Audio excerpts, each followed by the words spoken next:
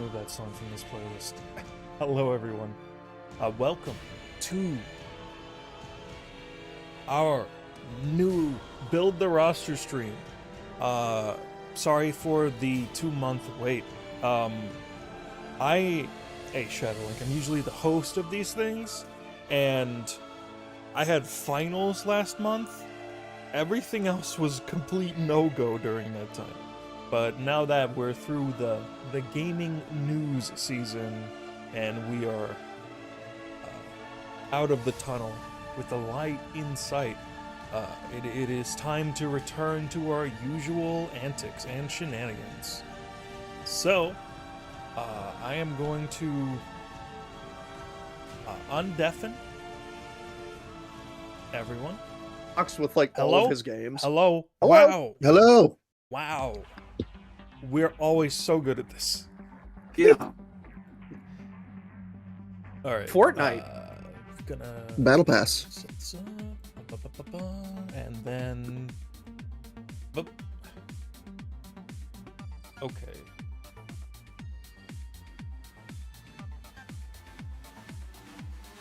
That is slightly wrong. There we go. Fixed. Everything is good. Everything is in working order.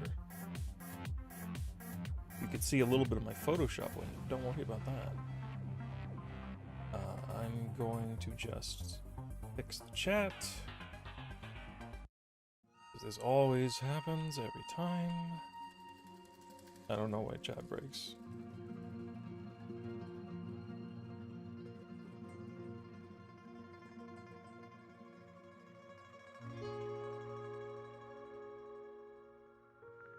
Okay, well, how is everyone doing today? How is everyone doing on this fine morning where we're going to be doing our DC fighting game rosters? Pretty good. I woke up, had breakfast. I'm wolfing down some coffee right now. I'm with it. I'm hip and ready. I am feeling good. Very serene. Nice. So I am awake. the waker. I Like Alan. have encountered a problem. This was working before I turned on the stream. It is no longer working. So I am just going to try to brute force it. Chat, I'm so freaking sorry. This is every time.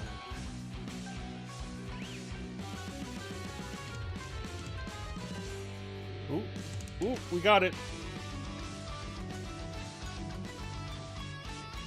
So who It's has on Omni on their roster? That's not... What? That's a different DC. Okay, I understood the joke. Congratulations. I didn't. I don't get it. DC. Oh, Digital Circus! Yeah, there made you a go. joke without realizing. Awesome. Okay.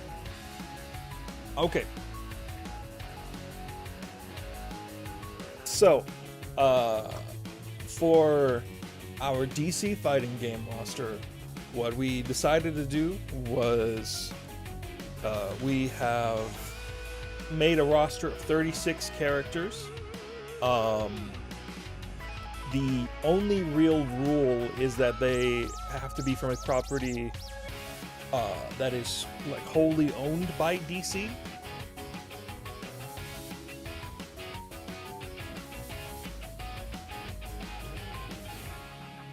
I think the only thing we really set upon was, they have to be fully owned by DC, so no, like, characters they don't own the rights to anymore, like, Peter Cannon Thunderbolt, or characters that are licensed from other media, so, like, Sonic the Hedgehog as the Flash will not be here today.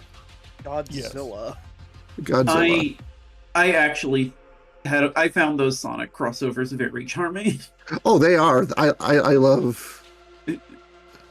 A few months ago, my best friend was in a store and found like a giant, like 3-foot Silver the Green Lantern plushie. And that is awesome. Sorry to interrupt. Oh, all good. But that, excuse me, that means that pretty much any of DC's imprints are on the table here as well. So it's not just, you could see characters from the Vertigo or from Milestone, Wildstorm, from the Fawcett or Charlton Mad Comics. Magazine. Mad Magazine. I'm trying to think of. There's another one that I'm missing. I can't think of. There's a lot. Yeah, there's a lot. This also could include DC stuff that isn't necessarily a part of the DC Comics universe. Oh yeah. Most prominently Watchmen, although I mean, like, it's not as embarrassing as the Watchmen condoms, but I at least would find it pretty embarrassing to stick Dr. Manhattan in a fighting game. If It wouldn't be DC if it wasn't for them clunkily retroactively adding something to their universe that they acquired. True. Whoops, Yeah, but another that was- crisis. Yeah, but that one was done by Jeff Johns, my arch nemesis. Yeah. But yeah, I mean, we can start with. It also wouldn't be DC without them stepping over an artist work in an embarrassing manner to capitalize on it decades down the line. I took yeah. this for granted. I took this for granted because we have a regular audience, but I just realized. Hi, everyone, introduce yourselves. I'm Shadowlink. I'm the host. Last time we did this, I said that we should just do this forever, like just introduce ourselves. And I guess that I just forgore. You forgot. I forgore. Aiden? I guess. Yeah, I'll go next. Hi, I'm APC. I am here. This is true. Creeks. I'm present. Hi, that's me. I'm Creeks. I do graphics for the website like once every couple of months. Huff. Hi, local wanted criminal here. What? Anyway. What? And joining us for the first time today on one of these roster streams is Wolfman. Hello. Hello, I'm Wolfman, the Moz, but not that the Moz, Jew. I'm very excited to be on here and actually, explicitly, I believe I said something along the lines of, you have to let me on this one. Look, now it's time for everybody in the chat to introduce themselves. No, it's not. All right. So we're going to be starting with Aiden by his request. He wanted to go first. I just figured that, like, I'll give a little bit of an intro before I get into it. I was telling people before, but my goal with this roster was not necessarily to be the antithesis of Injustice, but to be a celebration of what I like about DC. I grew up on. Well, I first started with like the cartoons and such. My dad is very much a comic book fan, and he had all the old 70s and 80s Who's Who comics. They would have been, yeah, it was the late 80s. It was right after Crisis on Infinite Earths they did that. So I would just sit there with his comic book collection, paging through all these character profiles and pointing at the screen and going, look, that's iconic DC character Chemo, the man made of toxic chemicals, or that's Boana Beast. I love Boana Beast now. It's No, the Wanna Beast.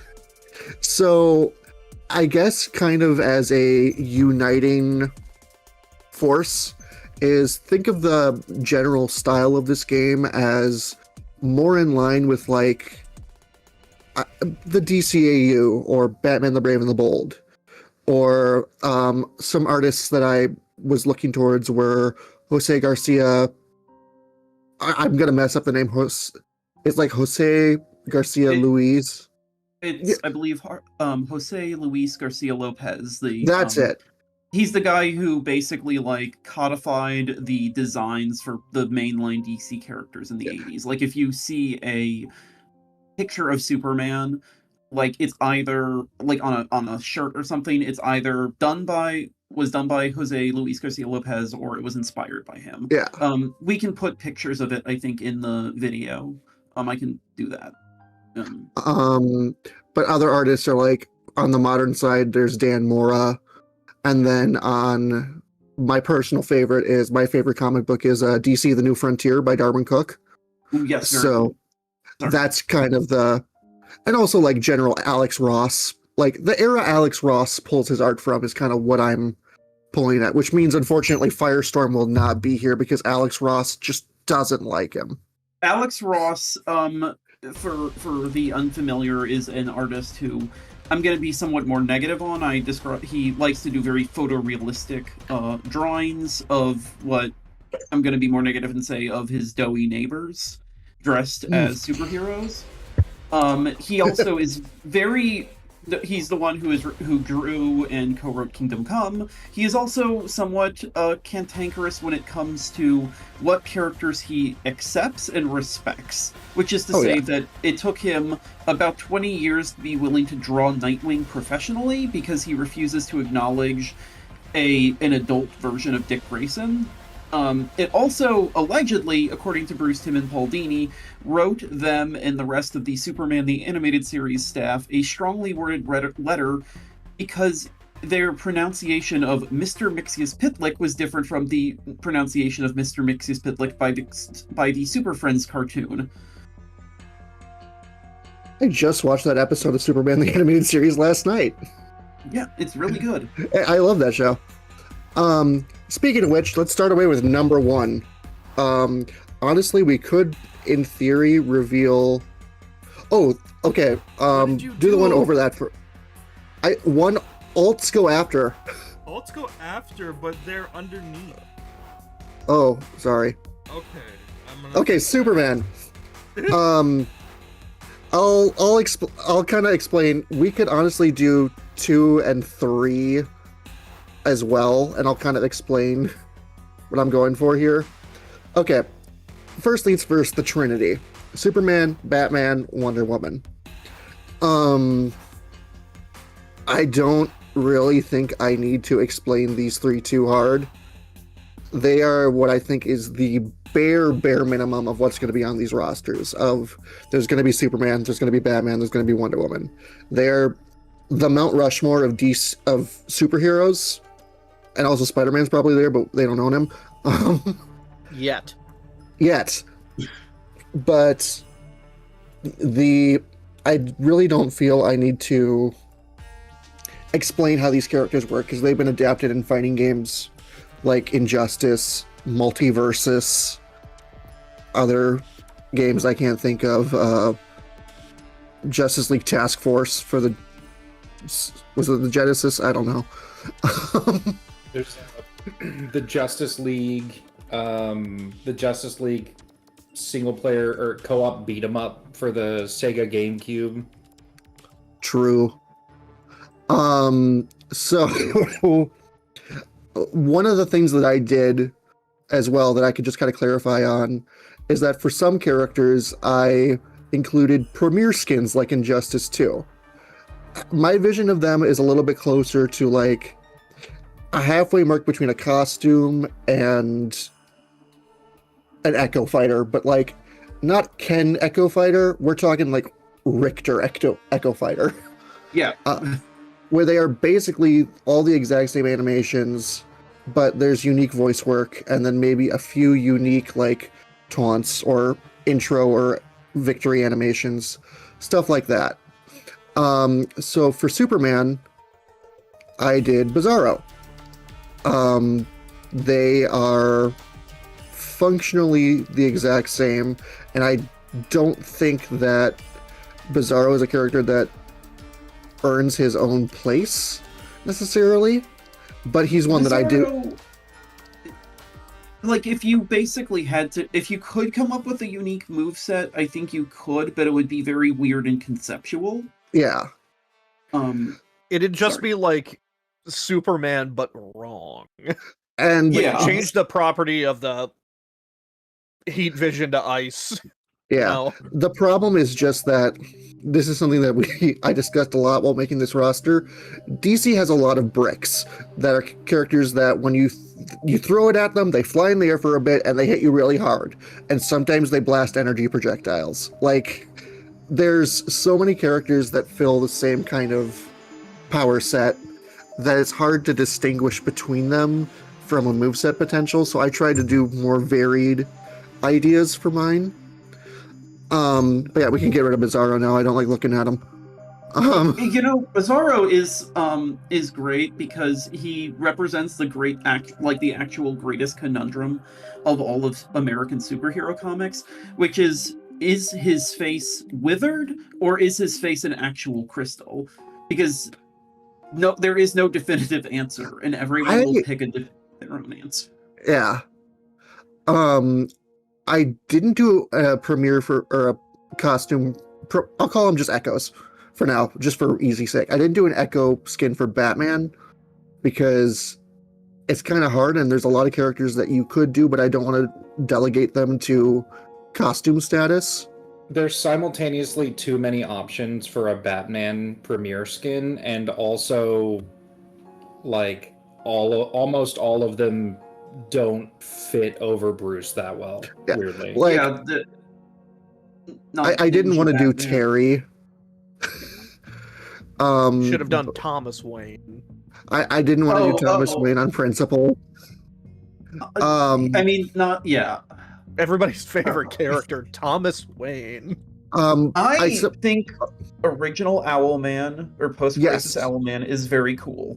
I don't think we needed the Batman Who Laughs. You could, in theory, do like the Crime Syndicate as alternates, but I just didn't go that path. These premiere Echo things are only applicable to like this first row and then like 2 or 3 other characters. So I'm gonna try to keep it brief after this one. But the third one I did was for Wonder Woman, Donna Troy. The reason I did this is because I think Donna gets the short end of the stick a lot. And I'd be willing to compromise on my vision of Diana a bit to let Donna exist alongside her. Donna can use the sword and shield. Donna uses the lasso. Donna has the majority of the same powers as Wonder Woman, including having her own set of bracelets. The only thing I really was upset about was that I could not feasibly find a way to give Donna Troy the boomerang tiara from the classic era, which is... sorry. Oh, go ahead.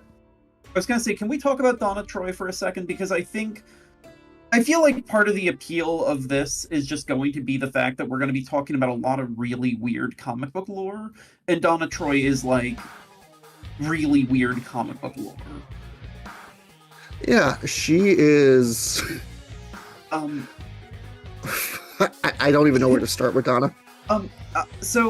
May I think? Absolutely, go ahead, take the stage.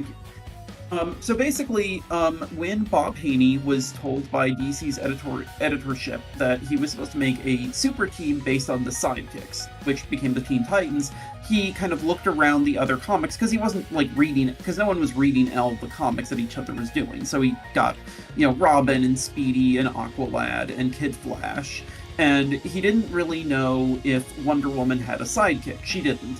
But there was a comic from the late 50s or early 60s where Wonder Woman was transformed into different times of her life. So, like, she was turned into, like, a child and a teenager, and he saw the cover of that comic and just simply assumed that was Wonder Woman's sidekick, Wonder Girl.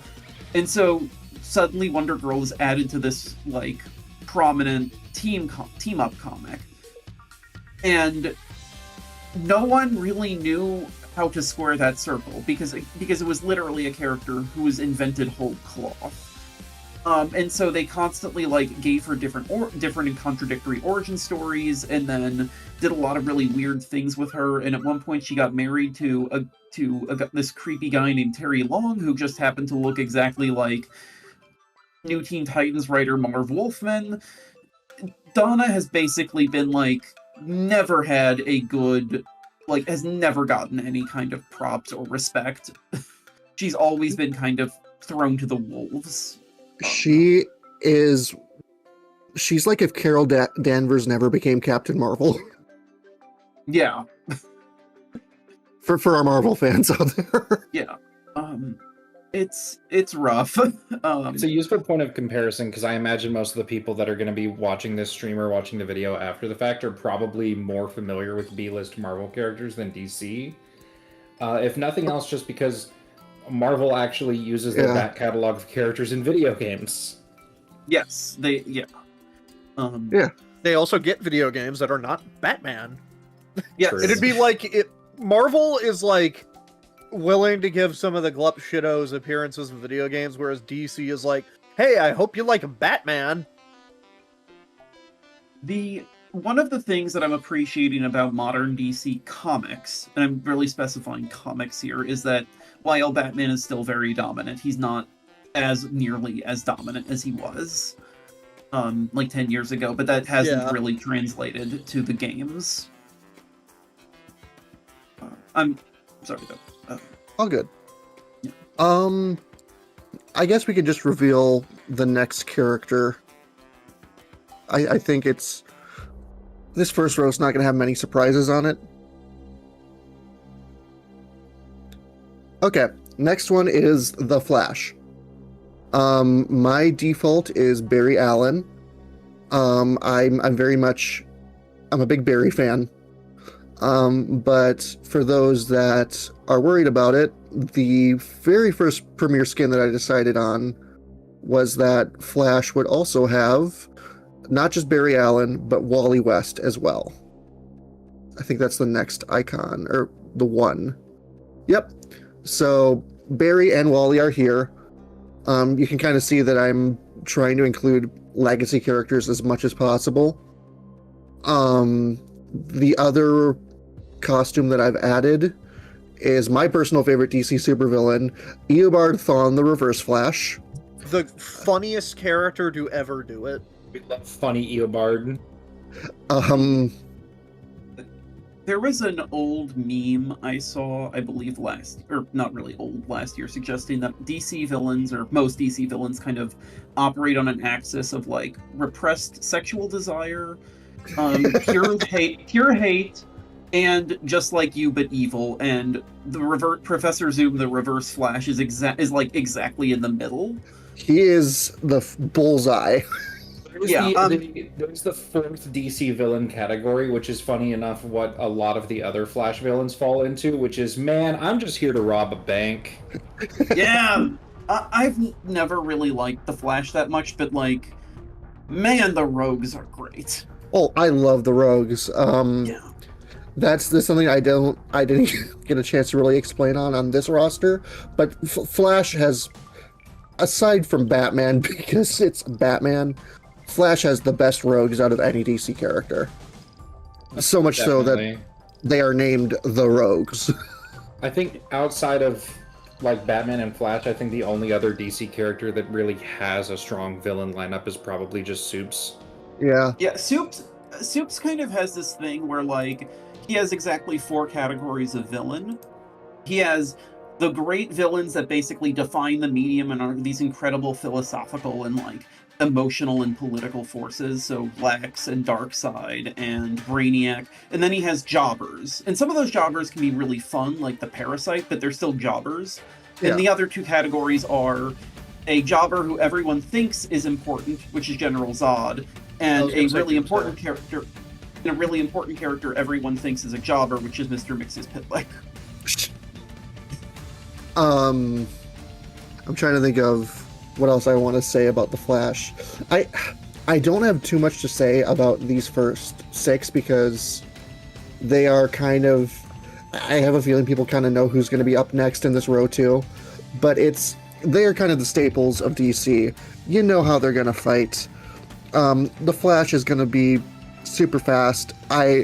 Ideally, I'd have it focus less on him actually moving fast in moment-to-moment gameplay, and more that his moves are giving the appearance of speed. So he runs around the world and shows up on the other side. Functionally a teleport, but it's way cooler because it's the Flash. Yeah. throwing, like, making tornado hands by moving his hands really fast. Stuff like that. That's just kind of how I roll with the Flash. The next one is one that I kind of have to explain a little bit more. So my base Lantern, my base Green Lantern, is John Stewart. Woo-hoo! I think John earns his due in this one, and the reason being is that my other skin for him is Hal Jordan. Don't throw up. It is so hard. I kind of appreciate that Hal has kind of like entered his like kind of doofy redneck phase. It is so hard to be a fan of Hal Jordan. Let me just say Comics. that. Then don't be a Detective fan. He Comics and sucks. Hal Jordan make it hard to be a fan of Hal Jordan. I hate Hal Jordan. He sucks. Yeah, no, I like understand absolute. his hate for Hal Jordan. I do not understand his hate being the same level for Cyclops. I hate Cyclops more. No, And I think that's dumb. Cyclops has a very important value in the X-Men, and I don't think Hal has that value. They're both kind of boring, but Cyclops, I mean, X-Men '97 did a lot to help me be like, okay, I can get Cyclops better. Yeah. Again, it is the reason I chose John as my primary is because as much as I love Hal, he is not the one that they are pushing anymore. John is the one that's front and center for Justice League stuff now. And Hal just has a lot more baggage than most other characters. He was Jeff Johns' pet character, so yes. We've already added our first character who has committed genocide. And that's probably not even the thing that people hate Hal Jordan for. Not genocide. Omnicide. There's a difference. Omnicide, of course, my mistake. We're not even going to mention Aricia, but we're just going to move past because, okay, well, before I move past on to number 6, I did consider having the Green Lantern spot be more of a Hero Dragon Quest situation where there are multiple Green Lanterns, like Guy Gardner and Kyle Rayner. The issue with that is I want these premiere skins to be... I think it is more reasonable to assume that Hal and John would fight similarly. I think Kyle has so much crazy shit going on for him, power-wise and creativity-wise, that it is unfair to shackle him to John Stewart. He's an American mangaka who loves mecha and kaiju and all sorts of crazy animation. Like, that was his whole deal in JLA, was that he would basically build Gundams to fight Lex Luthor. And he's cool as shit for it. I just didn't want to hold him back because I wanted to have multiple lanterns. And then I didn't do Guy for a similar reason, but that's more because I don't think Guy fights the same as Hal or John. He is going to make a baseball bat and brass knuckles, or as he did in the Superman movie, a giant middle finger. Yeah. We all know how Guy Gardner fights, and what that fight is gets punched by Batman. Yes. Really hard one time.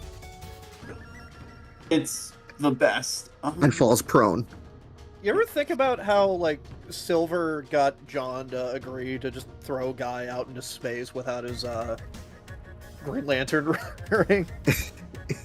Silver the Hedgehog, for those who aren't aware. Silver the Hedgehog from the Sega's Sonic the Hedgehog series. Okay, number 6. My last of my main DC characters. Aquaman. I feel like Injustice tries too hard to make Aquaman cool. I feel like DC has spent a lot of time trying to make Aquaman cool. I think my version of Aquaman would ideally not lean into like the Batman Brave and the Bold version, which I think is the most fun version of Aquaman. Yeah. It's got all the campiness of Super Friends, but there is less. It's more earnest and it's more entertaining. It's Super Friends, except he's voiced by Bender. Yeah.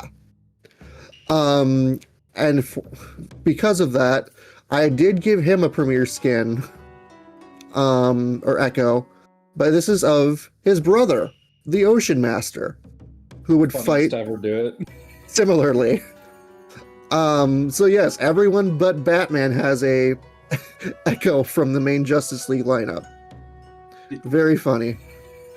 But yeah, that's all I realized. This is my main lineup of Justice Leaguers. This is my core 6. My next row is my legacy characters. So these are, the first 3 are going to be my Titans. My default Robin. Oh, I gotta clarify. When we announced this stream, I held a poll in the Source Gaming Discord, which you should totally join, Oh my god. where I asked the people in Source Gaming Discord whether Robin should live and join my roster or die and not be on my roster. The And I overwhelming... rigged the vote by calling 37,000 Yes, times. we did rig the vote. So unfortunately, Jason Todd is not on this roster. He died. However, we did add the next in line, Tim Drake. Tim is probably, I don't want to say he's my favorite Robin, but he is the Robin I think is the most interesting from a gameplay point of view. He can be kind of an adult Robin while still doing his own thing.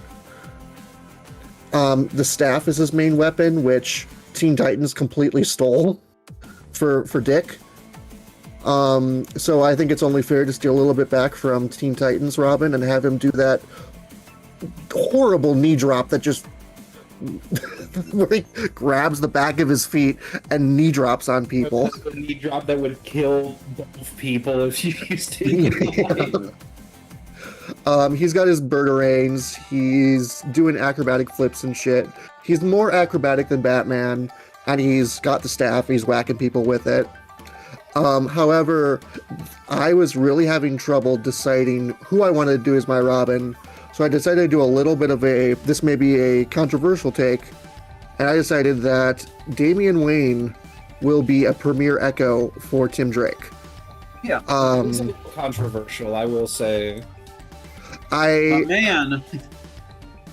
The reason I initially was fighting so hard between Sword Fighter Damian and Staff Wielder Tim. I decided in the end it was better to have Damian, because he eventually goes on to use the staff. He stops using the sword because it's a lethal weapon, and he starts using like a non-lethal sword, but he also uses the staff from time to time. I do have a different sword fighter, which is part of the reason why I was hesitant to do Damian, but I still wanted to give him his due because I think Damian's a really fun character and one I don't want to completely lose out on. And I also felt like if you're doing a Robin, there should be more than one. Yeah, I think if there's any character who I think like justifies a skin as a different character, like it's Robin. There's so many Robins, and they all kind of like they're different, and all of us will have our favorites. Mine is Dick and Damian. Oh, sure. Someone else will prefer like a Tim Drake or a Carrie Kelly, but like they're all basically the same when you get into an actual fight. Yeah. So yeah. My next character is Cyborg. So this one kind of feels like it. I know that not everybody is going to include Cyborg, but he kind of feels like that pick that like DC's like, yeah, you got to do it, man. It's a very sensible. Spoilers: I did not pick Cyborg. It's a very sensible pick. But I don't dislike Cyborg. Let me get that out of the way. I think he has a really fun moveset potential with all of the different tech he can use. And I think that he is such a prominent part of DC's lineup right now that I wanted to include him. And like he's part of the 5 Teen Titans that people know, and Yep. now he's a member of the Justice League, like on a main level. I felt like I kind of had to include him on mine. But yeah, that's Cyborg, and then my final Titan, or main Titan, is Raven. Everybody likes Raven. I don't feel I really need to explain it too much. She's my first Magic character. There will be more. But she's just a character that a lot of people like. I like Raven. I really don't have much to say aside from her moveset would probably focus less on general magic spells. It'd be more playing with shadows and dark magic bolts, stuff like that, where it's more of a not dark magic, but dark magic, where she's not, casting spells in the same way. If you've watched Teen Titans, you know exactly what I'm talking about in she fights. Yeah. Multiversus did something really unique with her having like her Raven familiar, but I don't know if I'd commit to her being a puppet fighter. But yeah, my next 3 in this line, I think they fall into the same category as Titans. I chose them. Each one represents a different era of DC's like legacy characters of like, this is the next generation of who's going to be the heroes. So you have the 80s with the Teen Titans. You kind of have the tail end of the 80s with Tim Drake there, and I have Donna and Wally, as you'll see before, to kind of represent the old guard as well. So the next 3, my 90s legacy character is Static. He is one of the first newcomers I decided on. It's Static Shock. Like, Yeah, he's Spider-Man with electricity. He flies around on a manhole cover. That's cool. I Genuinely like one of the coolest lingering bits of the character design and like influence from the Static Shock cartoon that we've seen in a lot of characters that have come around since is the character floating around on a mundane object in order to fly, because flying isn't one of their powers, but moving shit around is, and it's always cool every time it happens. Oh god, yeah. Static is just, he's a really cool character and one that I feel a lot of people really want to see in a fighting game.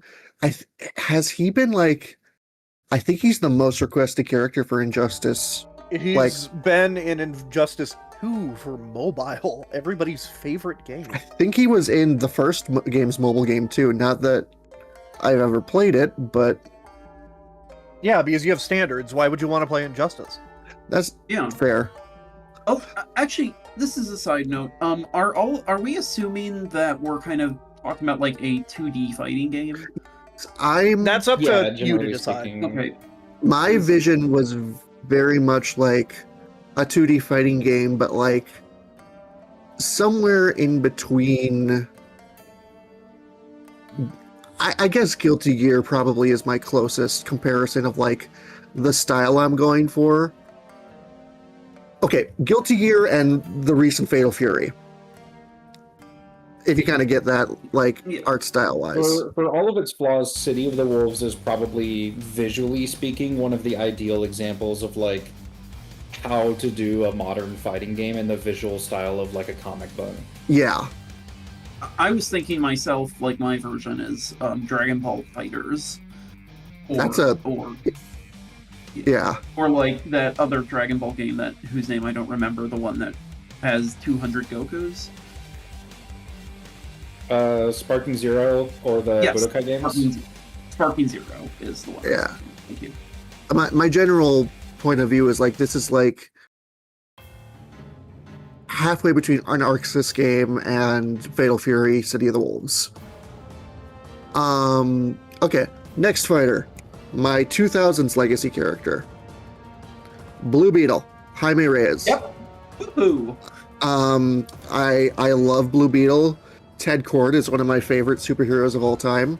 But I think Jaime gets the edge here because he has the Scarab, and that is what makes him such an appealing character in a fighting game. He can morph his hands into pretty much any weapon you can imagine. He can get big Scarab wings and fly around. He can morph his hands into shields. He's just a really fun character, and one that also obviously is part of my background with Batman the Brave and the Bold. So I lean towards him right away of like, yeah, this is my 2000s legacy character of like, yeah, that's who I want to do. And then my final character to represent the 2010s is Naomi. I guess technically her superhero name is Powerhouse, but Naomi is what editorial refers to her as. That's the name of her comic book series. For those who haven't read it, I recommend it. It's written by Brian Michael Bendis, who is probably best known for writing the Ultimate Spider-Man, like the original Ultimate Spider-Man run. Naomi is a girl from a very small town in Ohio who one day Superman shows up fighting, I think it's Mongol, and it's literally the biggest thing that's ever happened in the history of this town. But apparently some kind of superhero thing happened before, but none of the town wants to talk about it. So it's a whole mystery of her trying to figure out what's going on in her town. It ties in some of the cosmic side of DC. Her powers are very much kind of what you expect of, she can fly, she can hit hard, she can do concussive energy blasts, but I chose her because I really wanted the problem is inevitably that I didn't have a lot of modern characters. Damien was one of the newer characters on my roster, which is saying something when 2006, and that's if you don't want to count the various versions of a son of Batman and Talia that came beforehand. Like, Damien was technically in Kingdom Come. But Naomi's just a really fun character, and I really enjoyed her series. It was one that I read specifically for this stream, and I actually came out enjoying it. I didn't read the season 2 of it yet. They call the second run of it's called season 2. But I've heard that it's a lot of fun.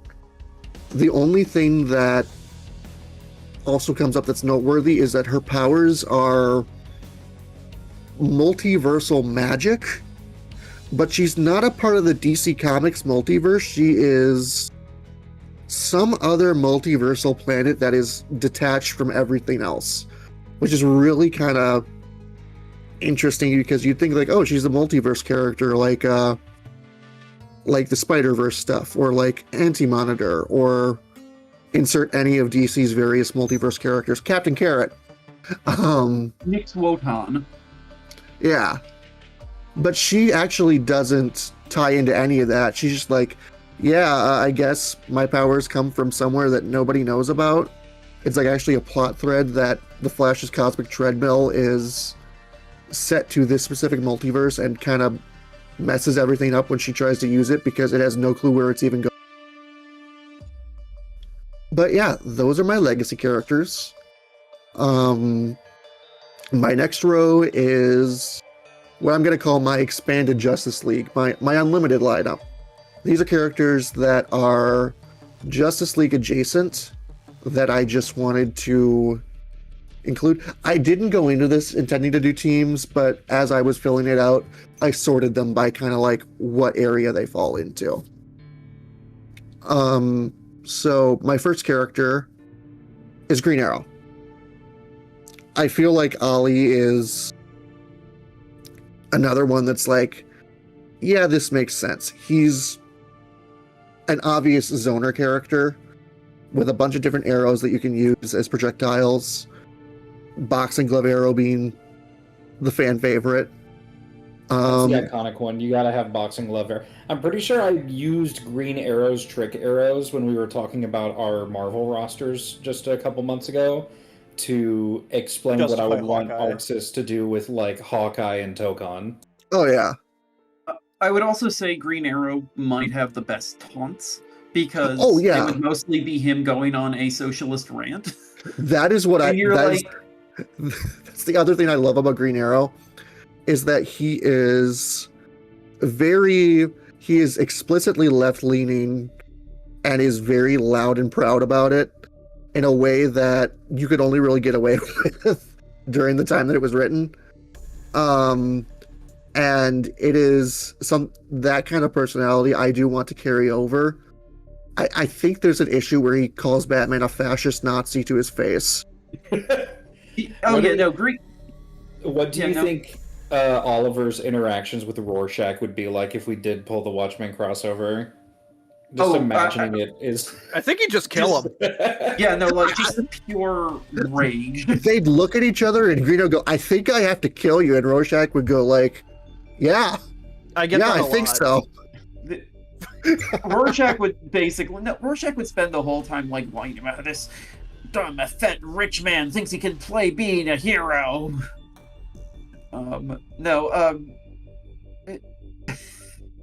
Green Arrow is great. Even Smallville, which is the worst Superman story ever told, even Smallville couldn't completely screw Green Arrow. That's about Superman? Well, no, everyone. Well, it's the worst. Well, Smallville's the worst Superman story ever told. But Green Arrow is like one of the main characters for half that show. Yeah. Oh, real quick. Green Arrow does have a premiere costume. I think he's the last one that I added on this lineup. Because as you go down the list, it becomes harder to kind of come up with like clever ideas for alternates. And I didn't want to overstretch it because it's like, you could go, oh yeah, Black Lightning could be a costume for Static. And I'm like, no. Not really, they're different characters. Just because they're both black characters who use electric powers doesn't mean they're going to fight the same. Black Lightning would never be caught using a manhole as a fucking flying disc. The man has class. Something I do want to bring up about Green Arrow, the upcoming Absolute Green Arrow has a really fucking interesting premise where instead of him being a vigilante, he's just Jason Voorhees. Yeah, I'm interested. Maybe we should get into this a little bit. So yeah, we're gonna probably talk a little bit as we go on about like the Absolute DC imprint, which is the kind of one of the big superhero comic like event of the past year and a half, where the characters have been reimagined as a little bit darker, as a little bit more lacking in privilege, and very much up against the social and political forces that are kind of define our everyday lives today. So like generative AI, the use of technology in order to kind of foster like genocide, the relationship between religious fundamentalism and environmental destruction. In this universe, Ollie starts exactly the same. He is like, there's literally nothing different about him. He has the same costume, he has the same personality, except that his first mission is to stop a very thinly veiled Jeffrey Epstein stand-in. And B, what happens is on his very first mission, Hawkman caves his head in with a mace. Yeah, I'm super interested to see where they're taking this IP, just because like I look at Absolute and I'm like, wow, you're doing things with the characters that are interesting and new. Cool. Why haven't you been doing this forever? Yeah, no, it's absolute DC is very it's like made by people working at the top of their form who very clearly like have been mulling over a lot of these ideas for years. But and so because of this, absolute Green Arrow is now a sort of vengeful spirit. Um it's great. I'm super excited. I'm very sad that I'll be waiting longer than everyone else because I'm on the cheapo plan, but we'll get into Same. that. So my costume for Green Arrow is his ward, Roy Harper, his junkie ward, Roy Harper. Um, Is his super This is- taking drugs? no. I'm not. That's tasteless. I have standards. That's But fine. no, I just Yeah, wanted. that's for Snowflame when we talk about him. Yeah, later. that is about Snowflame when we get to Snowflame. God, I love Snowflake. But yeah, no, Arsenal, Red Arrow, Roy Harper, Speedy, whatever you want to call him, functions the exact same as Green Arrow. I figured why not throw him in, and I actually kind of feel bad a little bit in retrospect because I think I have, aside from iconic character Garth, I have most of the original Titans except for Dick. Which, let me clarify, if I had more room, Nightwing, Dick Grayson is number one. Maybe number two, depending on it, but we'll get into that. But yeah. So we'll move on to my next character, which you can't have Green Arrow without Black Canary. Mhm. She is my dedicated brawler character. An idea that I had kind of going into this was that I wanted characters to stand out more so than just being the exact same version that you've seen time from time, which sounds like it kind of goes against my thesis statement, but I have a reason for it. I came up with the idea of, okay, they've really been enforcing the idea that Black Canary is a musician. I kind of want and when I played Injustice 2 and they had Black Canary, I'm like, man, this sure is Black Canary, but there is so little sauce to this character. I think the problem is that Injustice is a very po-faced game, and a lot of these characters, and I don't think that really works for a lot of these characters, but I think it especially doesn't work for like Black Canary, who's not like an over-the-top personality, but is just kind of fundamentally extra. Yeah. So my vision for Black Canary, there is a recent run, I think it was just after, it's in the New 52. It's a Black Canary solo series where she is the front leader for a band called Black Canary. And the story is kind of about them finding out who she was before she joined the band. And there's Amanda Waller Argus bullshit going on in the background. But she is a full-on like punk rock vocalist. And I'm like, if we change the energy from like femme fatale martial artist to, oh shit, the lead singer of this band just jumped into the mosh pit and knocked a guy's teeth clean out of his skull. I just like the energy of a punk rock Black Canary, and I feel it also fits in really well with the still being more Robin Hood-esque of really hating the rich and protecting the poor, of having them be this power couple of like fight the power. That was my vision for her anyway. A little bit of FL from Guilty Gear in there, but not too much. But yeah, I don't know if anybody really has much else to say about Canary or not. I'm not. I have Black Canary on my roster. I imagine she's going to be on, if not necessarily everyone's, most Yeah, people's. same. So I just don't really have anything to say at this moment Yeah. because we're gonna be double dipping. All right, next fighter, Hawk Girl. Woohoo! I like Hawk Girl. This is specifically Kendra Saunders, who was introduced in the 2000s JSA run. She's the one that you see in in the Superman movie. She's unique in that she is, while still being tied to all the Egyptian Shiara and why can't I think of the frickin' name of Thanagar, or Qatar. Qatar, yeah. She's tied to the Egyptian background of the Golden Age Hawkman. I said Hawkeye. She's tied to the Thanagarian side with the cosmic side of Hawkman from the Silver Age. But she's very much her own character who just woke up one day and is like, shit, I'm 20 different women in one body now.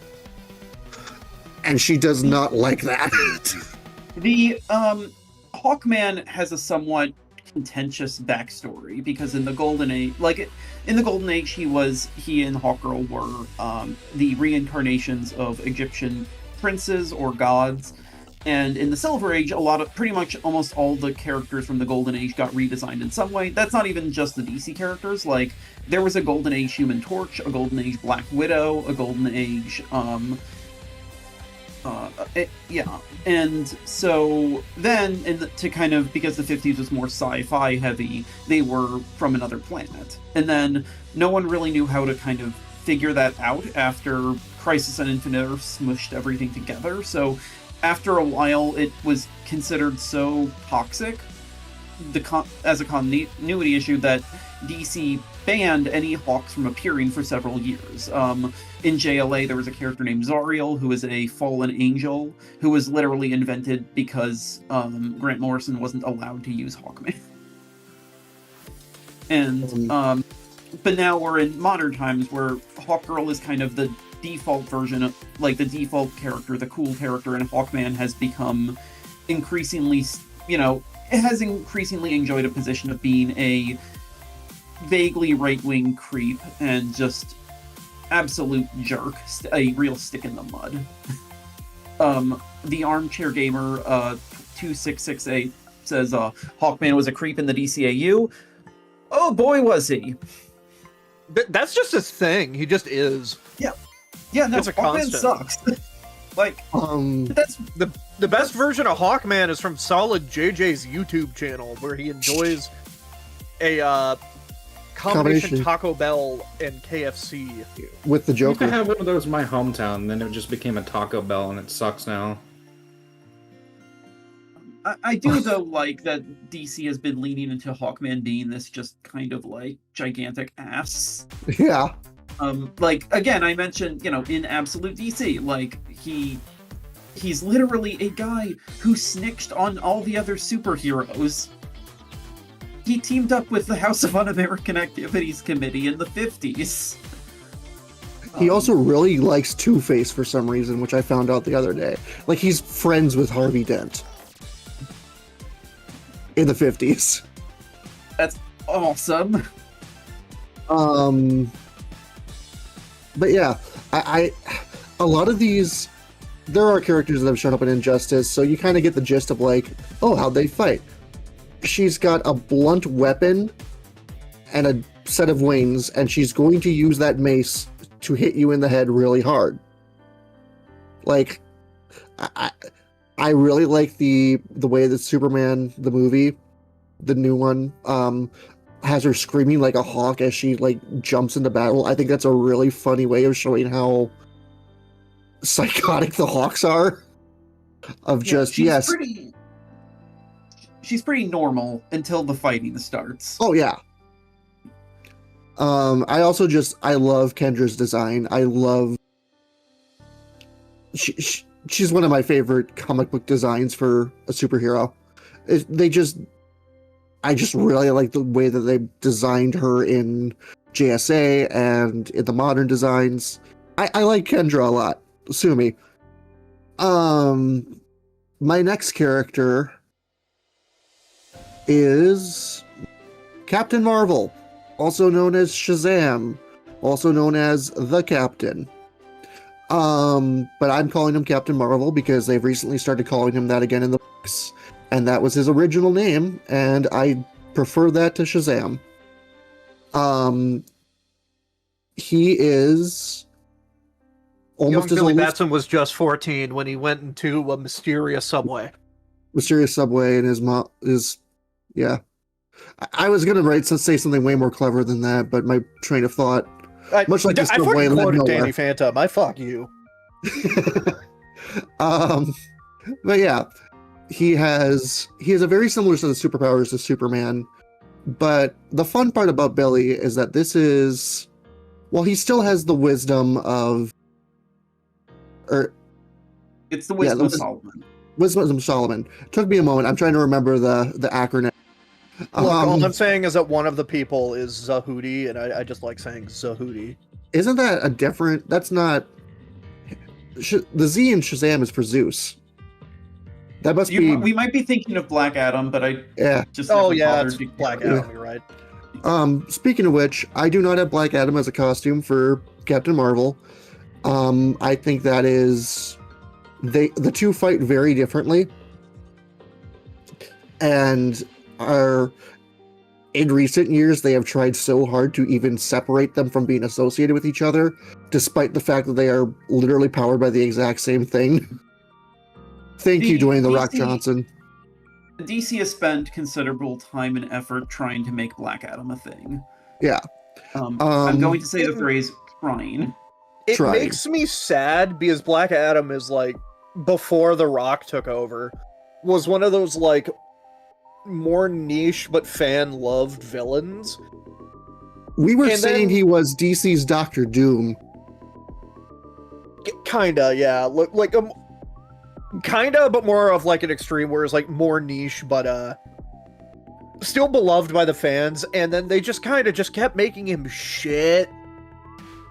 Yeah. It's the problem, I think, is just on a fundamental level that like Captain Marvel is like the superheroes as like a child fantasy taken to the like most perfect extreme because it's a literal child who becomes a superhero, and Black Adam is kind of like only really exists as what if that was a bad guy. Yeah, what if it wasn't a child but a old asshole who got it instead? And so, but the problem is like I don't think Black Adam has the narrative bandwidth to work beyond just being generically bad, and so you're stuck in this position where where DC is very desperate to find a reason for him to exist. Yeah, so it makes me sad because like Black Adam like used to have that, like he used to have more depth because he was like Doctor Doom, where instead of just being like always bad, he would like fight for his country too. So like retroactively over time, they've just been stripping him of like some of the more complexities to make him General Zod.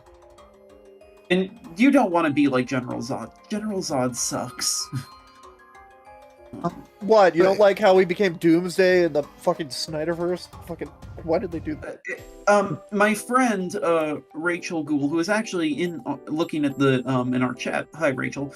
Once said after that, like basically the problem with Zod is that Brainiac is essentially Zod but better. Yeah. And so, like, after you kind of realize that the value of that Zod brings to the table is basically just kind of done. Like, there are other people to represent the dangers of Krypton or the powers of space or whatever. Yeah. And Bizarro is more interesting than what if Superman was a bad guy, because what if Superman was not smart or had a very strange view of the world and you had to kind of understand him on his level. Zod really is just the brick. Bizarro, okay, I would agree with you, but Bizarro would be better if he was allowed to have a story that wasn't the same. I still can't read All-Star Superman's Bizarro section without needing to put have a note tab of okay, this is what this means. This is what's going on. Yeah, I like Bizarro on a conceptual level. It's just almost all of his stories are the same, or they are in the same tier as some of the random symbiote stuff where it just makes the character stupider. Okay. Bizarro is not a character who really lends himself to long-form storytelling. But he has a hook, and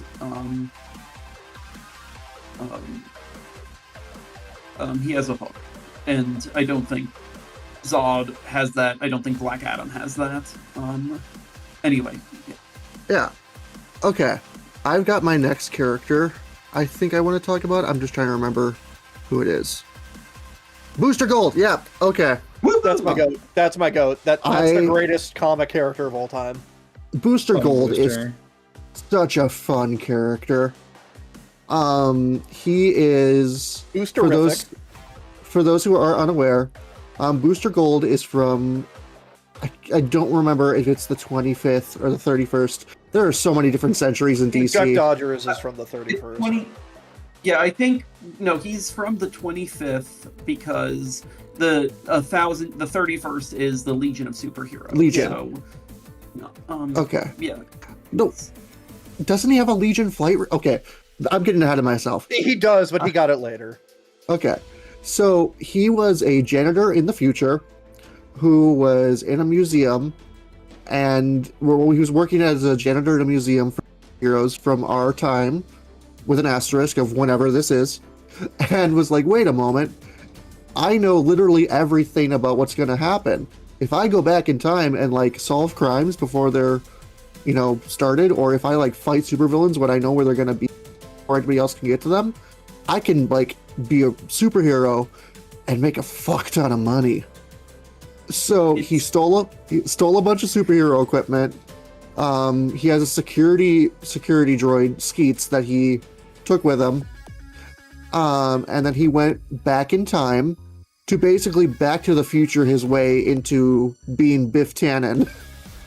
It's awesome. He's incompetent is the thing. Well, not incompetent, but his heart is not in it like everybody else. He's there to make a buck and to take sponsorships and to look good in front of a camera. And he's so much fun. Yeah. I think my favorite part about Booster is sometimes they like try to evolve his character because they want him to be like a hero reluctantly, but then he becomes like an actual true hero. But he can't really take the glory a lot of the times because he is also in charge of making sure the fucking time stream doesn't collapse. Yeah, it's he can't really fuck funny. around too much because he has to make sure that things happen. So effectively, he is the hero that nobody knows because he can't be that well known, or else it's gonna fuck up the timeline. He's a sitcom. He's very much a sitcom character where every legitimate like moral victory is a victory that he can't actually dine out on, and every scheme he wants to do will inevitably fall in his face. I'm going to read exactly what I sent to somebody else while I was talking about Booster, explaining my thought. I'm like, Booster's got some really fun moves at options with time travel shenanigans and his force field, which he can literally use to like trap people in a force field bubble or apply it to himself to like basically parry people. But the appeal is entirely the fact that his Booster Gold, and he's going to go into the fight with a shit-eating grin, and he has a 30-second ad read prepared for the in-between rounds. He's going to get his face caved in by Hawkgirl with a mace directly into his skull, and he's going to fall down, spit out a tooth, and go, "This match was brought to you by Big Belly Burger, the best burger this side of Mitchroopaloo," and then fall face flat. I think my idea that I had for Booster was his super, right? Like his ultimate move is he forces the force field on you, and it's like a force field bubble. It's like all the way around you. It's a big bubble. And then he summons like a bunch of different boosters from the future and past, and then he starts playing volleyball with them, with you and the ball. I love that. Yeah, that's a pretty good one.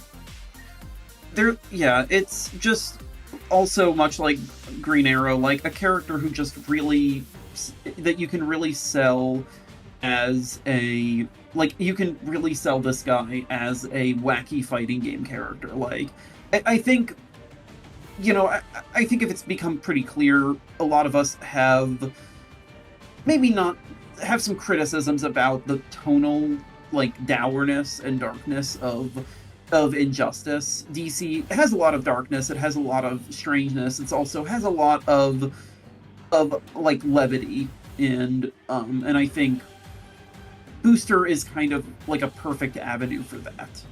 I think the thing about DC to me is that I think a DC with like such low contrast where it's just all bright all the time or all dark all the time is such a poor representation of the DC world.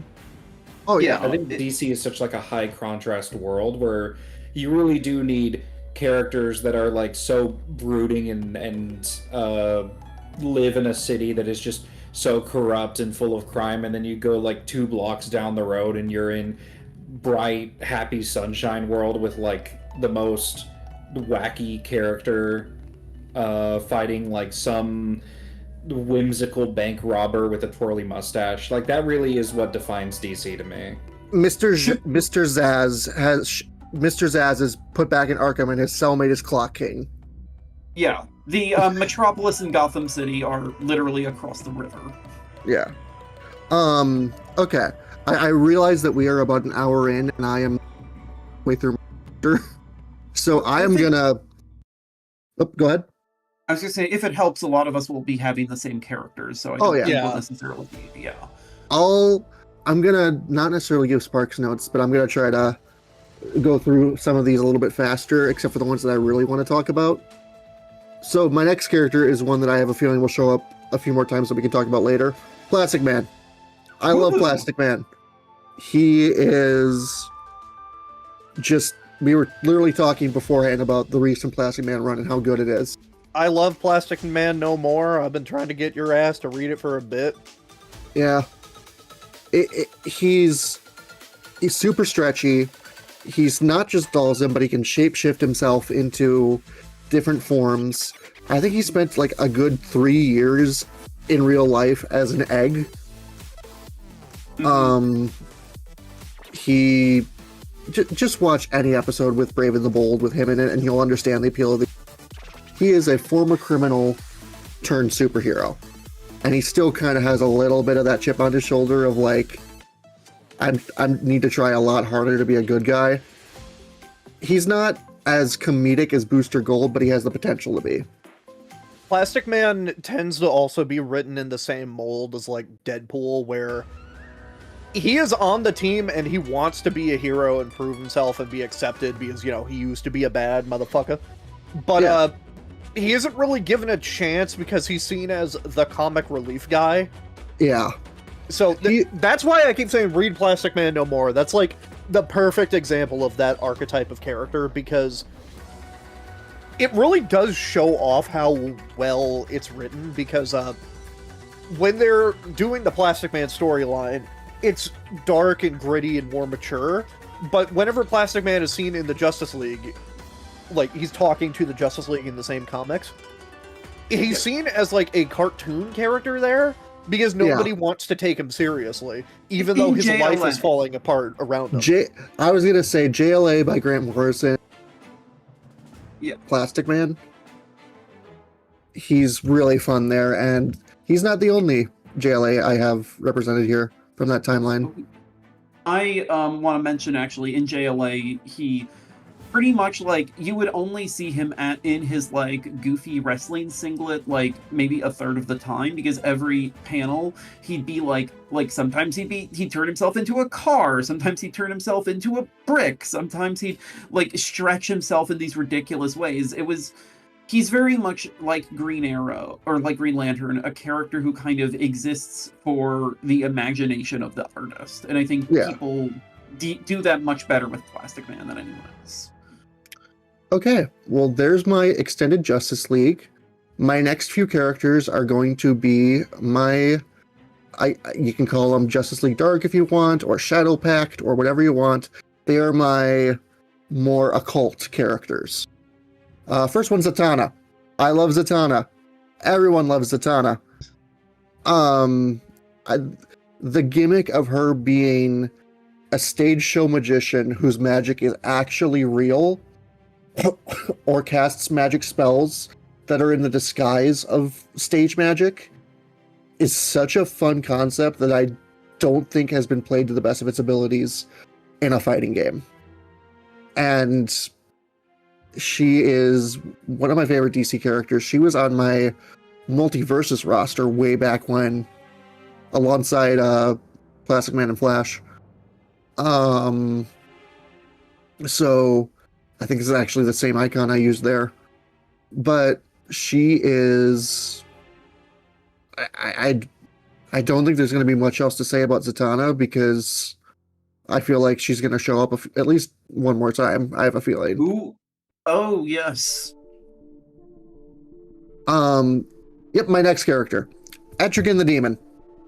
I love Etrigan. He is a demon bound to a man named Jason Blood. I don't think he does it anymore, but he speaks in rhyme, like Shakespearean rhyme, which is really Speak in fun. rhyme, in He every should. adaptation period. He should be hitting that intro, giving people Gruntilda taunts. Like he is one of the most Jack Kirby characters ever. I'm a very big fan of Kirby's DC work. Same. Yeah, and Etrigan is great. He is not only a big demon who breathes fire and has a little bit of magic aside from that, but he's also a big body. And I feel like having this big body demon who can grab you or grapple you a little bit. He's not a dedicated grappler. I have one coming up shortly. But he is another big body who is just this big looming threat. And here he is speaking a sonnet at you as he's about to cave your face in with his claws. Really fun character. My next one is probably the most obscure hero on my lineup. And that is, let's see.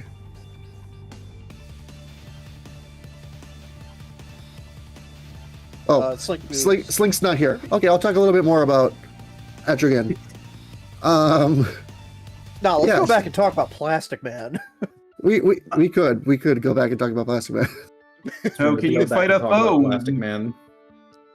What? I said there's always room to go back and talk about Plastic Man. Yeah, we love He is Plastic the Man. greatest fictional character ever made. His middle name is Eel. He's also canonically always naked because he just is plastic, so he puts the clothes on himself. Yeah, I do want to say I hope that the fourth character in this row also uses electric powers. I think that'd be really funny. Oh, I didn't even realize that. Ooh, yeah.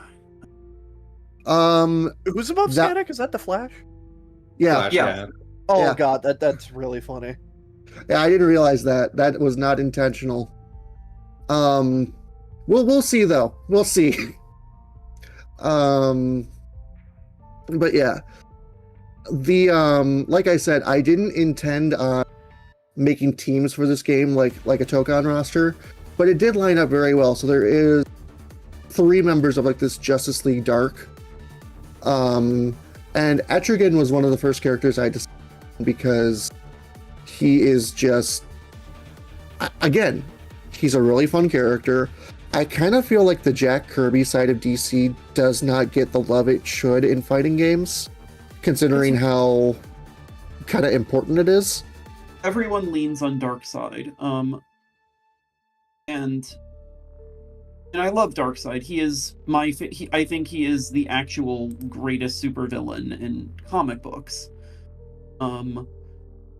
But like he does take up a lot of room, and spoiler, he's not on mine. Yeah. He I do have at least one more Jack Kirby character on here that we will get to shortly. But a lot of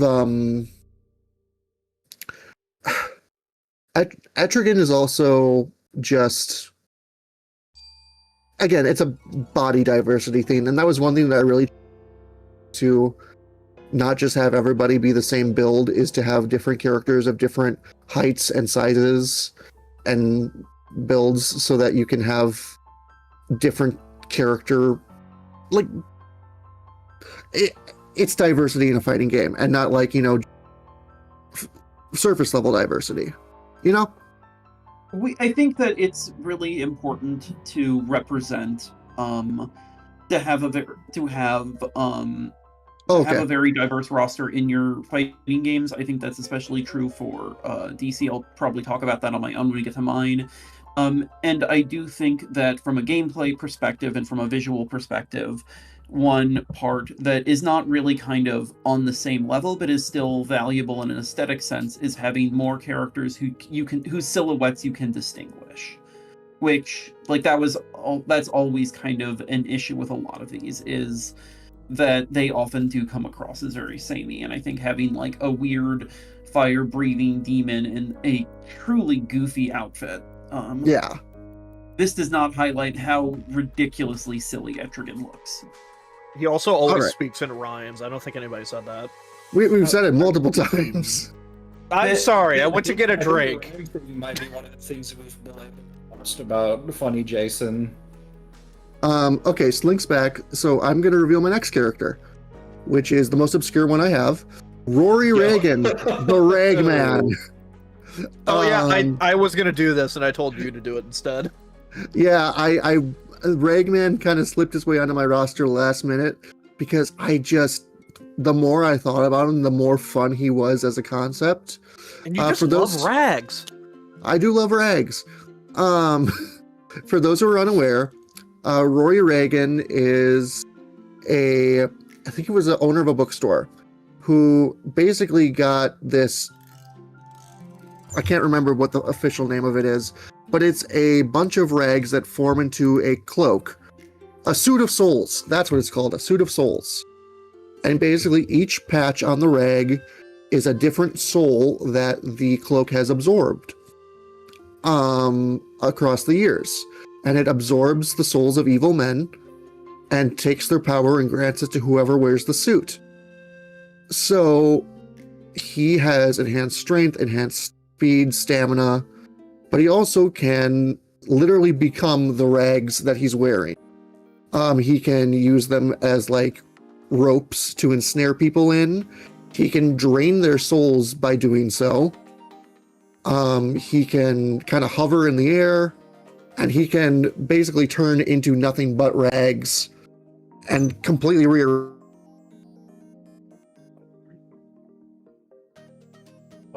That happened to everyone, right? Aiden Yeah, had- yeah. he's completely. It's kind of You like got what up, bro. some adaptations do with. Oh, am I back? Yes. Okay. Basically, he can do with his body what like some adaptations like to do with the Venom symbiote, where there is no human host inside. They have just fully become the form on the outside.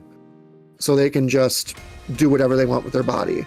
Another really fun creativity thing, like Plastic Man, but considerably darker considering that he drains people's souls and kills them by doing so. Definitely the most obscure hero I have on here, but one I really like. My next character. This is Katana. She's got my back. I would advise not getting killed by her. Her soul traps the souls of its victims. I thought about Katana too. You forgot the line where she can kill all of you with one sword stroke just by mowing the lawn. I need you to do it again. Shit. Okay, this They is also said Katana. that She's her got my soul back. traps the souls in her soul. This is what every superhero movie needs. I need to know a couple of things in their opening exposition. All right, who's Katana? Whose bag does she have? What would happen, if anything, if we were to be killed by her sword? Whose souls does she trap? It's really astonishing that, like, how bad that movie is. My God, I'm sorry. God. I need to We might watch wanna- it. It's on our to-do list for movie club, and I can't wait to watch it because I've Oh, heard God. nothing but terrible things. I'm gonna say it's one of the worst superhero films I've ever seen. It might be one of the just worst films I've ever seen straight out. It is truly repellent in a way that is both forgettable and intoxicating and thoroughly unpleasant. God, I can't wait. So, Katana's my dedicated sword fighter. As is established, her sword traps the souls of its victims.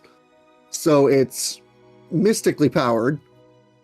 So you can do a lot of fun sword fighter stuff. You could give her frickin' cloud blade beam.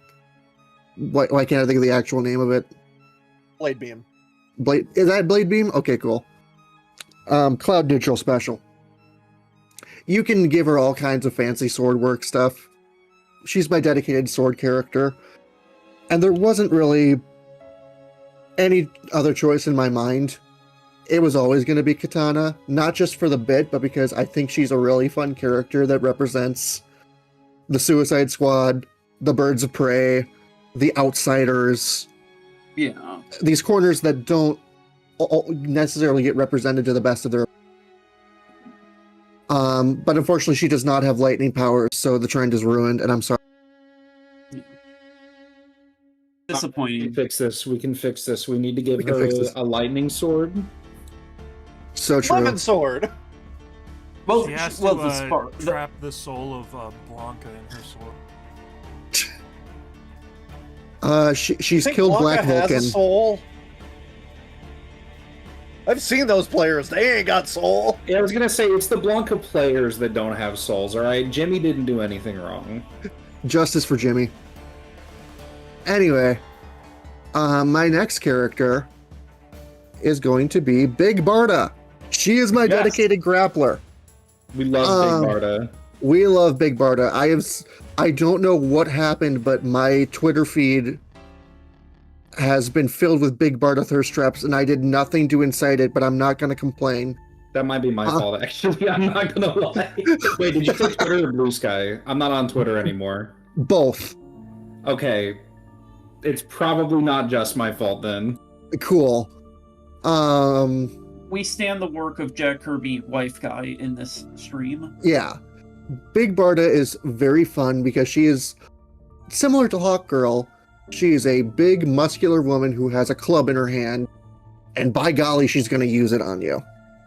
But she's also basically a wrestler where she's going to pile drive you. She's going to do Zangief.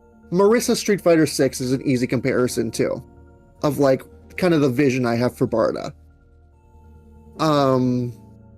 She was my designated New Gods pick, and she was one of the first characters I decided on for the roster. My final character in kind of this lineup of miscellaneous heroes / Justice League Dark / Birds of Prey is another character I decided early on for. It's Lobo. Was cut from mine very late. How Mine dare was you? We could have had the Lobo sweep. Was also cut from mine literally last minute. You Sad. suck too. We were gonna do the Lobo sweep. This morning, Lobo was cut. Sad. I love Lobo. He is another comedic character, but he is significantly more crude and expletive than anybody else. He's a motor. What if Superman was a Motorhead mascot? He has. What He's if also Superman my. was my uncle? What if Superman was my uncle and threw bottles at my head? That's implied. Yeah, that is implied.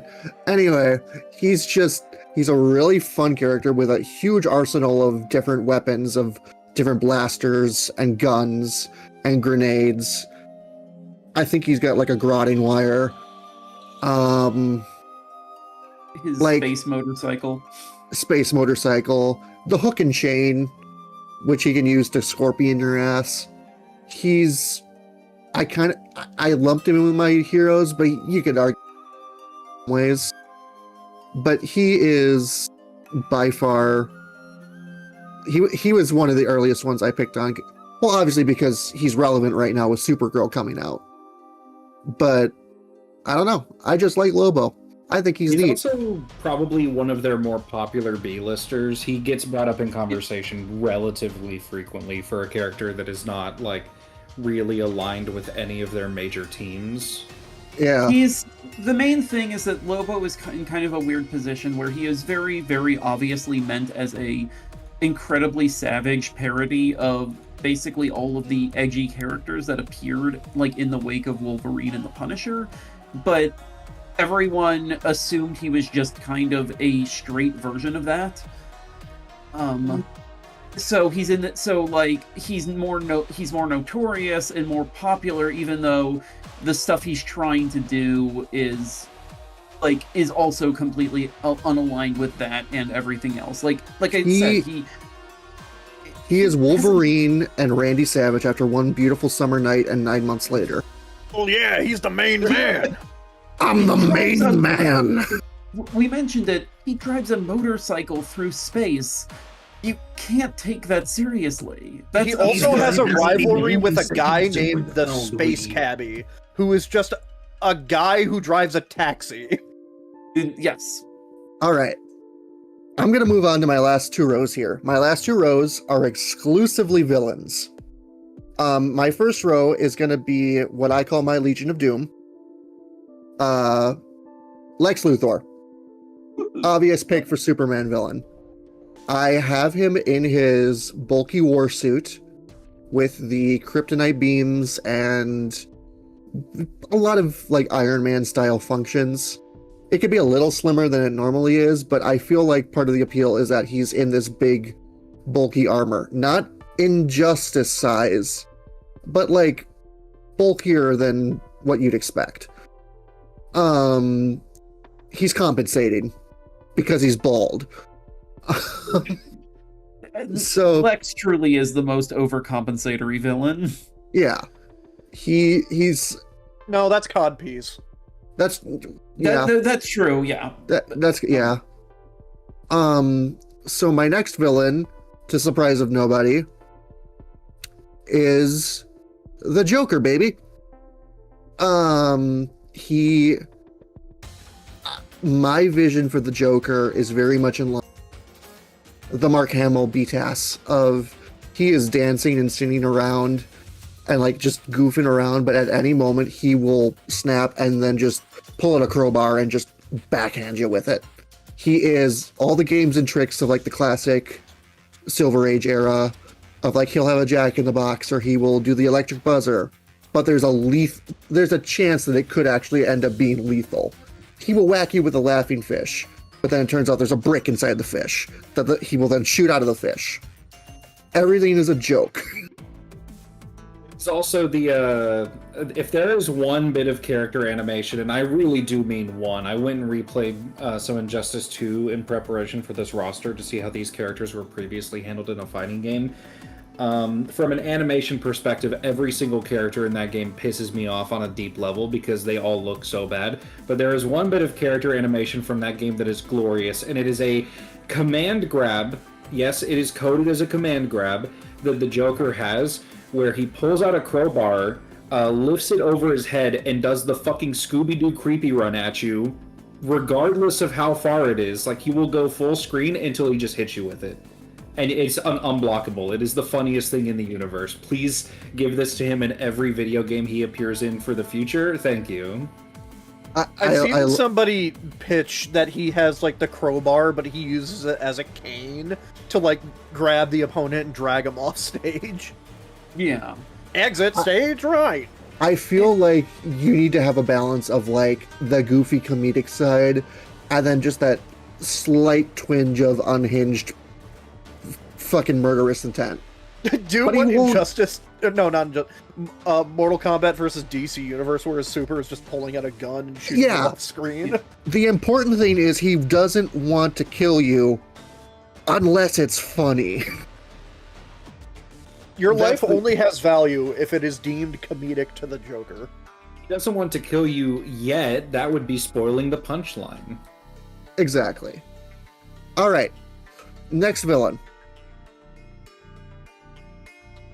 Cheetah. You may be noticing a trend here that my Legion of Doom actually correlates to my main 6 Justice Leaguers. So Cheetah is my Wonder Woman adversary.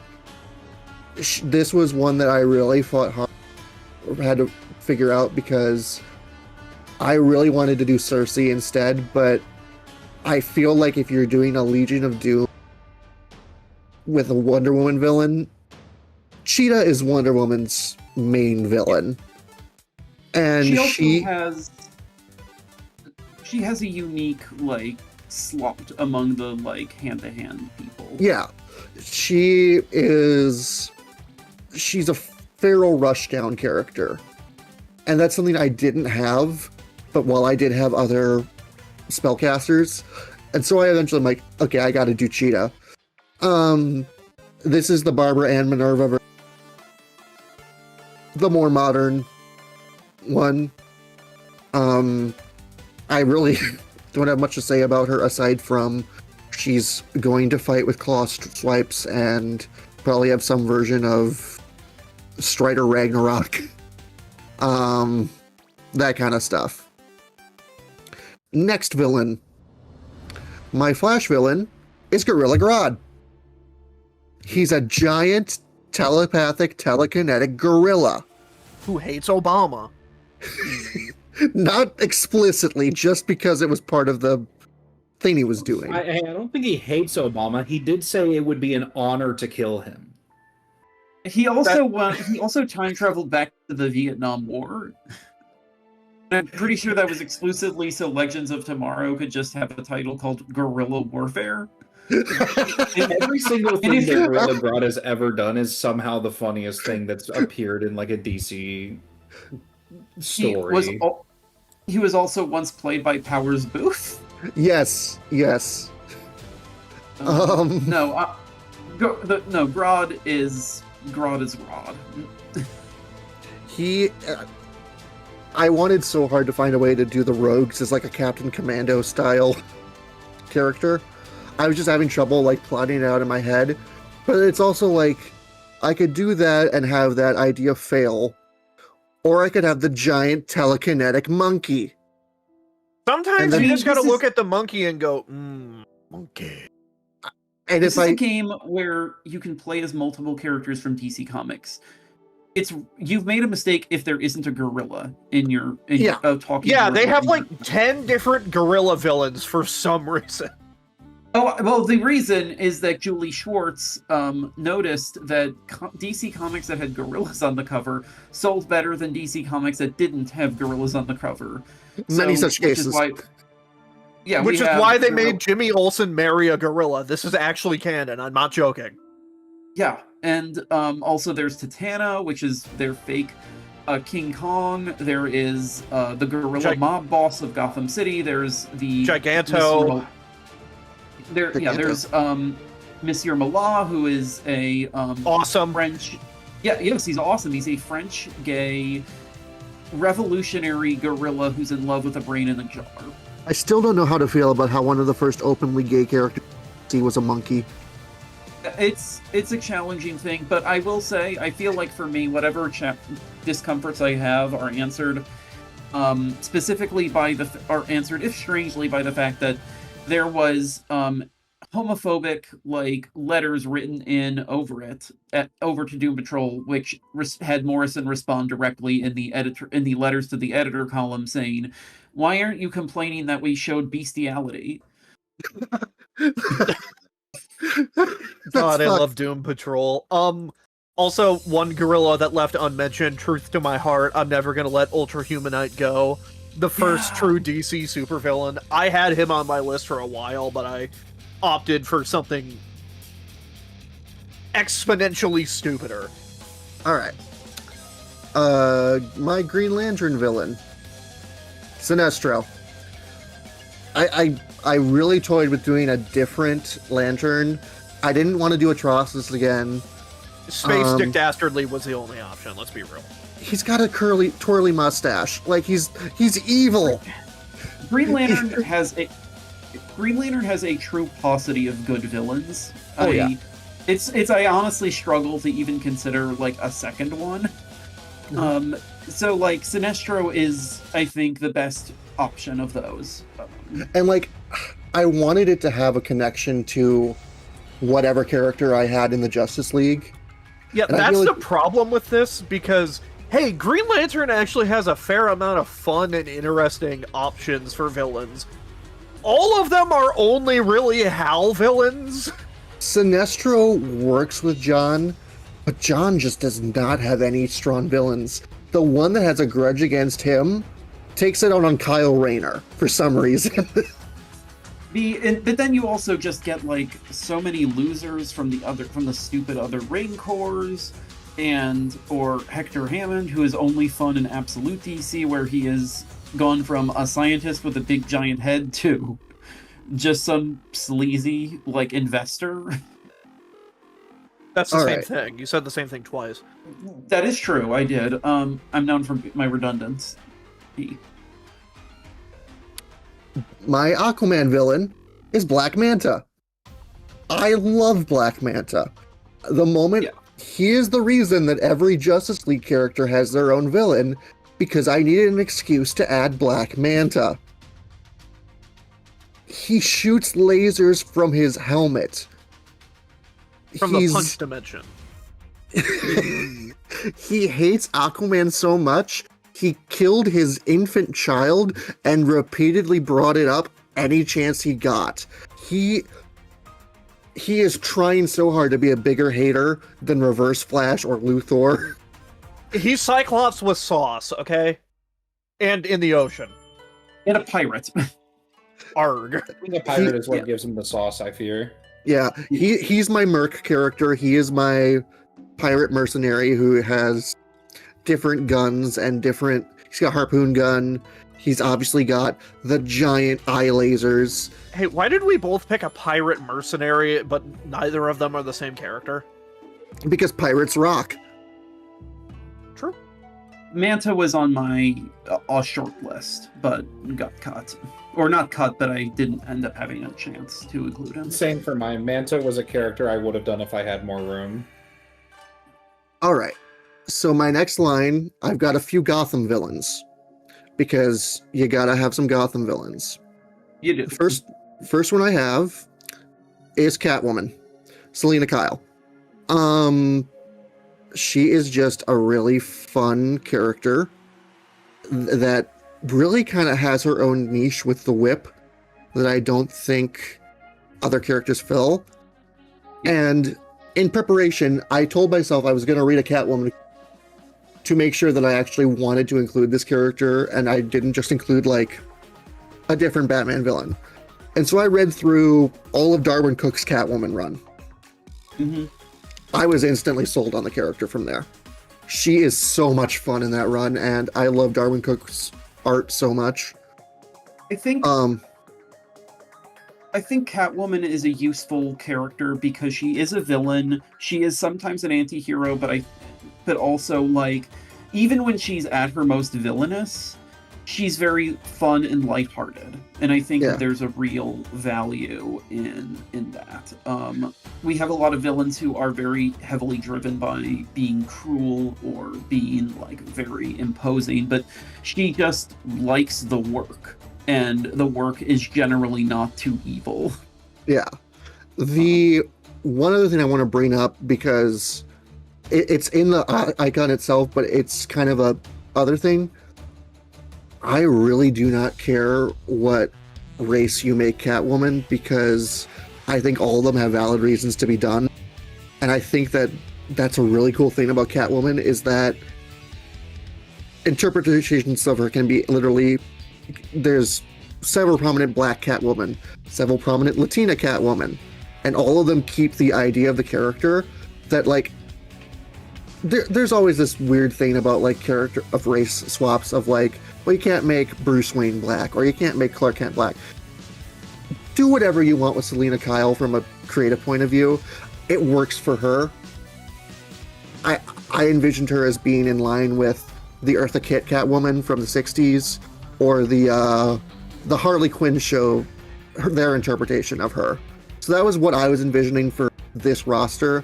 There's just not a lot of official artwork that was easy to clean, so I just used the existing Catwoman slot I had. But that's not the exact interpretation of the character that I would choose. My next character is one that I've been holding off on for a while, the Joker's most famous sidekick, and that is Zarbar. Zarbar. He goes around and hides in people's couches and looks for loose change. He also has cancer beams. He does have cancer rays. He does give people cancer. That is his one superpower. So yeah, this was a brave choice on my end. I feel like brave, bold, stoic, Batman, Yeah. brave and the bold. yeah, he's been under a lot of heat recently for a lot of things that he said on Joe Rogan. No, I still- remember, he's in the DC universe, so he's on the DC version of Joe Rogan's podcast, which is ran by Dr. Psycho. Fair. Okay, we can reveal the real one now. What are you talking about? This is the real one. Oh shit, you're right. Sorry, I forgot. Harley Quinn. Zarbar if they were less hot. I am a big fan of Harley Quinn. I specifically B-Tast, the DCAU. I rewatched so much of Batman the Animated Series in preparation for this, and there is not a single scene where Arlene Sorkin as Harley does not get a laugh. She is... It's no wonder she's like one of the most popular comic book characters now. She definitely does get overplayed a bit, but the foundation is there. I think her no longer being a villain really helps with the overplaying. It means she's not really tied to the very weird, like, abusive relationship with the Joker, and it means that she can kind of do more adventures on her own. Yeah.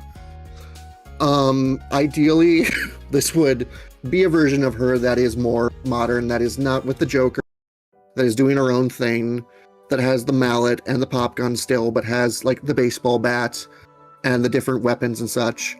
But there would still be, obviously, a classic Harley Quinn costume. So for my final DC character, or final Gotham character, I just rounded out the Sirens and did Poison Ivy. I didn't have a dedicated plant or like earth wielder yet, so Poison Ivy felt like a natural pick. She's also just a really fun villain when she's done right, and a good neutral character when she's done right there as well. I am looking forward to eventually starting the current Poison Ivy series. Yeah. I just like Ivy, and I figured I already had Catwoman and Harley. I might. So there we are. Now for my last few picks, I decided to go a little bit more creative on my end. These are not characters you would normally see in fighting games or in like the main lineup of DC villains, but they are ones that I'm very passionate about, and I wanted to talk about them, and I decided that can earn a spot since I have a pretty baseline Legion and a good lineup of Batman villains. So my first one is Gentleman Jim Craddock, also known as the Gentleman Ghost. Was on my list for a very short time. His whole shtick is that he was a gentleman thief, a highwayman, who was hung and on his death swore to bring back vengeance upon the people that had killed him. And it depends on what version, if it's pre-crisis, post-crisis, New 52, Rebirth. But the point is that he came back and has unfinished business, and now he roams the earth as a ghost, and his goal is, you know what? I'm just gonna go steal shit. So he continues to go rob banks and steal gems and money, but is a ghost. He can phase in and out. He can kind of dip in and out of the fight. He has old school pistols. He's got a cane that can shoot hellfire. He's got a skeletal horse that he can summon. I read the JSA run that he was the main villain of, that he literally can like summon smoke bombs out of his hat. He has all... He cut out again. Oh no, he cut out again. The void consumes. Void is taking him. with him too is maybe he's got a move. He can literally pull a skeleton out that will then try to drag you back to hell with it. Fun stuff like that. Like a horse. He's got a horse. Which, Yeah, he's got... like, no one else has a horse in this roster. He's my dedicated, like, gunslinger character, but he's much more than that, too. So, with that said, I'm going to move on to my next character, who is significantly more obscure than Gentleman Ghost. This was my push. Yes, Huff really pushed this one on me, and I really got sold on it early on. This is the Queen of Fables. So, like I said before, I wanted to do a Wonder Woman villain, but I was having trouble justifying it, especially with Raven and Zatanna, even though she'd function differently. But I came across the Queen. Huff recommended the Queen of Fables because her story is convoluted, but long story short, all the fairy tales of European folklore were real at one point. The Queen of Fables was a sorceress from a different dimension who got banished to Earth in like early medieval Europe and decided to just rule over shit and reign terror. She is the evil queen. She is the wicked stepmother. She is the witch. She's the troll. She's the big bad wolf. Every storybook evil you can imagine, that was her. So the story of Snow White happens, and instead of it ending on happily ever after, when Snow White wakes up and marries the prince, the queen finds out and engages a long and bloody year war the prince's kingdom. Snow White. What? You cut out. 30-year war between the queen's forces of trolls and ogres and imps and pixies and shit, and Snow White and the prince's kingdom.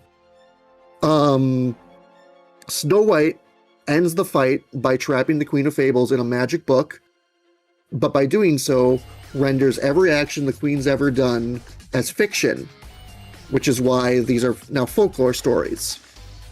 Many years later, the queen is freed from the book and realizes that she now draws power from whatever stories are told within, or any kind of story.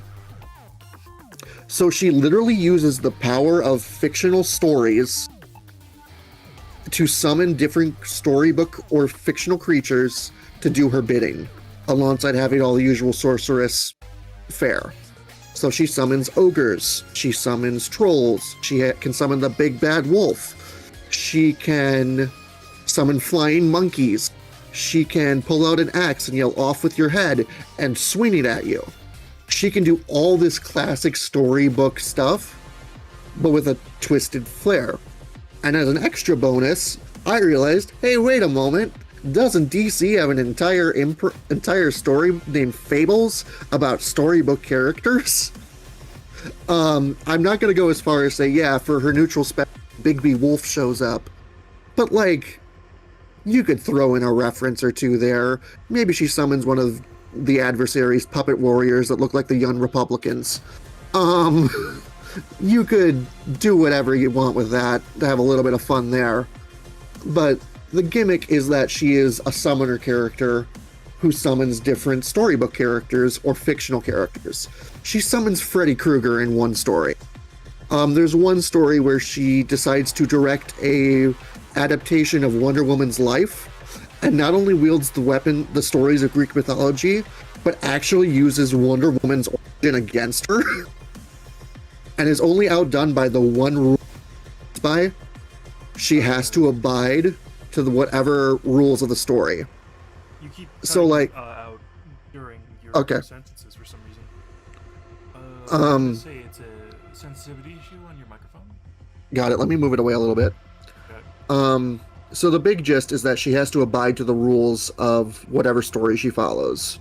So, like, if she summons the tortoise and the hare, the tortoise is going to be the one that gets there first. Stuff like that.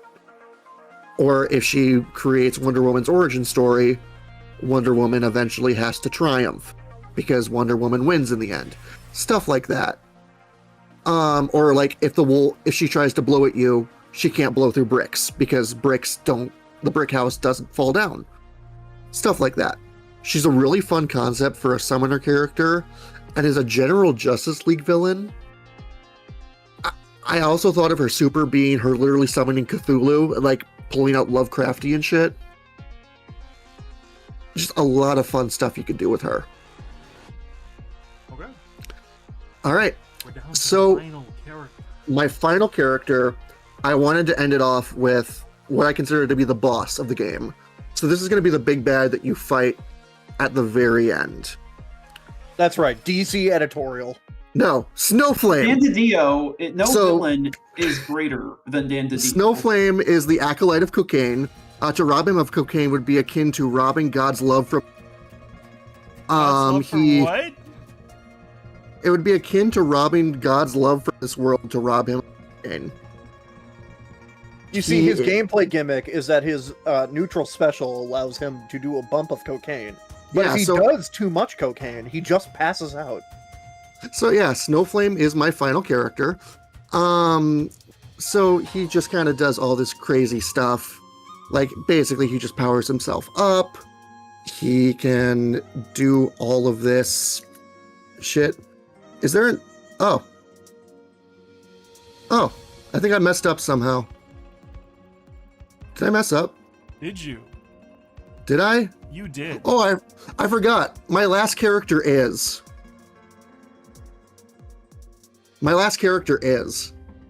Cost of the Living Mountain?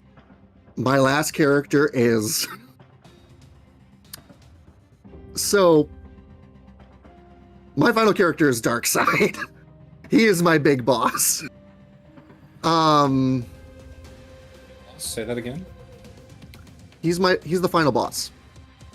I knew right away that, like, if I had a big boss for this fighting game, it was going to be Darkseid. I was going to lean more into the DCKO recent storyline where it's like a tournament held in Darkseid's honor to, like, fight him. But DCKO really is not as good as I wished it was. No, it's just not good. They kind of they're like, yeah, here's 32 characters that are gonna fight each other, and then 16 of them die in the first issue, and then it's like, shit. But Darkseid is the ultimate final boss for a first game DC fighting game. I'm not gonna go all into like Crisis stuff yet, but Darkseid just makes sense as your final boss. I love Darkseid. I mentioned before, I think he is the single best villain in comic books, DC or Marvel or any other company. His whether it's the evil like fascist god by Jack Kirby or the like sort of hyper capitalist like embodiment of Grant Morrison, I love Darkseid. Darkseid's perfect. He was never in contention for me. I prefer Darkseid the plotter. Darkseid the like schemer. I think he's fine for a final boss, but I was never really thinking on the idea of this is a person who will be like a boss you then unlock. Yeah. But I love the guy, but yeah, no, I definitely did not go with him. So yeah. That was my roster. Yep. Not much else to really say, but yeah.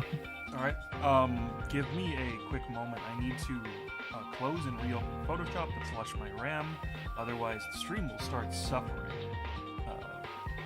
So we're going to be transitioning to Huff's roster. Yeah, I'm gonna try to go faster to... Yes. Yeah. We've been here for Yes, 2 hours. we do need to move 2 a little hours bit in, faster. one roster. It will be easier when we do the characters who repeat. Yeah. They may need like a sentence or two. I'm happy I made a last-minute edit, because I think it's going to save us a lot of time. Alright, so to clarify, I'm starting with the folder 1, right? What? Yeah, I'm you start sorry. at 1. Okay, because that's at the bottom, so I just needed to Yeah. make sure. Yeah, Can we, because... by the way, when this is done, like get like a cutout of the full roster, Yes. our full rosters? Yeah, absolutely. Yeah. Okay, cool. That also gets posted to social media and Discord, so people will vote on which one they like the most. Normally they only allow 4 image embeds, so there will only be 4 rosters on the poll. Mine will be excluded for reasons that will become apparent later. Alright, so I'm just gonna click this and it turns the entire first row on. Yeah. That was the change I made that I'm happy about, because it speeds us up a bit. Okay, so we need to talk about Green Lantern and Flash here. Because those are different iterations. Yeah, so Flash, I went with Jay Garrick just because I wanted to represent older parts of DC, and for Green Lantern, I chose Joe because, and I quote, I'm gonna be real with you. I just don't like Green Lantern. I just picked one. Damn. I like Kyle. Also picked I like Joe for different reasons. Yeah, I like Kyle. I like John. I picked Joe arbitrarily. Just gonna be real. It represents the new era of DC. She's from a very popular and cult acclaim run with Far Sector. I felt like she was a fun pick, so I went with it. I'm gonna let you speak on it when we get to it on yours, because you could probably say more. Yes, I will. Alright. And then next up, it'd be so awesome. It'd be so cool. Yeah, so I went with Teen Titans Go, Robin. In case you haven't noticed. I don't think it's showing on the stream. Yeah, no, it hasn't been showing. I've been, Don't worry about that. The YouTube stream is 30 seconds behind. Take a look at the Discord stream for you guys. Oh, okay. Yeah. Oh, I see. No wonder. Okay. Yeah, okay. so Much nicer. in case you didn't know, I went with, if you take a look at this, you can clearly tell. I'm going with Crisis on Infinite Earths here. DC is a universe and series that has had so many different iterations that I wanted to actually represent that via different comic runs that are in set with different universes and different TV shows adaptations. And that's why a lot of these guys have differing art styles. So Batman is like a more classic 90s Batman. Superman is from My Adventures with Superman. Wonder Woman is from Absolute Wonder Woman. Modern comics for Green Lantern. Aquaman from Super Friends, because I couldn't do Calderon, and if I can't do Calderon, I'm doing the funny one. And Jay Garrick Flash for JSA representation for back in the day with old 40s runs. And then Teen Titans Go, Robin. Alright, so the character after that. Yeah, it's Static. I need Static. Static's cool. We've talked about Static. He's a sick character, flies around on a manhole, uses electrical powers. Never had a character cooler than him. But, we did have one that's cooler, and of course that is Captain Marvel. I like Captain Marvel. I just like Captain Marvel. I like Shazam. It's a shame that his actor is a very bad person. Oh yeah, oof. Okay, for reference, I wanted to represent the Snyderverse on here because that is a very important thing, despite it being terrible. It's a very important thing culturally, but the problem is all of the characters that are major either have people that don't want to be tied to that role at all, or are just very, very bad people. I'm looking at you, Ezra Miller.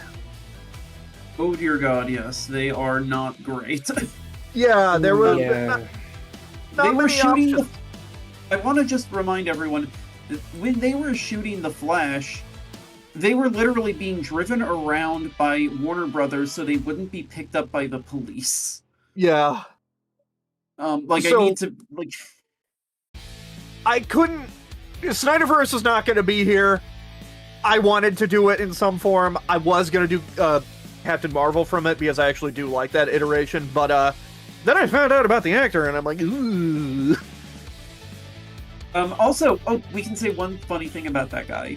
The reason why he's in his best role is Tangled, and the only reason he picked that job is because he thought that would let him get into Kingdom Hearts. What? Okay. Yeah, no, really, Zachary Levi specifically auditioned for Tangled because he thought that it might be added to Kingdom Hearts in the future. That is really funny. I didn't know that. I mean, it paid off, but Yeah. Next up, this... Okay, so I didn't read comics as a kid. I didn't have access to them. The area where I lived had no comics whatsoever, not even at the libraries. But a local laundromat did have one, and that is this next character. This is the only character that I had exposure to before I was, like, 16. And that is Mr. Jaime Reyes. So Beetle this is rock. from that run back in like I believe it's the 2006 run, which is when they reinvented Blue Beetle as to having the Scarab. And fantastic run. I absolutely love what they did with Jaime. Jaime is a great character. And we've talked about all these characters functionally, so I'm not going to speak as to like gameplay. Yeah.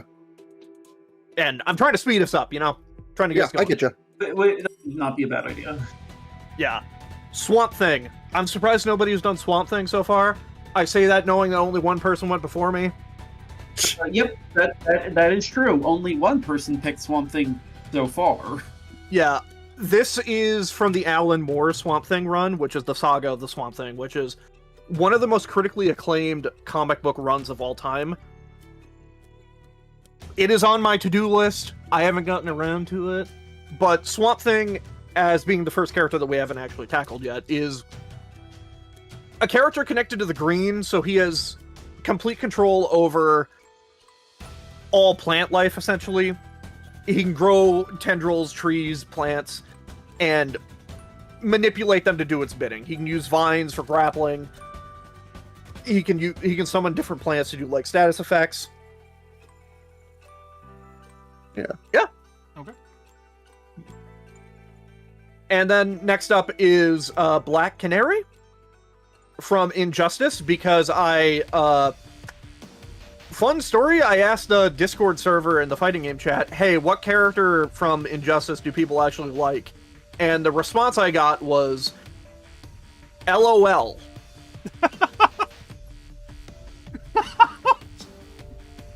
So, I picked Black Canary because she was the character that did stuff with the multiverse already, because she met Green Arrow from a different universe after her Green Arrow died. I like positioning her as like a semi-grappler like Blue Mary, and being more tied to boxing and close quarters combat. Per her trainer of Wildcat, I believe it is. So, yeah, it's Black Canary. We talked about her. Next. Okay.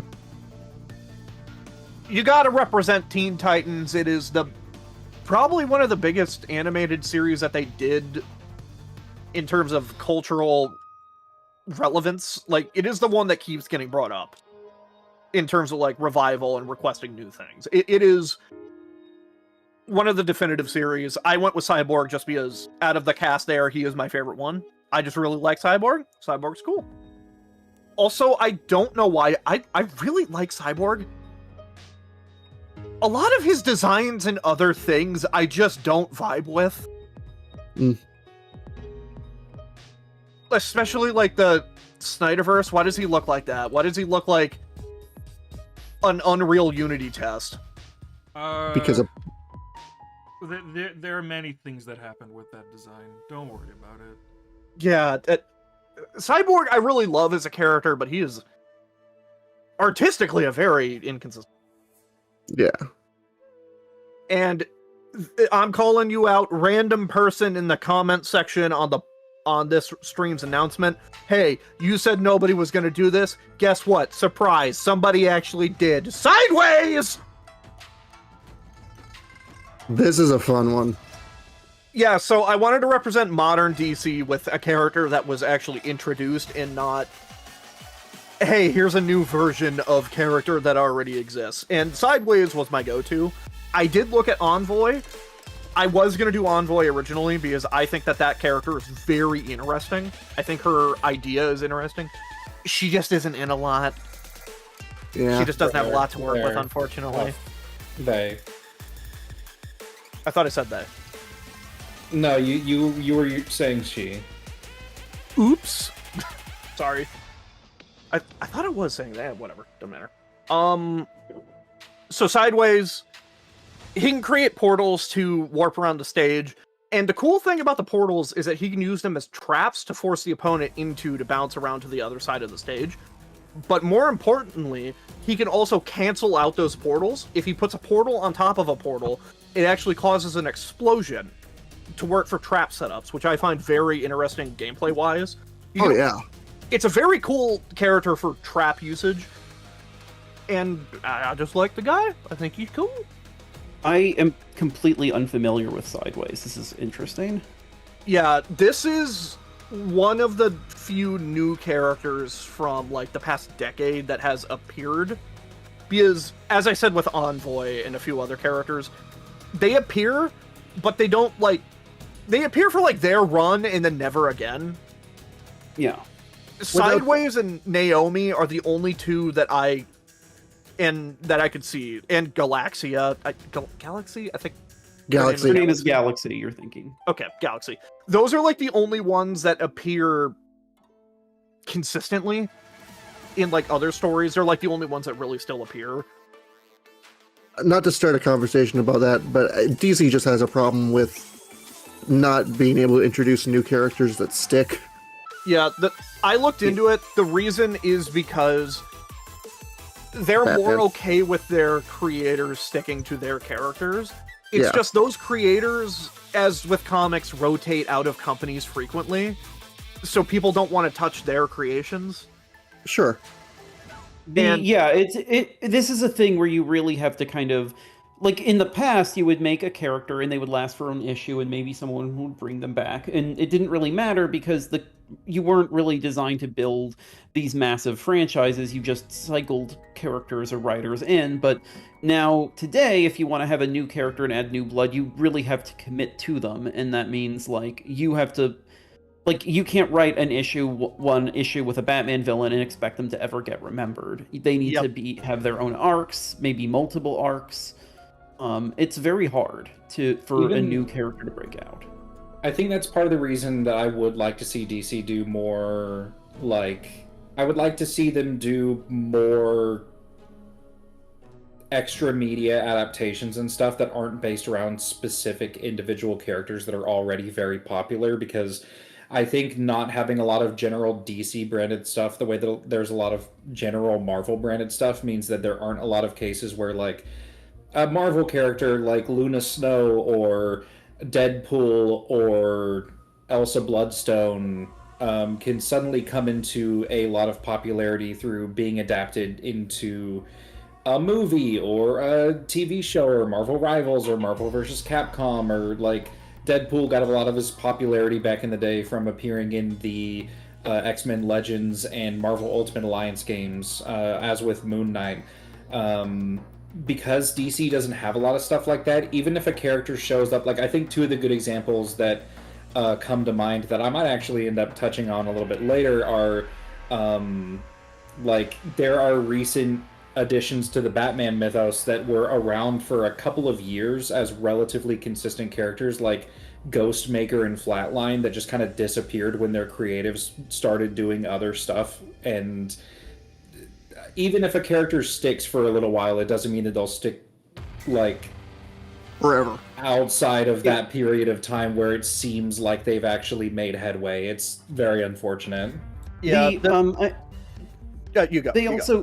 They also cycle in, like, there was a period where Jaime was like not really doing anything, and it seems like they're more invested in kind of committing to him now, maybe, but like there were a lot of times where they had like these very interesting new characters, these very interesting legacy characters, like these, I think, generally pretty compelling diversity initiatives and then just like died on the vine because the editorial ship just stopped caring.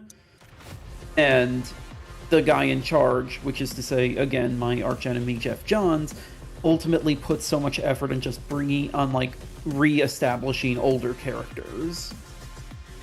Yeah, this is my call to action here. Hey, DC Comics, bring back Sideways and Envoy. I think they are both very fun and unique characters. I would love to see them in more things. Especially considering Sideways' run ends on a cliffhanger. Fuck you. What do you got Bring next? back Freedom Beast. Okay, that's a new character to me. Hold up. No. Oh, no. Freedom Beast was made by Morrison during their Animal Man run as basically a way to make a not racist version of Wanna Beast. And he's Why very has Wanna cool, Beast been brought up more than once? Because Wanna Beast's funny. Yeah, because while he has one of the most unfortunate names in DC Comics, he has a really cool power. Anyway, the Freedom Beast, great way to basically just kind of sidestep the fact that you made like a super racist colonial superhero. No one used Freedom Beast after Morrison except for James Robinson, who had Prometheus skin and eat him. What the fuck? Because James Robinson fucking sucks. That's really stupid. Okay. Yeah, no. That's so funny. Anyway, sorry. I'm sorry for that digression. No, you're good. God, DC Comics. Why do you let people do this? Next up, gonna be totally honest with you. I don't have much to say about this character because, hey, remember that Nintendo Direct from like 2 years ago that randomly had a Nintendo published DC Superheroes Girls game? I think it's really cool that DC was. I like to think of Nintendo as part of the bridge that makes DC and Marvel be okay with each other now. Yeah. I went with Zatanna from this one because I looked at the options for the main characters and said, I like Zatanna. Hope Zatanna is kind of like a fan favorite in that show, if I remember right. Yeah, I tried watching a little bit of it just so I could have more to say, and I'm like, wow, this is not my thing. So yeah. I'm really excited to see what character you've picked for the really bad, maybe the really boring Young Justice art style. Oh, you spoke about Young Justice. Okay, well, next up is actually a character adjacent to Young Justice. You know, it is my favorite character from DC Comics, Martian Manhunter. It's really sad that this is our first version of Martian Manhunter. I wanted to do John. He was on the chopping block, unfortunately. Yeah, Martian Manhunter is my favorite DC character, flat out. I brought up before in mine, like, Nightwing was my number one next ad, and I said actually maybe number two. That's because John would probably be my number one ad. Can you reveal the correct version of Martian Manhunter? Wait, no, hang on. They say that the next character is one of the greatest adaptations of, like, a more niche and modern characters. And it's a reinterpretation of Martian Manhunter. It's actually his niece.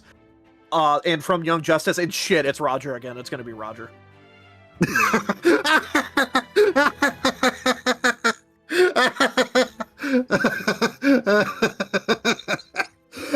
you find this, or did you commission somebody to do this? That is Josh. Buddy, I spent $150 on this. Oh my fucking god.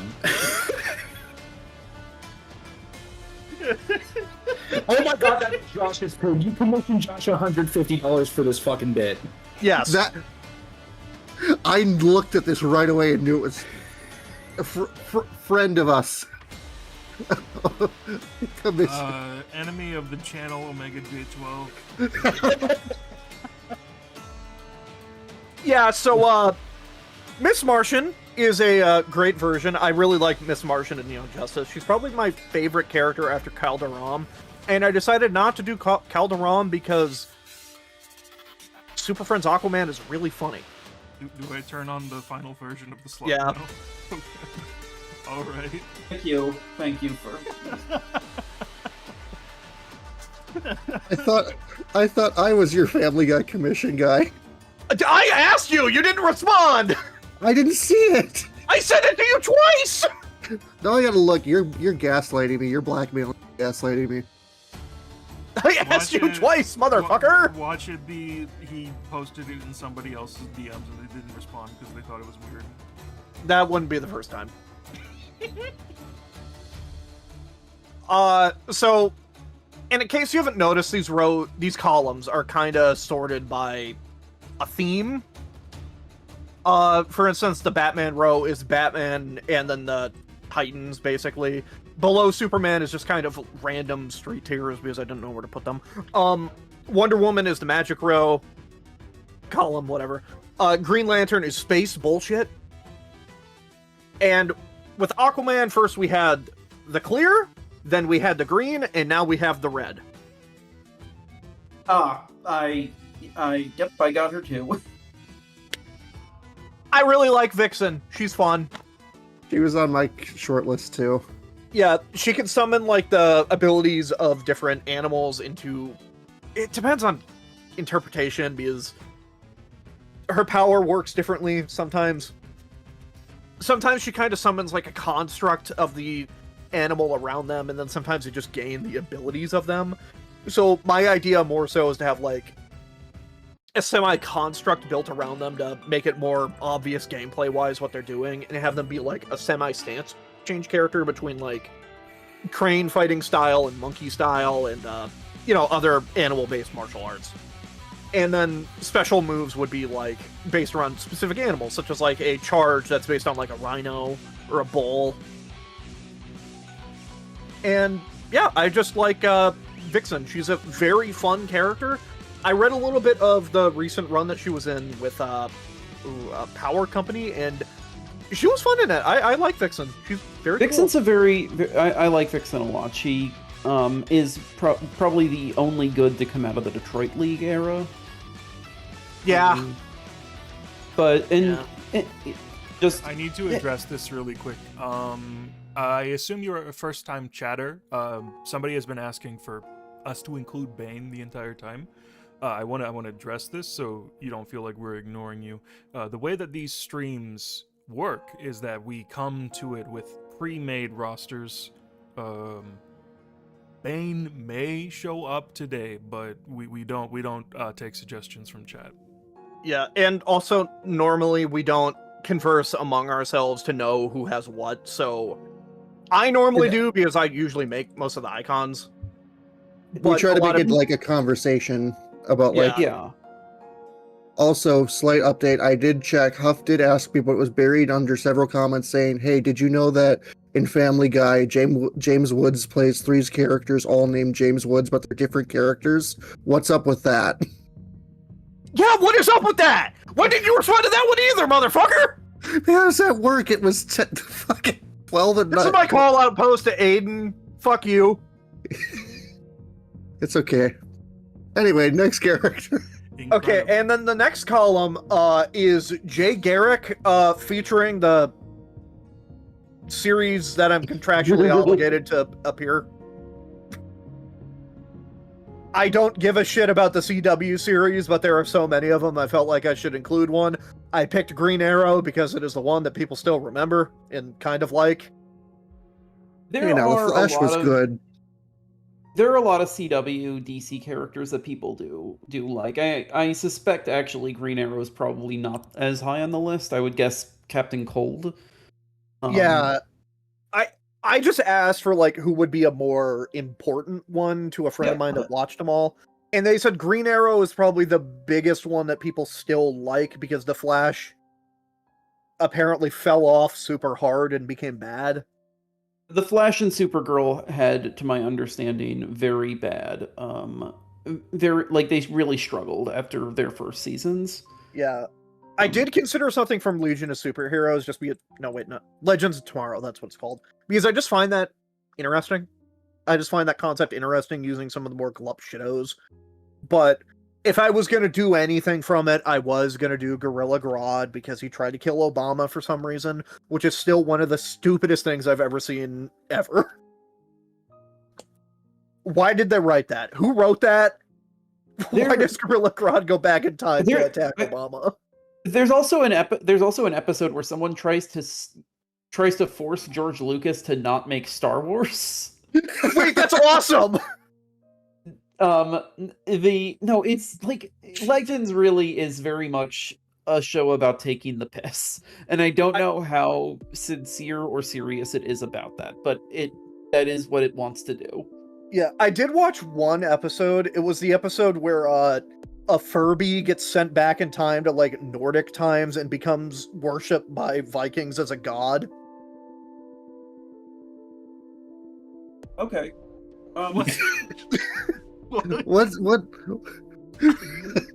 What's up next? I think this might. Yeah, moving on. So I watched a fair amount of shows for this too to like get a taste of things, and there was one show that actually really stuck to me, and I've heard nobody talk about it. Also, ironically, we were talking about James Woods. James Woods is in this show, unlike Family Guy. Just like Family Guy. So here's Firestorm from Justice League. You commissioned him twice?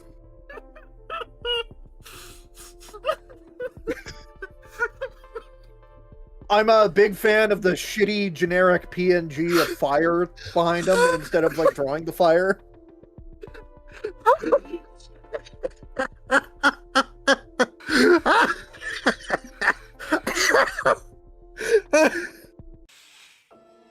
Look, all I'm saying is I put more time and effort and money into these rosters than anybody else here.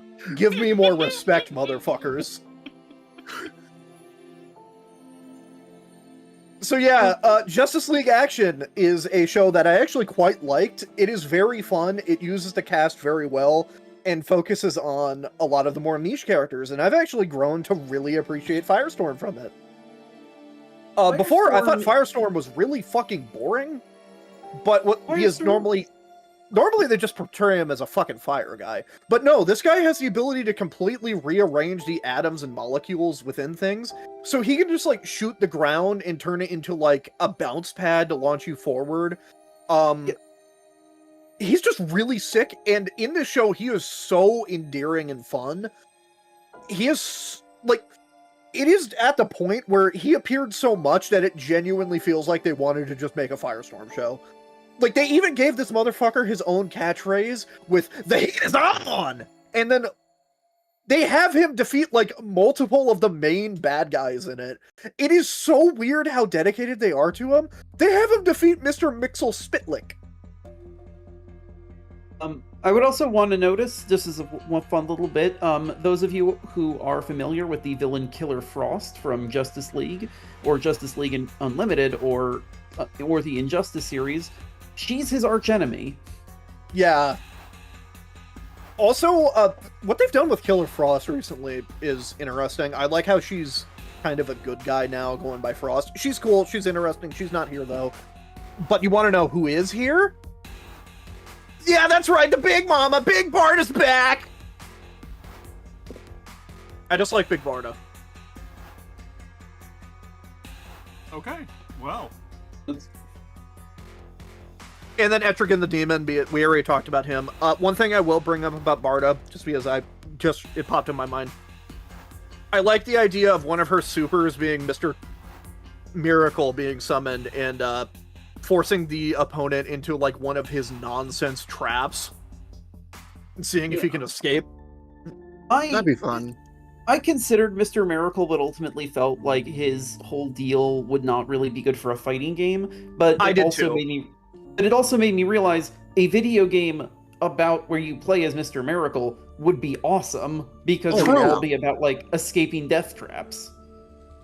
True, I agree with that. I think Mr. Miracle is a really fun character. It's just a fighting game character based around the idea of not engaging sounds super unfun.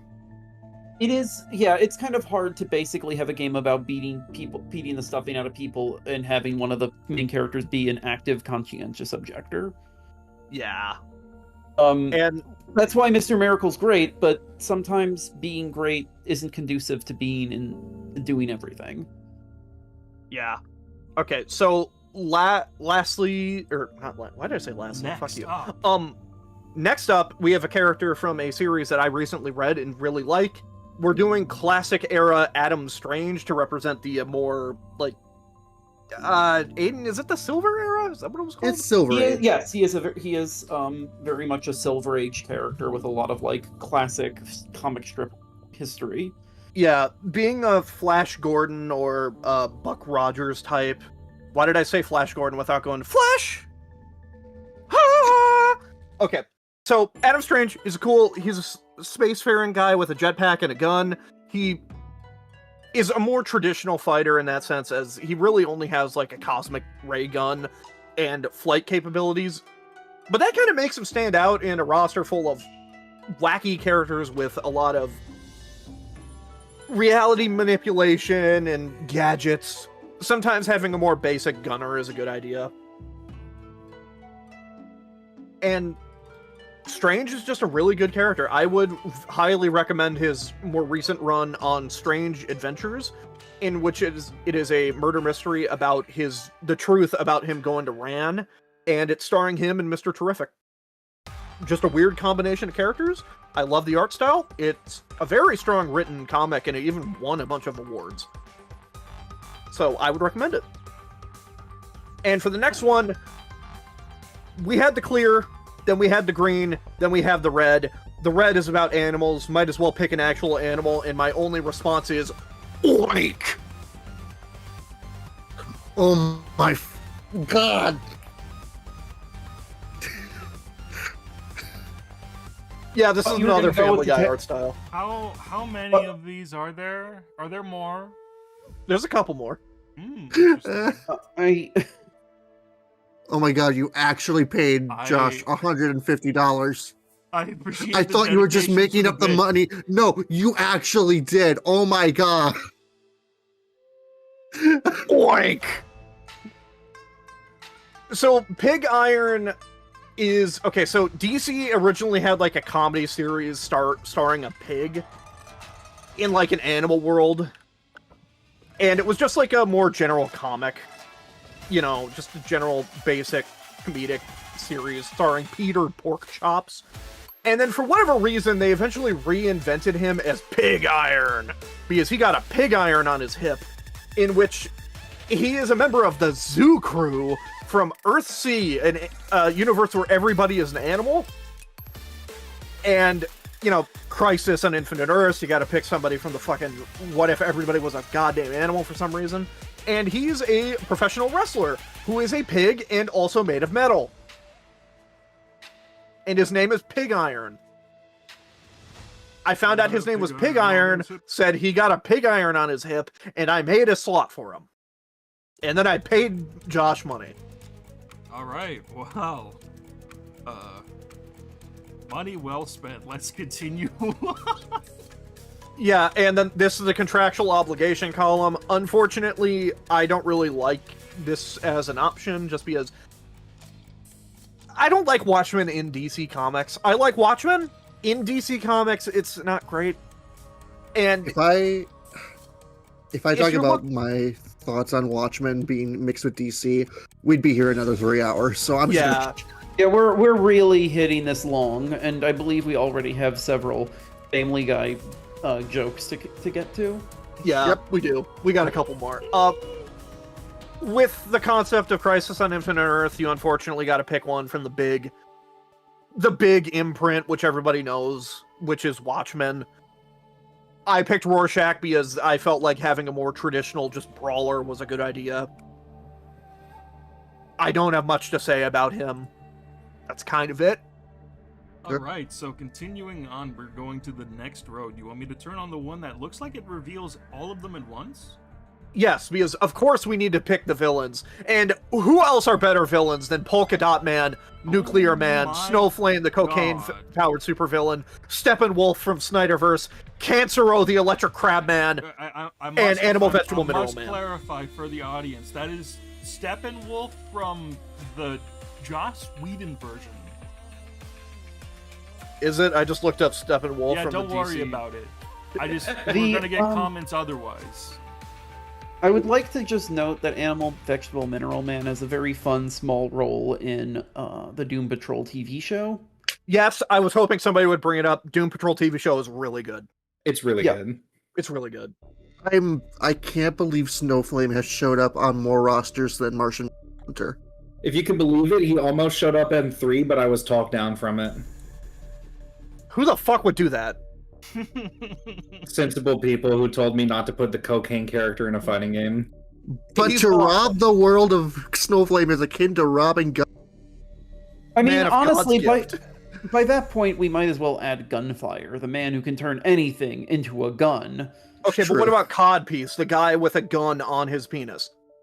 All right. Oh no! let's I mean, continue. if we were going Okay, to let's go move yeah, if we were gonna we could make a roster of like B-list ass DC characters, and it would take just as long. All right. Okay, so turn off this so- one and hit the next one. Yeah. Yeah, it's the Joker. I chose Arkham because I wanted to represent the video games, and that was kind of the only option. His super is becoming the Hulk for some reason because he does that. You're giving him the Titan? boss fight. Yeah, his super is becoming the Titan for some reason, which is so funny. Why does he do that? Yep, Bold moving choice. Ran Lex down. Luthor. It's Lex Luthor. What do you want me to say? It's Lex Luthor. I chose DCAU because I like Clancy Brown. He is the GOAT. He is the GOAT. And then next up for the Wonder Woman villain, I went with Cersei. Because the other options I was looking at were Cheetah and Ares, and I thought Ares was too similar to a different character I'm going to do later, and I just don't give a shit about Cheetah, especially with Vixen here. Why would I choose Cheetah? You know? All right. Next up. And next up is a character I meant to do research into and then didn't. I remembered that there was a Green Lantern show that people really liked to the point where this character was incorporated into the main comics and became his a name is character in Young Justice. So his name is just Red Lantern? Like, So Okay, so his name is Razor. I went with the Red Lantern on the slot just because I did Green Lantern. I figured I'd just do that. okay. I can give you the skinny real quick of like a 2-second rundown of him. Yeah, I'd let you speak on it because, as I said earlier, I don't Yeah. like Green Lantern. He's from the Green Lantern animated series. He is a Red Lantern. The series eventually joins the side of good, and he eventually switches out his red power ring for the blue power ring of hope. He also falls in love with the artificial intelligence on the Green Lantern ship, who turns into a villain in one of the future seasons, and that's a whole arc there of them trying to save her from corruption. The Green Lantern show is actually really good, surprisingly. It's not the strongest DC show, but it's a lot of fun. I recommend it. And Razor is definitely like the standout character from it. It's really hard for me to get invested in a show that is like about the other Lantern Corps because those, to me, it's like just death. Yeah. Again, I have some very strong feelings about the work of Jeff Johns, but sorry for the digression. Let's. Hey, all good. All No, right. you're good. Next. Next up, I only have one word to say about this guy, and that is Bird.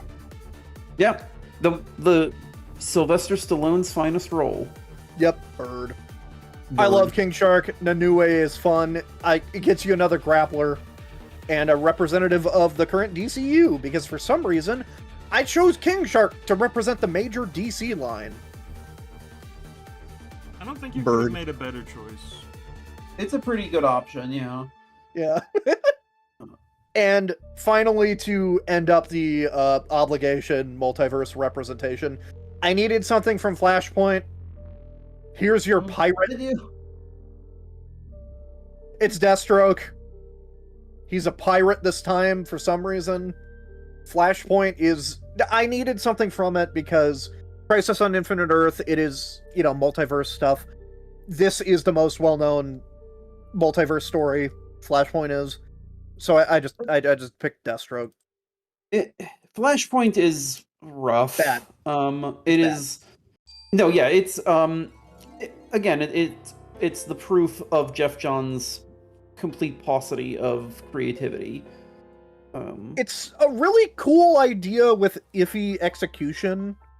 I think the problem is that like a lot of the good alternate universes have like an interesting single hook, like what if something happened in a different way, or what if the world moved in a different way. And Flashpoint doesn't have that. It's mostly just what if all the heroes were in a bad place, but the bad places are completely unconnected to each other. Yeah. So you basically get this feeling of just in absolute DC, it's kind of like that, but everything feels politically and philosophically tied together. So the Joker owning half of the world, and Ra's al Ghul owning half the world, there's not a single through line, but it philosophically works. It narratively works. Yeah.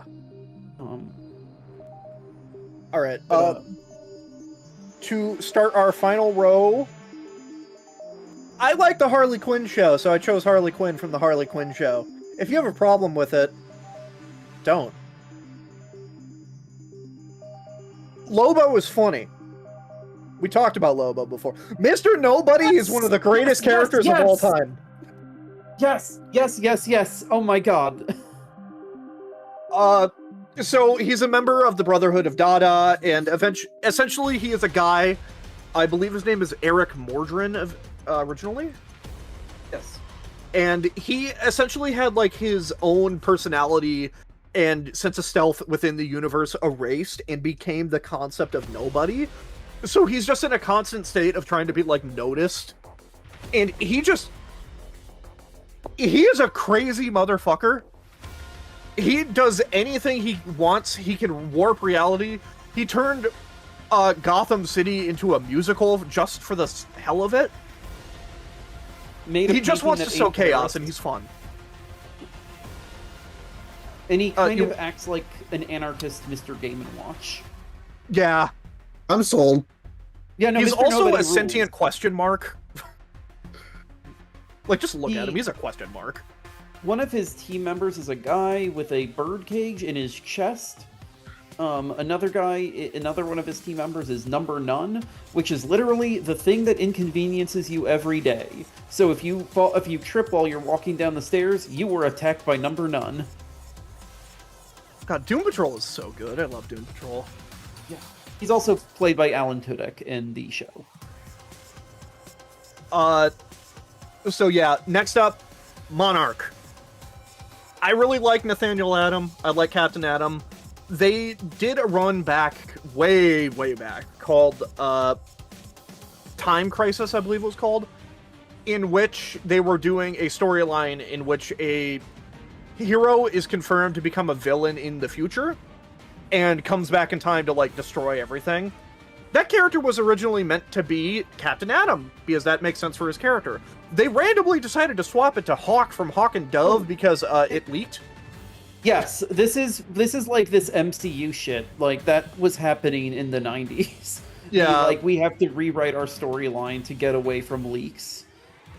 Yeah, and I wanted to bring that back. I wanted to bring that forward. I think that's a cool way to incorporate the character and actually execute on the original idea. So, Monarch, Plasma Blast, Flying Brick. I just like Captain Atom. And next up, we have, of course, Magog from Kingdom Come. Ooh. Sorry. Kingdom Come is a series I'm, like, kind of iffy on. I kind of like it, kind of don't like it. I hate it.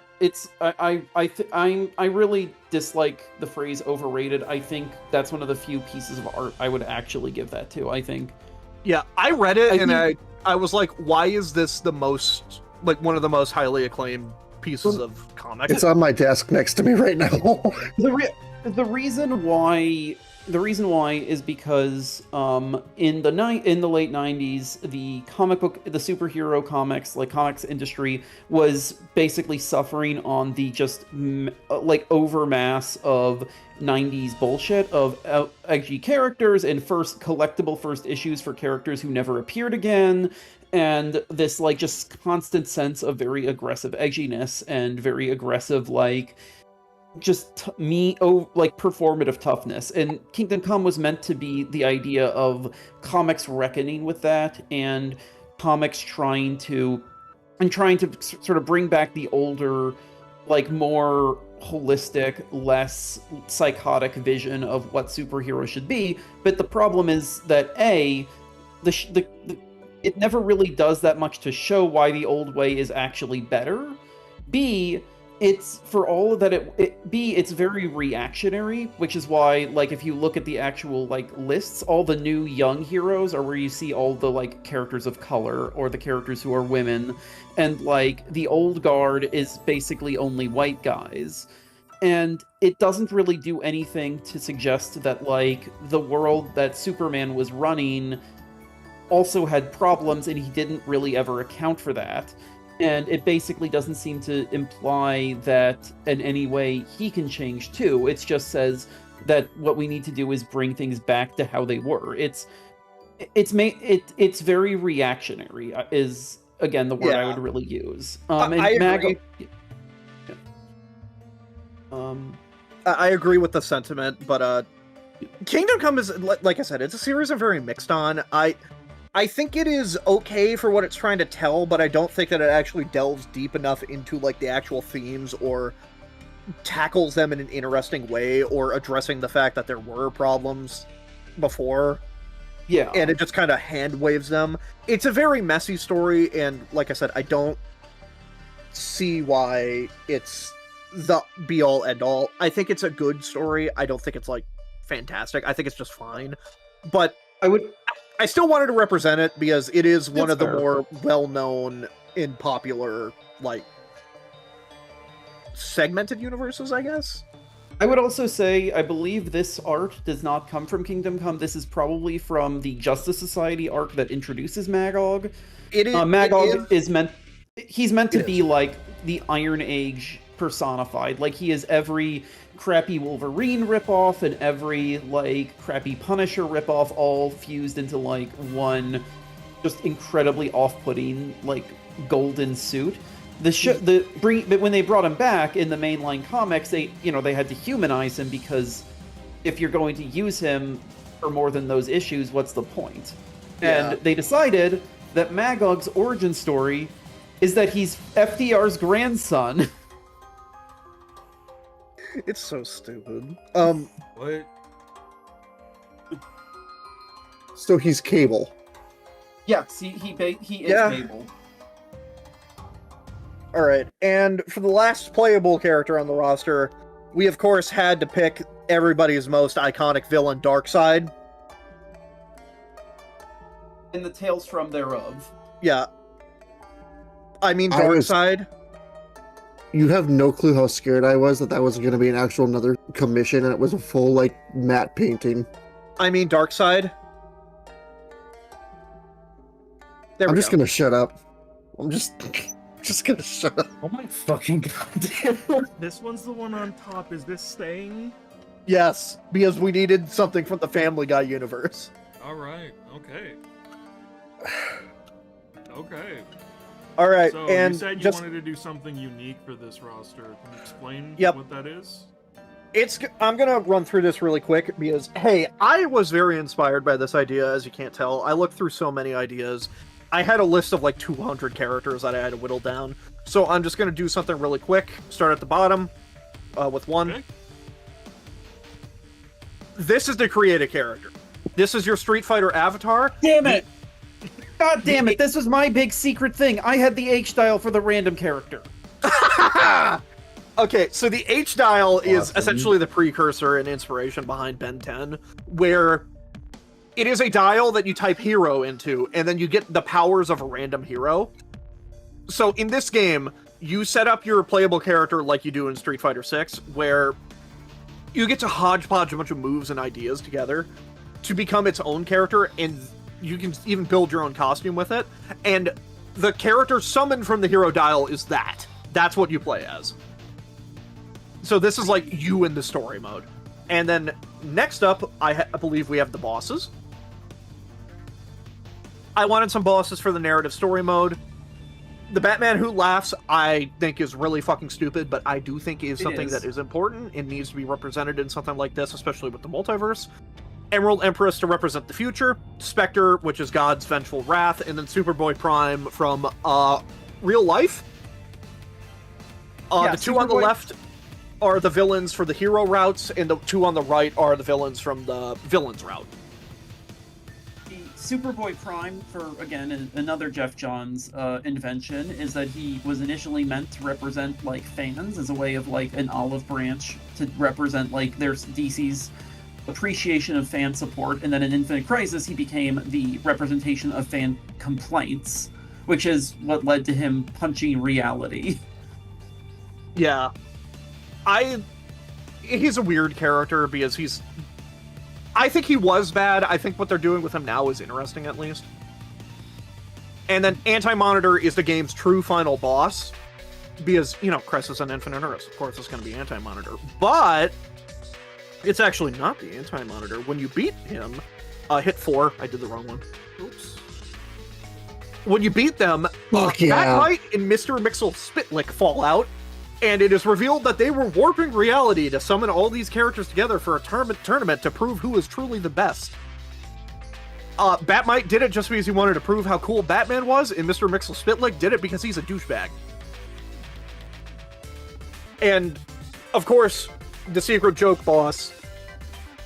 Number 3? Yep. Alfred E. Newman.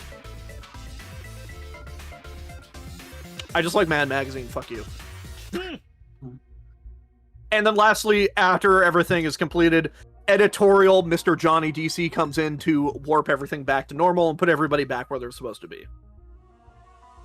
Actual and then character. Yeah, actual character. He is just a DC logo with a head. And then lastly, I decided to do some bonus DLC because these are characters that were really close to being on, but I cut. Stars and Stripe was the closest one to being on because I really like the idea of swapping between Hold on. the big robot and Stripe. Oh. You cut the character you commissioned artwork for. Yeah, I did. Oh my god. And there's Bane, in case you were wondering. I like Grifter from Wildstorm. I think he's neat. Brainiac is from... Is that Tom Hardy Bane? Yeah, no, we got it's A Yep, genuine White Bane. question. What is that Stars and Stripe artwork from? Because it really reminds me of 90s Capcom fighting game artwork, and I want to read whatever that's from. I don't remember, but I can find it. Thank you. And this is your job, viewer. This is for you to figure out where these characters are supposed to represent. Once you figure it out, post it in the Discord server. This is your challenge. And also, I'm just going to point this out. Yes, that is Gorilla Grodd, specifically from the Obama episode. I didn't think I would have the chance to bring it up any other way before. That's why I put him here. yeah. Alright. And then Good. surprisingly, it came up like twice. Very fun. This always happens. Alright, so, as I did before, I'm going to be refreshing Photoshop because, wow, my RAM sucks. Okay, Yeah. So which one of you two would like to take the next spot? I tried to go faster. It looks like that one took us about 40 minutes, so that's It good. was faster, yeah. It didn't help that I did a lot of fancy bullshit. You Wolfman, did you- really. Oh, sorry. No, I said yeah. You did enjoy doing the fake outs. The I like the several. pageantry of presenting, and the way I did it was very complicated, so I had to, explain things, unfortunately. Cool. All right. Do you want to do Wolfman or do you want to do Creeks next? Let's do Wolfman next. Perfect. Okay, I'm gonna try to be a little bit quick with this, but I did want to just talk a little bit about where I'm coming with this, if that's okay. Absolutely. Sure. So I, like a lot of people here, came into comics through cartoons. The DCAU was kind of my appointment television for when I was a kid. And in about 2006, I started getting into comics proper. The hype cycle to The Dark Knight was kind of just starting. I wasn't really that invested in the Spider-Man world, but I was aware of it, and so I started reading some comics. And from about 2006 to 2012 or so, I just poured over comics. I read tons of them, and in the end, I really heavily gravitated toward DC for a lot of reasons. There was the nostalgia of the DCAU, but also DC had Grant Morrison, who very quickly turned out to be not just my favorite comic writer, but probably the actual artist who influenced me more than anyone else. And I loved so much of it. I loved the crazy details. I loved the adventures. I love the way that continuity doesn't work, because I love the weird gaps. A lot of fans get frustrated by that, but for me, I actually think that's what makes the world real, are those strange continuity issues, because it feels more magical. It feels more like you're kind of opening this kind of like mythology rather than an actual strict narrative. But, you know, it was kind of, by the early 2010s, I really lost a lot of interest. I mentioned before, I was very invested in DC's kind of the attempts to kind of add like racial diversity, sexual and gender diversity to their comics, but those were really not well supported at all. The editorialship often didn't really care about supporting them, and many of the writers actively kind of sidelined or even killed those characters so their old favorites from the 70s could come back. This is why I really dislike Barry Allen. This is why it took me a long time to kind of appreciate Hal Jordan. And the MCU, I'll be honest, I found it pretty boring. I think that it's more accurate to the comics on a very surface level, but it lacks the kind of rollicking craziness that I really want to see. I want to see the I want to see, Batman fighting his Revolutionary War ancestor who's a Satan worshiper who's also Satan. Which is also a thing. That was from a Grant Morrison comic. And so I left. And I largely was not particularly sad to leave it. I went back into, and soon afterwards I would start writing about video games and join Source Gaming.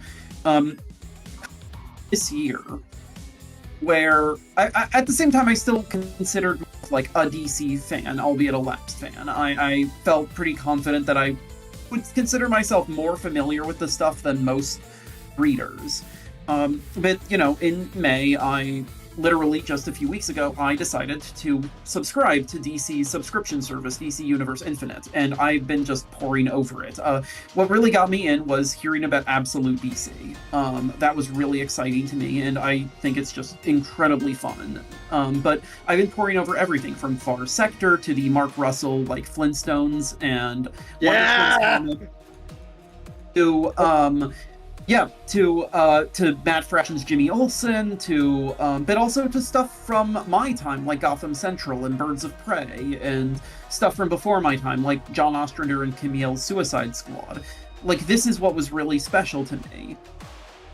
This has become really special to me, and so when I saw Slink put this message saying, we're going to do a DC Fighting Games roster, the second I saw that, I literally shouted, I need to be on this roster. I need to be on this stream. And I'm going to come in with all these crazy ideas that no one else is going to pick. And yeah, it turns out some of those crazy ideas have already been picked. Yeah, I'm a psychopath. But not all of them. In fact, and so when the roster I'm going to show is very much meant to be there are a couple of things that are not on that list. There is not Cyborg and Darkseid are not on that list. I'm gonna just say, but I have a lot of characters who are all meant to represent a few things. Often something that I wanted to see, like a non-white character or a character who debuted after I stopped reading. There's a few of those. I think I'm gonna try to move, without, moving without, relative speed. Okay. Okay. Let's start. I'll get my Google Doc that is literally titled SGDC. It will be in the same order. So we're starting with Superman. My man! I specifically asked for the Frank Whiteley All-Star Superman version. The Morrisons' love is going to be pretty strong through this one. While Batman is the most popular and the biggest character, I think it's important to start with Superman as kind of because he's going to be the one who's driving the aesthetic of this roster. Let's go. Batman, similarly, is aesthetically drawing from Batman R.I.P. That being said, I definitely want to have one with the big golden, the big yellow circle, because I've realized that's pretty cool. Batman is best when he looks like a superhero and not a Call of Duty guy with a cape. Let's move. For Wonder Woman, it was pretty similar. I don't really have a sincere preference about which design for Wonder Woman. I think most of them are very good. And so for her, I'm really thinking like less sword fighting, more using the lasso. Yeah. I think that I get why she was given a sword. I think it's more interesting to do the lasso. But I guess for number 4, it's Flash. It's Wally. My distaste for Barry Allen is strong and thick and viscous. And now for number 5 is Green Lantern. Again, we're going in kind of that classic order, and I like Huff picked Jo Mullion from she's one of the new Green Lanterns. I picked her for a couple of reasons. She was created after I stopped reading, so I wanted to have that. She's also a good tie to Absolute DC, which I didn't really represent with a character, but I wanted to have like sort of powered through the entire thing. She is also now a mainstay of their Pride comics, where she's very fun. And I gotta say, her comic book miniseries Far Sector is really good. It's just a cool noir mystery that just happens to have a Green Lantern. Like Wonder Woman, Aquaman, number 6, was very much I didn't really have a particular preference in mind. I would be fine if he had the hook hand. I would be fine if he had the trident. For me, I'm just Aquaman is all underwater, is all water guy, and I would kind of build around that. And so that's our 6, our first row. I've kind of viewed it in groups of 12, not 6, because I am unfamiliar to these streams. Probably should have boned up on that earlier. Martian Manhunter. Yeah. Let's go, Martian John. Manhunter. Truly one of my absolute favorites. I love Martian Manhunter so much. He is, if it wasn't for Superman, he would be my favorite superhero. My favorite superhero, bar none. He is Batman meets Superman meets Spock as a psychic shape-shifting private detective. No one knows how to write him, but he's the coolest character. And absolute Martian Manhunter it goddamn slaps. He's a very inconsistent character because people don't know how to write him, but when the right artist and writer get put together and given John, fireworks. He's just like, there's something just incredibly special about him, and I was very sad when he was taken off the big leagues in the New 52. Not that that was the only problem with the New 52, because dear God. Okay, after him is number 8 is Hawkgirl. She's, thanks to the DCAU and thanks to Superman, she is kind of, I think, a very strong candidate as your 8th member of the team. They didn't really have a preference. Kendra Saunders or Shayera Hall are, I think, both fine. She's got a mace, she's got an attitude. I think that's perfectly acceptable. For 9 is Green Arrow, the Emerald Man, the Emerald Archer. I talked before at the start of my love of Ollie. Oliver Queen is just an incredibly fun character. This kind of perfect mishmash of like loudmouth, aggrieved leftist, and goofy trickster, and weird romantic. Like I think that it's kind of easy to view him as the arrow guy, the guy who doesn't have powers, the guy who just uses a bow, but he's not really that. But in this game, he would have to be that because this is a fighting game, where he would use fun trick arrows. I didn't actually plan for like alternate costumes for any of these characters in the way APC did. I would probably give the one I would give to him is probably Connor Hawke, his son, who was the had a really good showing in the last of the Pride issues I read, and was also, for me anyway, the Green Arrow I knew because of because he was in Morrison's JLA. And next to him is Black Canary. You gotta have them next to each other. She is kind of defines she earns her place on the roster, but I also specifically like the idea of having her represent the birds of prey as well. One of the fun things with a lot of this roster is that characters can represent multiple things. So she's kind of like a Golden Age character, a post-crisis character, a Birds of Prey character, but it's all wrapped up in this like really cool, tough kickboxer. All right. So for the next character, I just want to make it clear this is the only bit on the roster, and it's just because I was like, hey, does anybody have a Plastic Man slot? And then Huff gave me this one. And then I went, do you have a different one? This is the only other Plastic Man slot I have. So yeah, Plastic Man. Plastic Man. I think you can tell Plastic Man was originally on my list and then removed last minute. Yeah. I mean, we've spoken our praises of Plastic Man before. We already have a shapeshifter in Martian Manhunter, but you know what's cool about shapeshifters? They can turn into whatever you want, so they don't actually inherently need to undercut each other. Like, you can have 5 shapeshifters on the team, and they're going to be different. And in Plastic Man's case, like, Martian Manhunter would, I imagine, be like monsterish creatures and cool like alien powers and like clouds of gas. Plastic Man, no. This is a guy who's going to turn into comedy shoes and giant and like oversized limbs. He can turn himself Plastic into a Man, spring. Yeah, exactly. Plastic Man is great, and I love that guy. I think that he's extremely fun, and another way where it's like he is a classic Golden Age character and he is a classic 80s and 90s character. He was a big part of the Morrison run on JLA. He was a big part of Batman the Brave and the Bold. In fact, we saw a picture of him from Brave and the Bold, the shoe version. But, My best type of Plastic Man, when he's nonsense. Yeah, exactly. I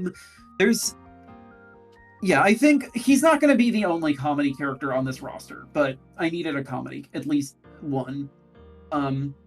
So next to him is Zatanna.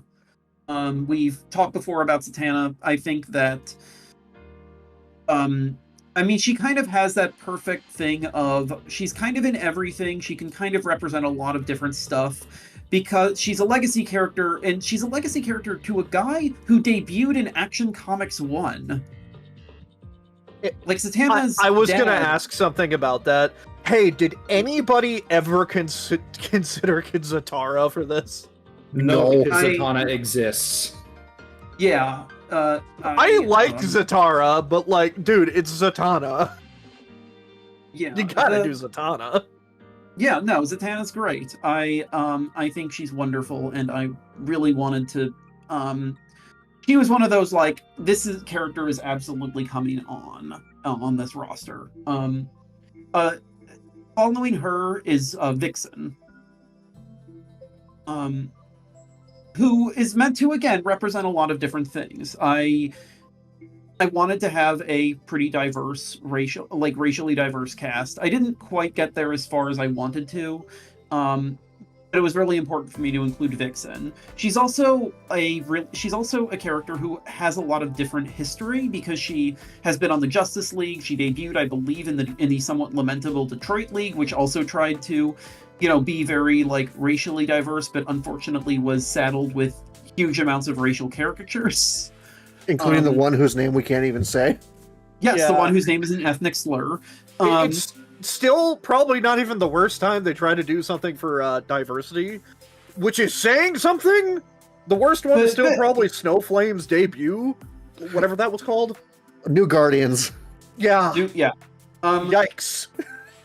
Vixen, however, unlike Vibe, unlike the character whose name is an ethnic slur, unlike others, she really did rise, and I think like they really did kind of get it in one with this character. Like, she's a cool haute couture supermodel who also has this mystical amulet and also has like that gives her cool powers. And as another thing, she is the only like Suicide Squad member on this roster of mine. I wanted to have a Suicide Squad member, and especially because I had just read the John Ostrander Suicide Squad, and Deadshot didn't make it. Bronze Tiger I considered him a little bit too generic. Same. But but Vixen really, like, I was thinking about, like, she has the ways that she uses the animal powers, I think, are significantly more interesting, and they give, like, a bunch of cool stuff where she can be a stance changer or just have different stat changes like Shulk. Anyway, Vixen is great. I think that any Justice League roster would be good to have her. After her is Harley Quinn. I very specifically chose to not have Harley be in the villain category because this is very much post-Joker Harley. This is very much like the Harley who gets her own comic, the Harley who stars in the Pride comics, the Harley who got her own show. This is, like, for me, this very, very special thing is to, like, make sure that she's up here as very much an anti-hero, but still on the hero side. I like Harley. I am specifically imagining her as, like, hyper Looney Tunes. Giant mallets, the giant cork gun, like, just very goofy, like, the thick Brooklyn accent, like, as thick as and huge as possible. Like, that's where I'm going with her. And following her is my New Gods rep, Orion. I have mentioned before multiple times on this stream that I love Darkseid, but felt that I really didn't want to include him on a roster because I prefer him as this kind of planner and this schemer who gets other people to do stuff for him. And I love Mr. Miracle, but I ultimately felt that his kind of commitment to nonviolence felt weird to include here. But Orion has his crazy space chair and his just violence and his just kind of weird, like, attitude. Like, he is in many respects represents that kind of edgy 90s character, even though he's from the 70s. Which is to say he's a lot better at it than those 90s characters. I like Orion a lot, and I think that, yeah. So I'm pretty cool with him. After him is my first, like, formal Grant Morrison character, Crazy Jane. Crazy Jane is also my Doom Patrol representative. Woohoo! Doom Patrol! Yes, exactly. The Doom Patrol is great. I love them. And it was really important to me to, again, make a character who, like, represented that era of that aspect of DC, that era. She also ties to their Vertigo imprint. She ties to the Great Doom Patrol TV show, which, honestly, stylistically, like, she would probably be based on the Diane Guerrero performance from that show, but I just didn't want to have, like, live action people in my roster, so I just specifically kind of wanted to have them be comic art.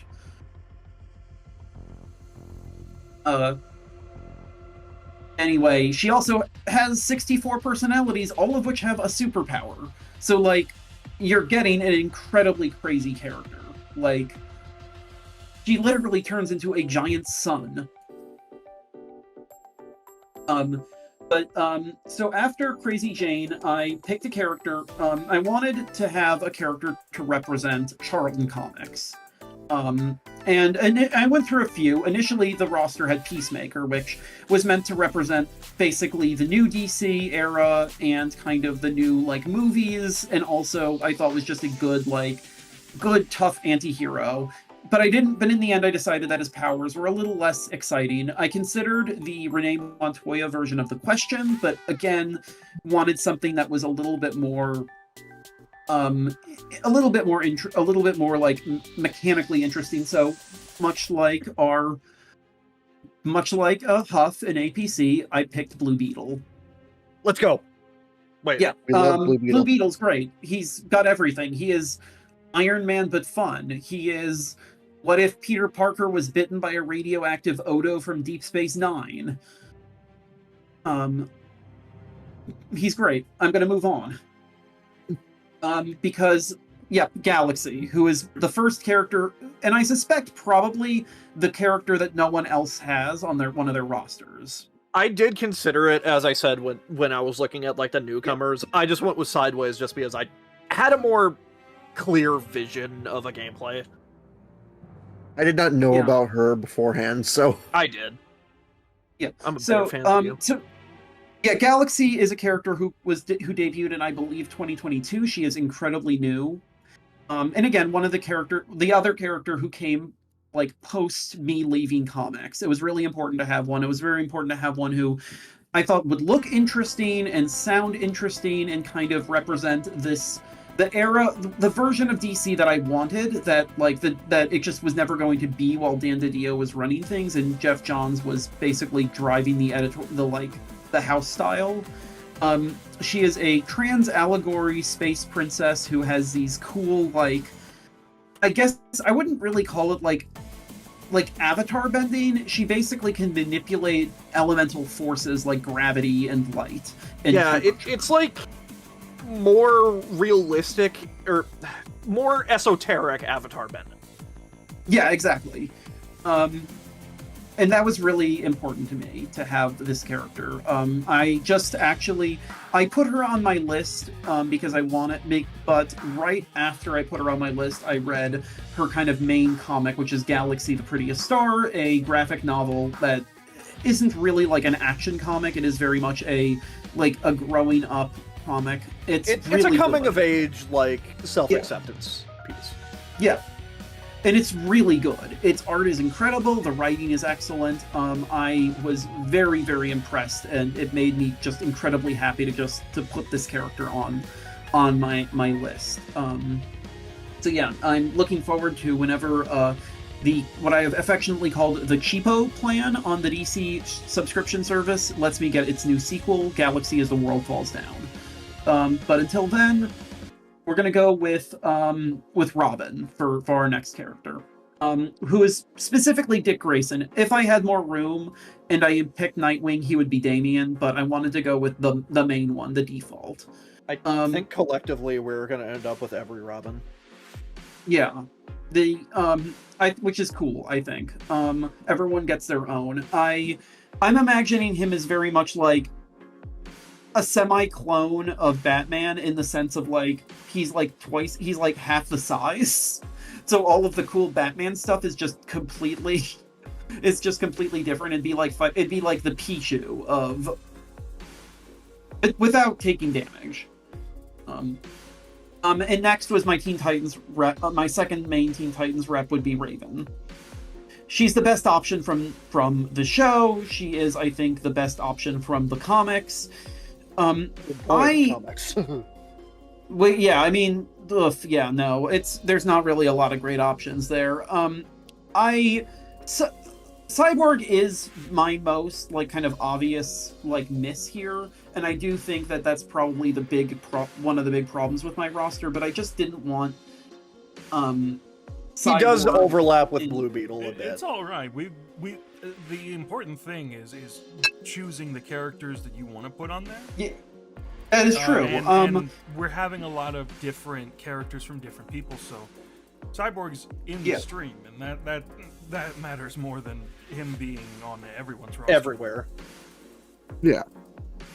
Also, thank you, Rachel. I am still unfamiliar with some of.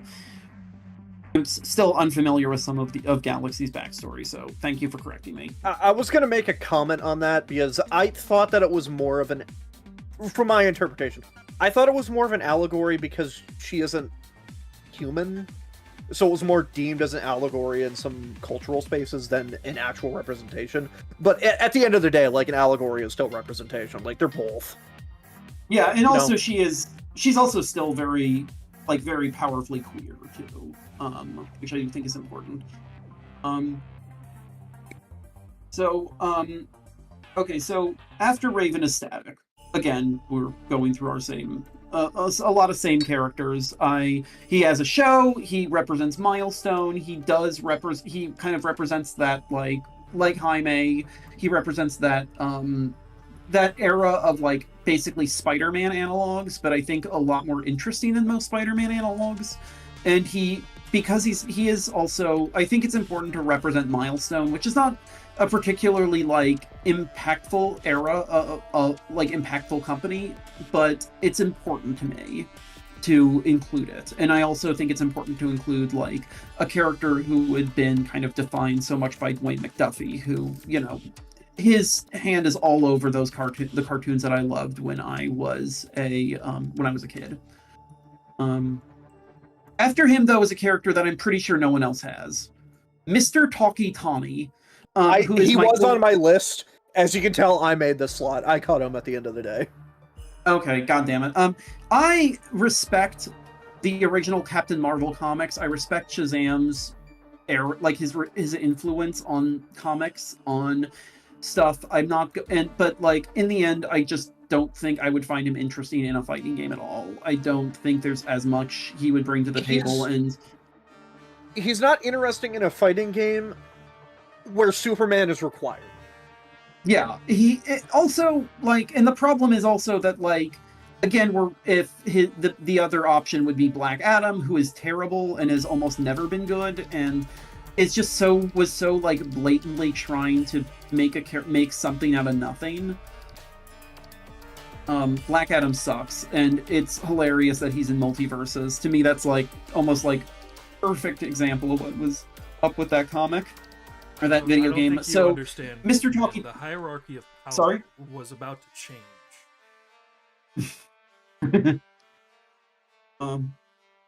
So Talkie Tawny, he is my Golden Age rep. He is also my Talking Animal rep, one of my Talking Animal reps, I should say. And I love this guy. He is a tiger who walks and talks like a man with a goofy British accent.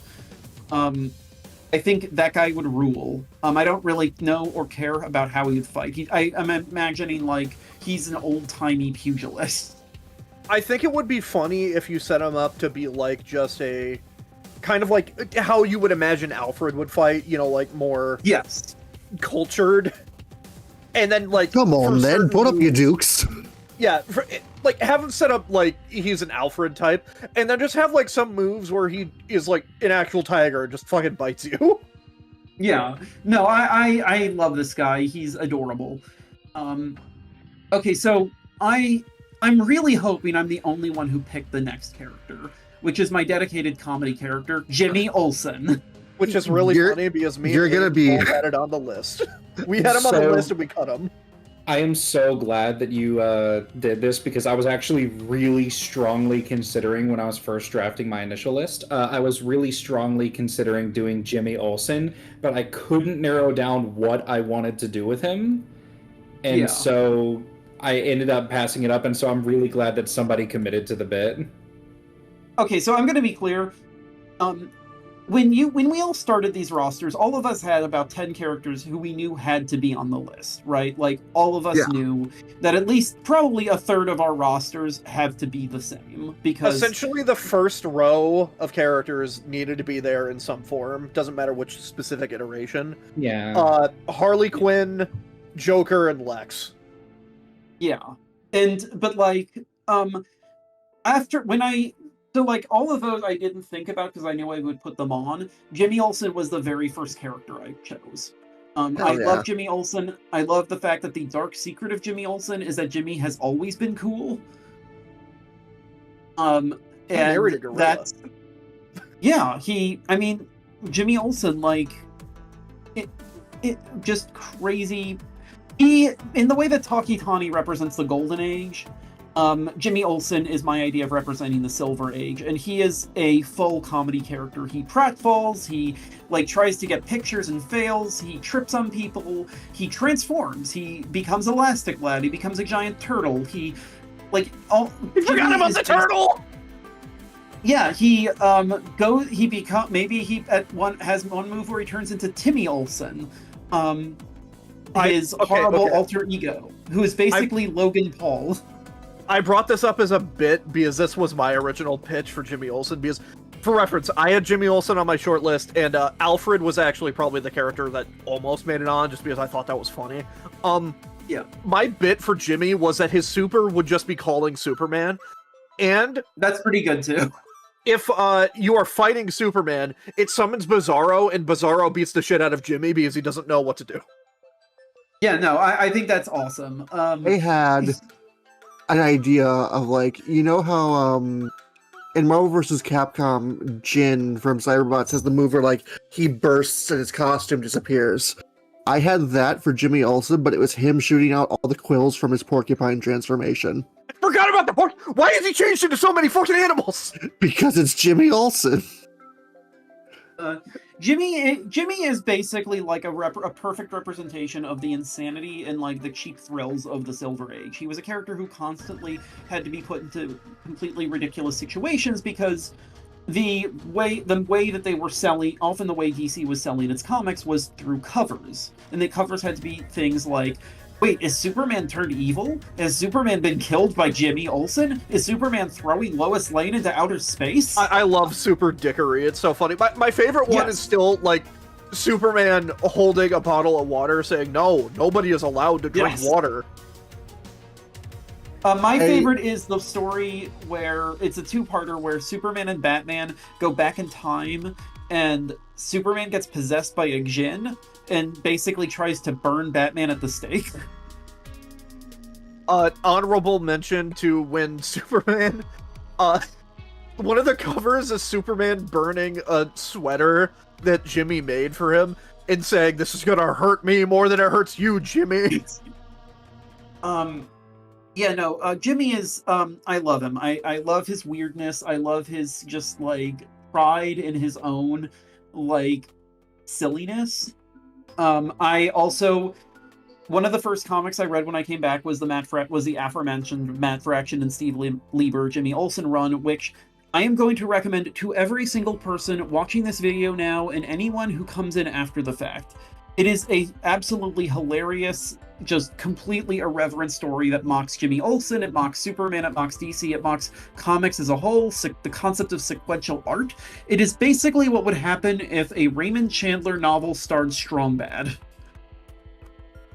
I'm in. Yeah.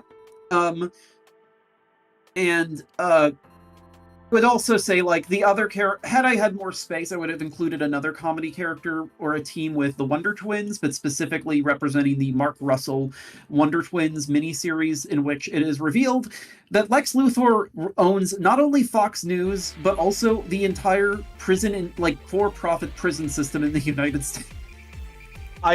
You just sparked something in my mind. Hey, something I had on my list to the point where I even made a slot for it. Hey, did anybody else consider Gleek?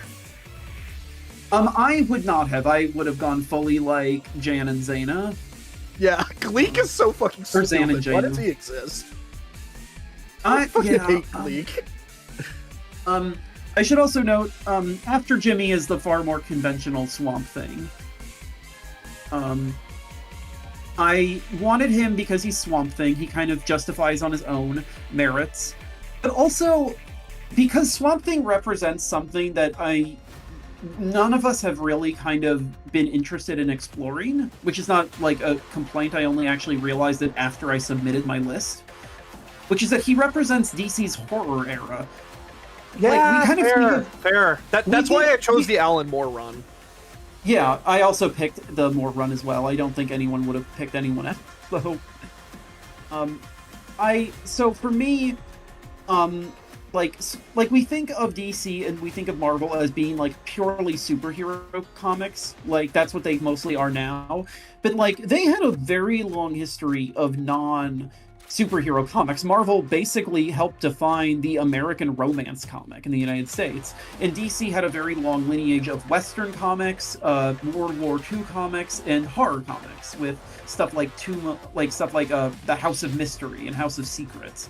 Swamp Thing was a horror character on those lines, and I realized, like in retrospect, it was really important to represent that. If I had more room, maybe I would have also included Jonah Hex to represent that as well.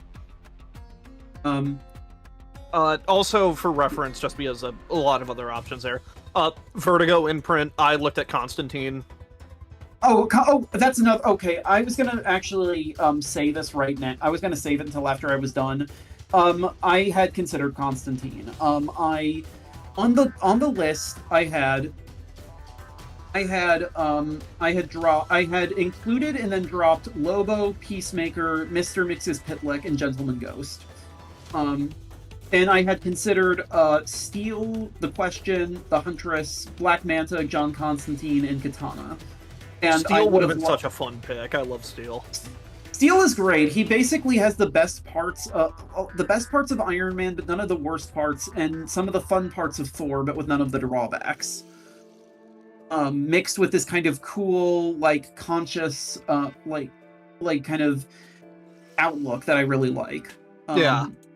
Steel is someone who actively is like a lot of superhero stories often have the superhero trying to do good, but Steel is like one of the only ones where I feel like he's actively regularly trying to do good instead of just he starts out and then he just becomes a superhero.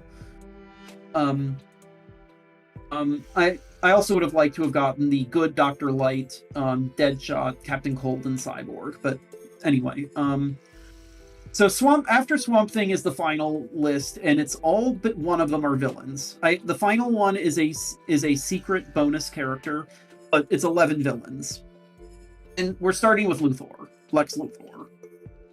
I love Lex. He is one of my absolute favorites. I love him. I think he is just a wonderful example of basically creating a bad guy who is just so full of animus and like completely negative vibes and sin.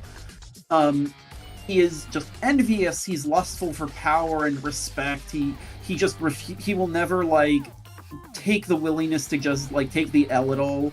I love him, but I didn't want to have him be in a war suit. I didn't want to have him be like a fighter. I wanted him in a suit, in a fancy suit. And because like this Lex is a guy who is going to fight by making science, calling in political favors, and using his wealth. He will build a small black hole machine 1 minute and then hire a supervillain to shoot you the next. I wanted to have a character who represents evil as soft power. And I think that idea really works. After him is naturally Livewire. Yeah, I wanted 2 Superman villains. Initially, my idea was Mr. Mxyzptlk. Like I said, I cut him. I had briefly considered Brainiac, but I felt like the only version that I thought would work would be the one from My Adventures with Superman, where he basically looks like an Armored Core villain. Yeah. That design is a lot of fun. Livewire is such a good pick. I was really considering doing a version of Livewire, but I unfortunately just couldn't justify having too many lightning characters. Yeah, I love Livewire. It's just with static, it's kind of hard to do. Yeah, no, I completely get that. I also, hadn't thought about static. Yeah, she's also currently dating the Creeper for some reason, which is really weird and funny. That is very weird. Who wants to ever date the Creeper? She's from the DCAU, so you've got a little bit of that. And unlike Harley, she hasn't really like defined herself in the comics as much, so she still has a little bit of that. I like the idea of having like another female villain, especially a female Superman villain. I thought that the idea of having her like zip around inside outlets or inside buildings would be cool. And I also just am generally a fan of when these rosters have a C-lister who gets promoted. And that's true, because my list does have that. It definitely has characters who are promoted. I had also, I think, briefly considered Killer Frost before realizing that, like, she was in Injustice. So, like, that value is kind of on down and, pay it forward, right? Okay, so moving on, I am someone who is frustrated sometimes by the like extent to which Batman villainy and Batman content defines the DCU. And so I decided to add 4 Batman villains. The Joker, I specifically wanted to like do a more old-timey Joker. I asked for like the Neil Adams, like the Neil Adams style from the 70s, where he was reinvented as a more of a killer and a more like evil character. You should have went from the Joker from Batman 6-7. Sorry? You should have picked the Joker from Batman 6-7. Oh, shut up. I am unfamiliar with Batman 6-7. Please tell me more. That's the show. Oh, you mean Batman 66? Shut up. You mean Batman 66? Shut up. Oh, sorry. Or he's 6'7". been forcing big this got for ruined. several months. My apologies.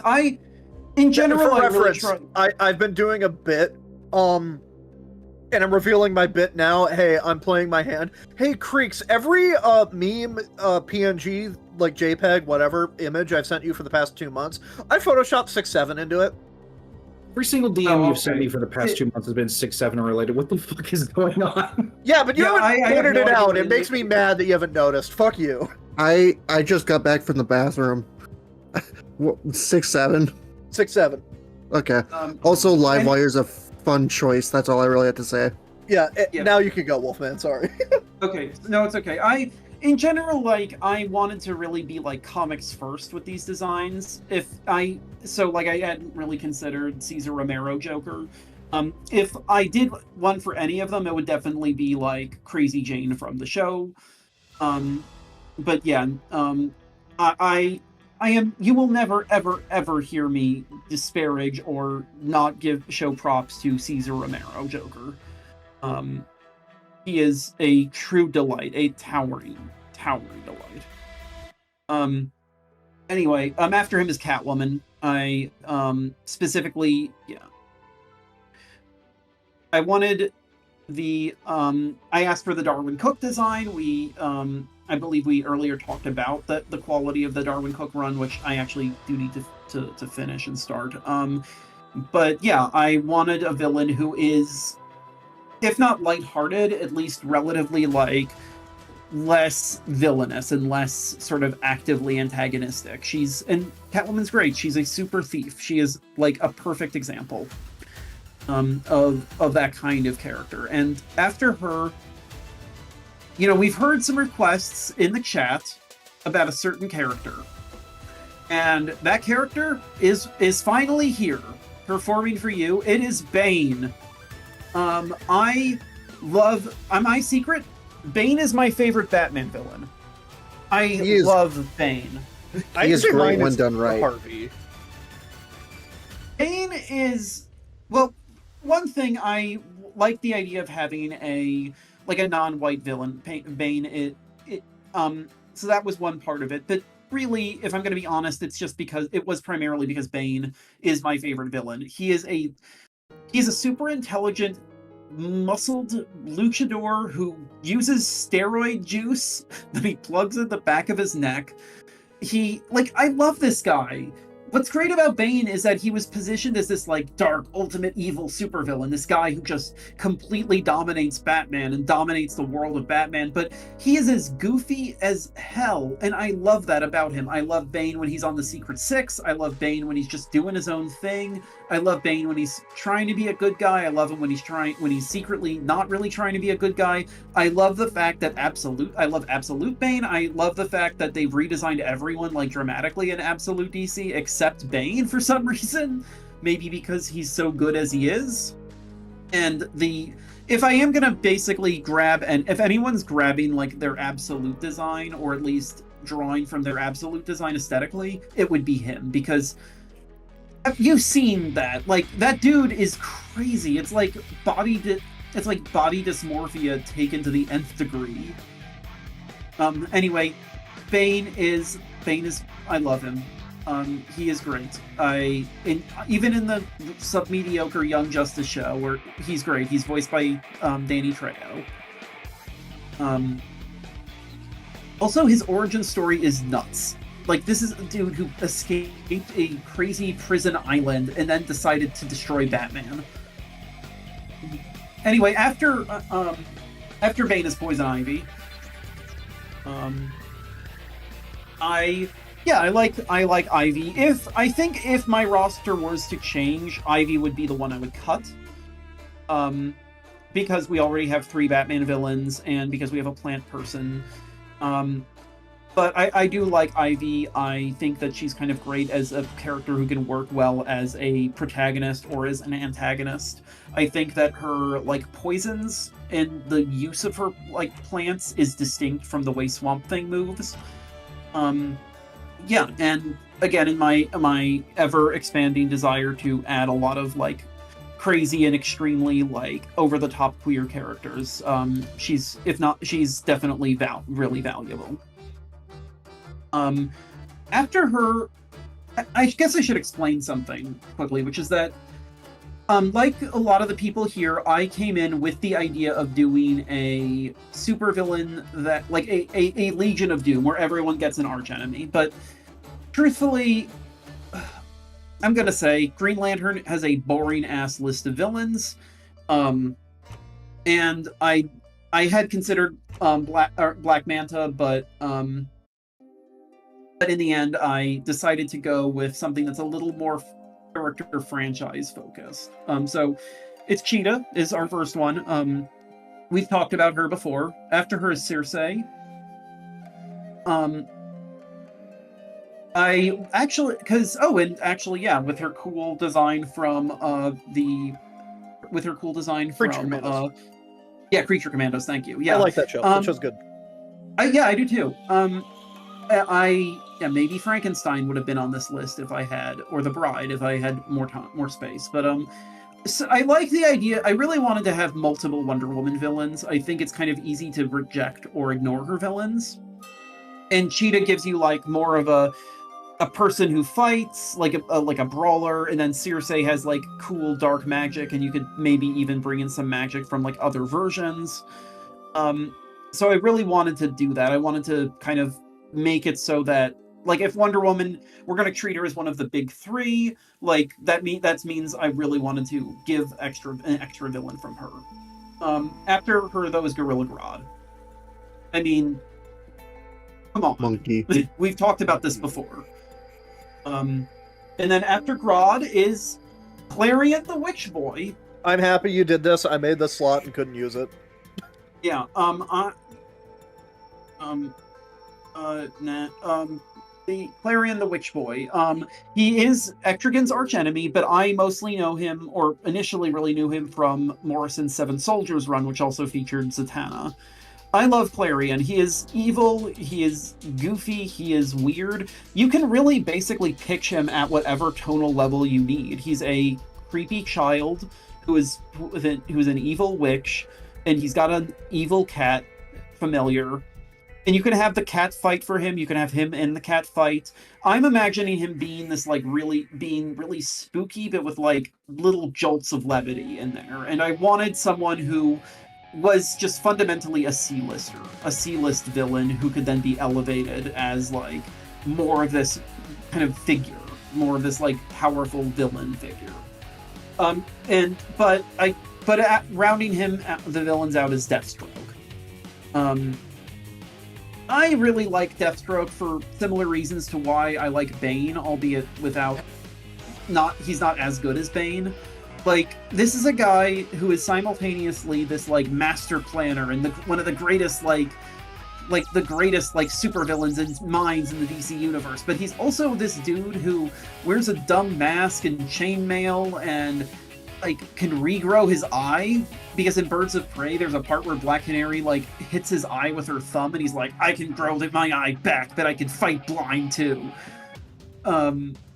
He's a guy who you know what it is, for a long time I remember comic fans saying that Deathstroke is like the evil Captain America. He has a super soldier serum, but he's self-interested. He doesn't fight for anyone but himself. He's actually really an evil Batroc the Leaper, because you can hire him to be a bad... No, really, because you can hire him to be a bad guy. No, we've talked about Batroc the Leaper here several times, and it keeps coming up, and I don't know why it's Batroc of all characters. Because in this case the idea is like Batroc is a nice guy who is just kind of a dick because he will work for bad people. And he jumps. But he's not inherently like a bad guy himself. Deathstroke is like the dark version of this. This is what mercenaries are actually like. They're not like fun, they're not cute, they won't like actually like they won't actually like stop if you outpay them. He's just a shitty, mean guy who like hates children and spends all of his free time trying to torture them. I've heard otherwise about the first part. Sorry? I just I've heard otherwise about the first part. We'll shut this conversation down. Okay. I was just going to say it's a miracle we got this far into a conversation about Deathstroke without Huff making a joke about it. I was not expecting Aiden to I be told the him one not that to last night. No, I, I said I was not there for that. I said I was I'm not there for not that. choosing Deathstroke because of that reason. That's why I did the pirate. Understandable. Let's Yeah, move on. no. I mean, yeah, Deathstroke is a giant creep. He's a sexual predator. Oh no. He hates everything. Anyway, the final character is Flex Mentallo. Yeah. Yeah, Doom Patrol, my goat. The ultimate Grant Morrison character, the ultimate secret final character you have to unlock. Flex Mentallo, the man who can literally change reality by flexing his muscles. The man who is literally a comic book character from a fictional comic book in DC Comics. I wanted this so much. I really like Flex Mentallo. I really love it's clearly like the ultimate level of my Morrison fandom showing up here. And yeah, just like it's a real, and I also like the idea of like he's a reality warper like Circe and like Zatanna, but he's different in his reality warping. He's changing like the world around you. Like there's like you would have to redesign levels so that like they could fit Flex Mentallo, like how every Smash stage had to be redesigned for Steve. Yeah, he is basically what would happen if a Charles Atlas ad came to life and had to learn how to be human. And that's my roster. A collection of characters from throughout the history of DC Comics, showing all kinds of different tones and stories and writers and eras and parts. I'm really proud of this. I worked on it pretty quickly, because I had to submit my list immediately to Slink. And I, with maybe replacing Poison Ivy with someone else, like without that, like this is a roster I'm very proud of. I think it's a very good one. It's a lot of fun. I like it a I lot. like this roster. It's also given me at least one run to read through now, so honestly, that's always a plus for me. Yeah, I'm also gonna bring this up because you brought it up earlier. You also wanted to do the H-Dial.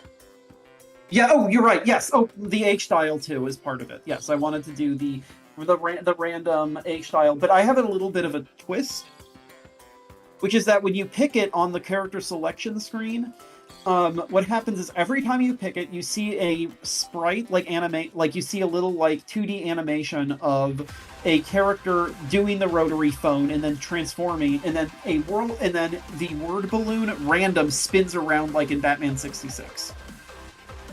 Nice. And the characters are Lois Lane, Commissioner Gordon, Linda Park, Oberon, and Ambush Bug. Yes, Ambush Bug. That's when I was hoping would get brought up today was Ambush Bug. What about Wazzy Woozles?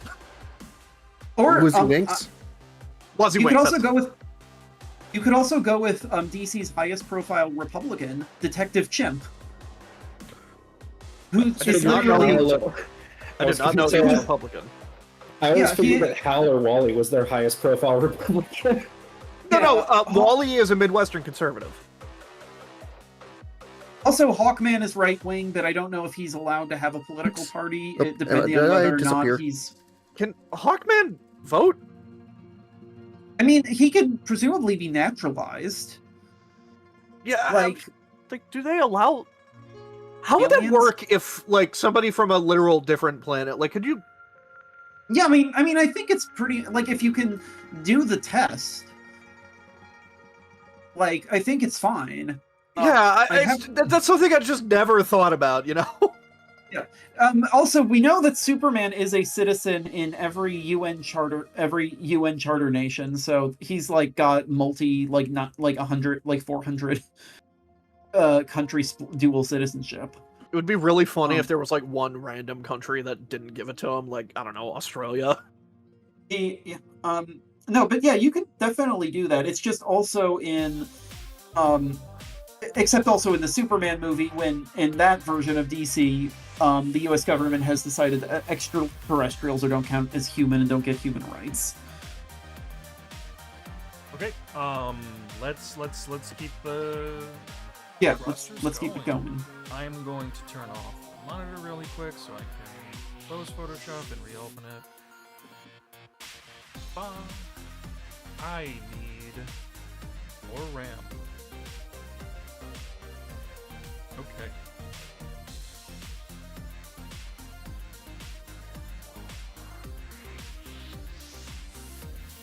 All right. Okay, we have been doing this for a little while. I was not expecting this in my schedule for today, so I will try to keep this brief. I am just gonna go ahead and explain the philosophy that I am going into this roster with. So I am very much a fighting game fan. I like comic books, but I'm coming at this from the perspective of the way that I was joking about it last night is my roster is a roster that when it gets done, everybody's going to look at it and say, you can tell that this person kind of wishes Tokon was a DC game. I am coming at this from a perspective of if we got some big, shiny, crazily animated, colorful, stylized, to be completely honest, probably anime style fighting game with DC characters. What are the characters that I like and would want to see? There's a lot of bias in here. I did throw out some things that I felt like I was kind of obligated to do, but I do think there are a fair number of like the characters that you need to have here, which is why we're going to start with the first three all at once. Yeah. There's very little that I think I could say about these three characters in terms of what I would do to differentiate this version of them for a fighting game. Really, I think these three are like the foundation that you build the rest of the roster from. And I think we really start deviating with the fourth, which is where you kind of start getting into the more preferential choices. Yep. I love Kyle. And for the type of fighting game that I would want to do, I think that Kyle is the perfect choice. Kyle plays Marvel Tokon Fighting Souls. Yeah, Kyle, let's just be real. Kyle something plays to note, KOF.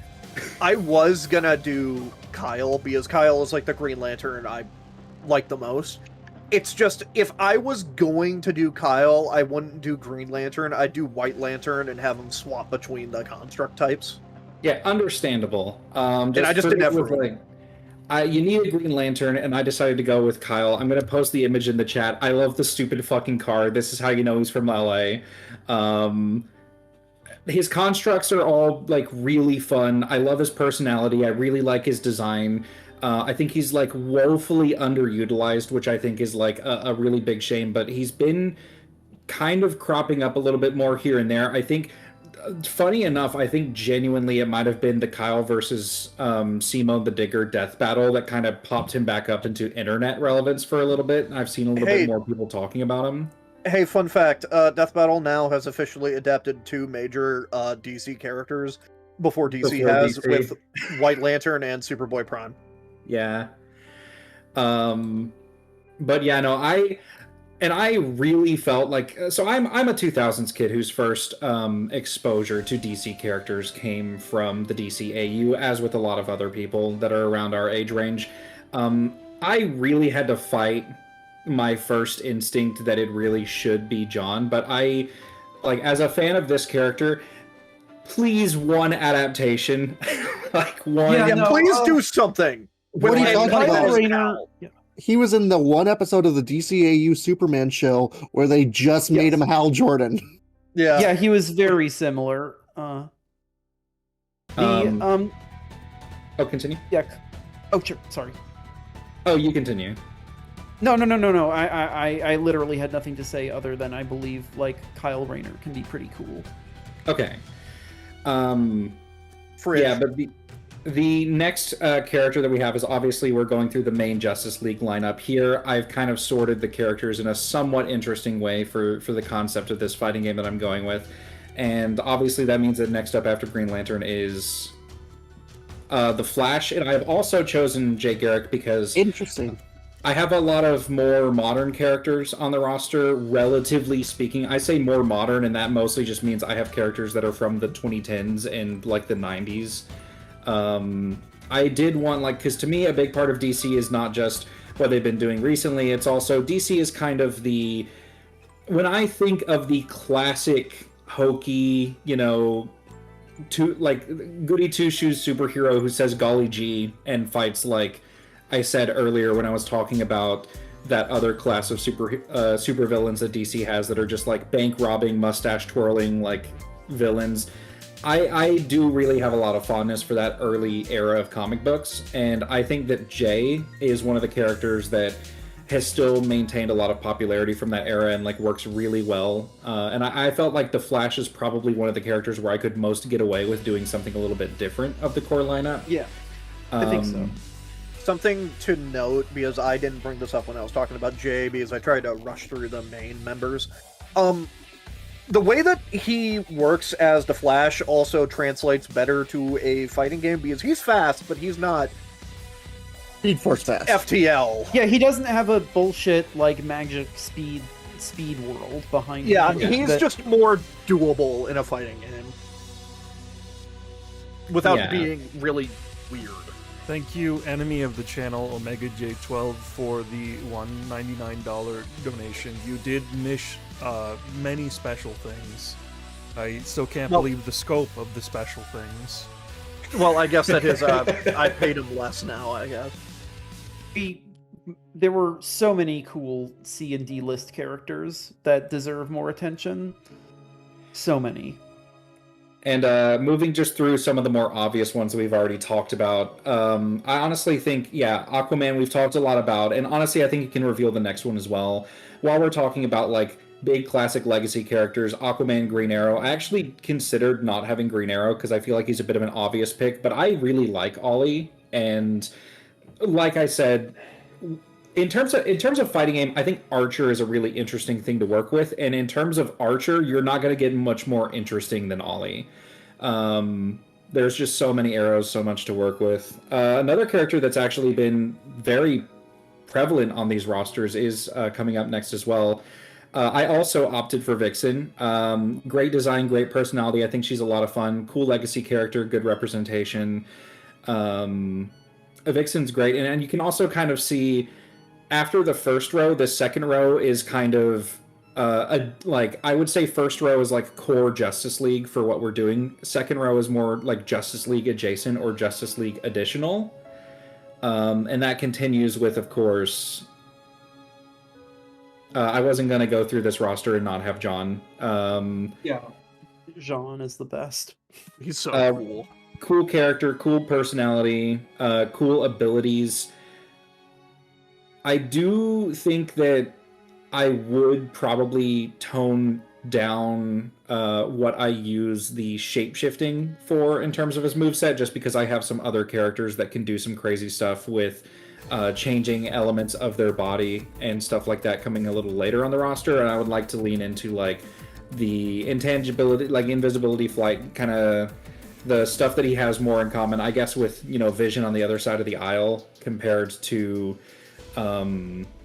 like that aspect of him. But I would still absolutely give him like a little bit of that Piccolo stretchy limb, just because I think it's a big part of the character and a big I think it's very appealing just watching this stoic green man just do something like that in terms of animation. That's always been a big appeal for Martian Manhunter, is that he's very crazy, but his personality is very like stoic.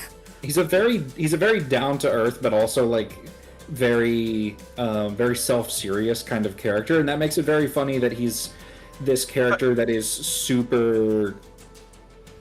very comic booky. He's got this very pulp sci-fi serial energy to him. He's very bold and stoic, but he is also okay with being addicted to Cheerios. Wait, no, Oreos. Oreos. I'm sorry, Chocos. Yeah. He's also just a good comedy character. True. But much like the next person on your list. True, absolutely. So I also think Booster is really funny, and I actually was tossing around a couple of characters for my last few slots. Booster is one of the last couple of characters that I locked in, and I will be transparent.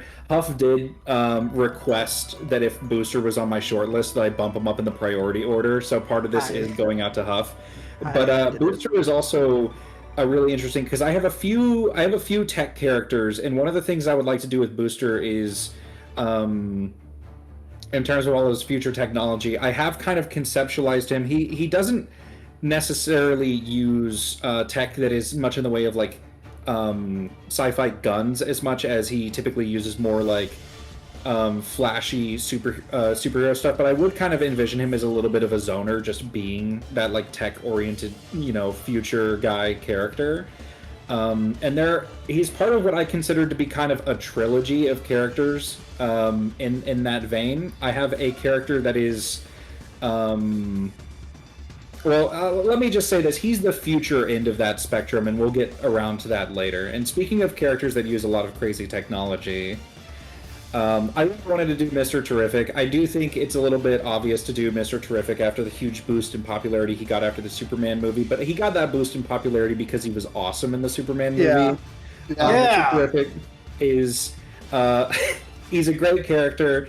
A lot of really cool stuff that you can do with him. I do think that the recent focus on like the orb stuff could make him potentially really interesting if you do something maybe either a puppet or not puppet, but more controlling space. Maybe not necessarily like Beerus or Venom with the orbs and Dragon Ball Fighters and Guilty Gear that they can put out, but like something like that where he can kind of send out some of the like little construct orbs and Users. like the sending out like that tech, and then being able to have moves where you can kind of move it around the stage and kind of attack in tandem with it, I think would be a lot of fun. Potentially also, if you wanted to get really obnoxious, you could do something like Jacko in Guilty Gear, where I was gonna say,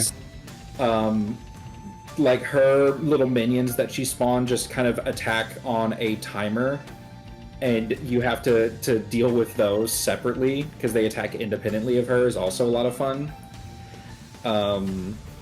But this is kind of clearing through, like, again, what I would say, like, Justice League additional characters. And in that sort of scope, I did mention that in a few ways, I would say I think a lot of the rest of the roster builds off of the, like, first three characters. And one of the ways that I actually discussed that with some other people when I was creating this roster is I really like the idea of a character archetype being explored in a fighting game. You take a base character, probably somebody on the box of the game, right? Somebody iconic and relatively easy to understand, and you take another character that uses a lot of the same powers and the core of that moveset, but they wield it in a different way. It's like a variation. You always need like your Luigi, your Kin. It's like a really fun, solid way to expand that sort of move set out and see what other sorts of things you can do while remaining in the same sort of archetype. And that's why I was kind of coming in with, I'm going to have at least one other member of the Bat family that fights similarly to Bruce, and I'm going to have at least one other Kryptonian. And then the Kryptonian that I landed on was Power Girl. yes. I was going to do Kara, but I love Karen just in concept. The idea of a character who is trapped in a different universe from the one that they're from with a younger version of themselves is such a really fun, appealing character concept to me. And I think that she is such an underutilized character who really, she doesn't get a whole lot of she doesn't get a whole lot of appearances relative to her popularity, I would say. And when she does show up, she's usually doing her own thing because in the main comic universe, the writers kind of flip-flop on whether or not she considers Kara and Clark to be her family or if it's too awkward to be around them, because they are a version of her and a version of her cousin, but it's not the ones that she knew, and her relationship with Clark in her timeline was like a little bit more strained, so she's not really around as a member of the quote-unquote Superman family. But I think in a different universe where you get to kind of explore what it's like to be like if this is a different take on the DC continuity that exists just for this fighting game where we're doing slightly different things for the characters, I think getting to see her interact more with Kara, who you could potentially have as like a costume for her, would be a lot of fun if there was something like a story mode. Just wanted to jump in for a second, because I think it might be good to just mention like what we're talking about with the continuity. Yeah. In her origin. DC originally, DC's like a lot of their old guards started in the 1930s and 40s, and after what is now we call the Golden Age, many of those characters were softly or hard rebooted, which is why like Superman became more lighthearted in the 50s, while Jay Garrick simply stopped being the Flash. Over time, the DC, their writers and editors decided to suggest that those 40s comics, the reason why they changed is because they were simply from another universe, which is called Earth 2. And so in that universe, Superman, Batman, Wonder Woman are older because they literally were born earlier. So Batman and Catwoman have a daughter who is the Huntress, and in that universe, Supergirl grew up to become Power Girl. And then after Crisis on Infinite Earths killed the multiverse, then this very weird period of a lot of characters kind of like being somewhat confusedly like re-put into comics. So in like Power Girl's case, strong edict that like Superman had to be the only one from Krypton, so there was no Supergirl, and there was no older version of Supergirl named Power Girl, so for a while I believe she was from Atlantis. Yep. Yeah, that was a thing that they did for a little while. Yeah, Supergirl / Power Girl, like both of them, have had such a wild and weird continuity because there was also a period of time where one of them was just in hell. They sent one of them to hell, and then they just never got them out of hell, and they're still there. Yeah. There's so much funny stuff in terms of DC continuity. But that's what makes it so much fun. Oh yeah. Absolutely. And in terms of, and I really love Kara and Karen. I do wish that both of them got like more stories and had a little bit more done with them in extra adaptations. I love what they're doing with Kara in My Adventures with Superman. Yeah, and it's great. really, I have a slot for that one because that was on my list too. I fucking love that version. She's Vegeta. She's great. Yeah, but I actually like her, so I do love that. Like, well, I love Vegeta, so more for me. I do love that, like, Kara is usually depicted as being, in a lot of depictions of the character, especially in adaptations, Kara is, because she lost Krypton when she was still old enough to remember it. So she is usually depicted as having a little bit more of a chip on her shoulder than Clark does. So I would honestly really like positioning Power Girl as the more, like I said, the kin, just a more aggressive, rushdown oriented take on that Kryptonian archetype. I think would be a lot of fun. While if I have to give Injustice 2 credit for anything, I do think that game giving Kara a command grab where she just grabs you, flies up in the air, and just slams you back down on the ground is a really fun move concept for her, and it's something that I can't really see Clark doing. So if we're gonna take a couple of cues from some SNK fighting games for some of these characters' movesets, which I definitely would love to do, let's throw a little. Fuck it, why not throw a little Blue Mary into Power Girl? Give her a command grab, have her just break her elbow. And speaking of characters that are sort of legacy characters building off of an existing template, but in a very different manner. So this is a really funny character inclusion because so Dick Grayson is my favorite DC character. Has been since I was very young. I grew up on the Teen Titans show, and like later seasons actually, because that's what was running at the time of Batman the Animated Series and its continuation. So I grew up, I was a massive fan of Robin. I've always loved the domino mask, the color scheme, and when I got old enough to learn that there were multiple Robins and that Dick Grayson became Nightwing, I was a big fan of this character. But Dick Grayson was not on this roster until the last couple of days, because for a long time it was Tim, who I think is sort of the platonic ideal of the modern Robin. Tim Yeah. gave us the Under Armour shirt with like the green sleeves and like the black cape with the yellow underneath it. Tim gave us the green pants and the boots and the staff that has, you know, that got turned into a lot of Robin in Teen Titans. That's like a lot of what is kind of defined, like even Damien these days pulls a lot from Tim's design bucket. So I was really going to have Tim because I feel like if you're doing a DC roster, I love Nightwing so much, but Dick Grayson can't be Robin in a universe where you have the other members of the Bat family, because that implies that time has already passed. And I do really like him as Nightwing. I love a focus on acrobatics. I like the idea of the Excrema sticks and the stuff that you can do with them being tasers. But I really felt that you need a character on the roster that is named Robin, but I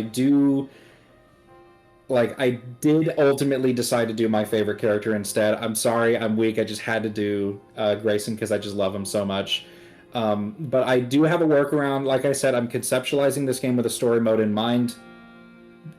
A version of Robin will be present for reasons we will get to later, but we're not done with the Bat family yet. Our next character is another biased pick. Fuck yeah. I love Cass.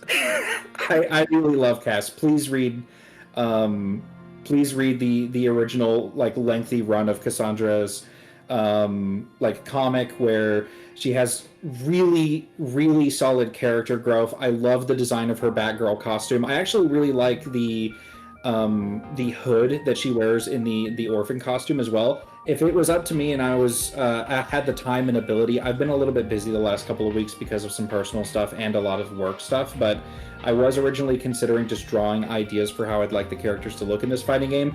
I would love to just take like Cass's Batgirl costume and give it like the hood and just have like the ears sticking out of the hood. I think that'd be such a fun design concept. But this is, like I said, Nightwing is like a little bit more, like Nightwing is very different from Batman. So if we're talking in terms of I want a character that can take like that little bit of an archetype and do something a little bit different with it, I think that like let's do Batgirl as like has the cape, so you can do any cape moves or like a lot of the gadget moves and you know hand to hand that Bruce is doing. You can have Cass do a lot of that as well. But again, like because of her background and like the sort of place that she comes from as a character, very aggressive, very like starts off very violent. I think that would make for like a really fun kind of faster, more aggressive take on what you would do with the Batman moveset in a 2D fighter.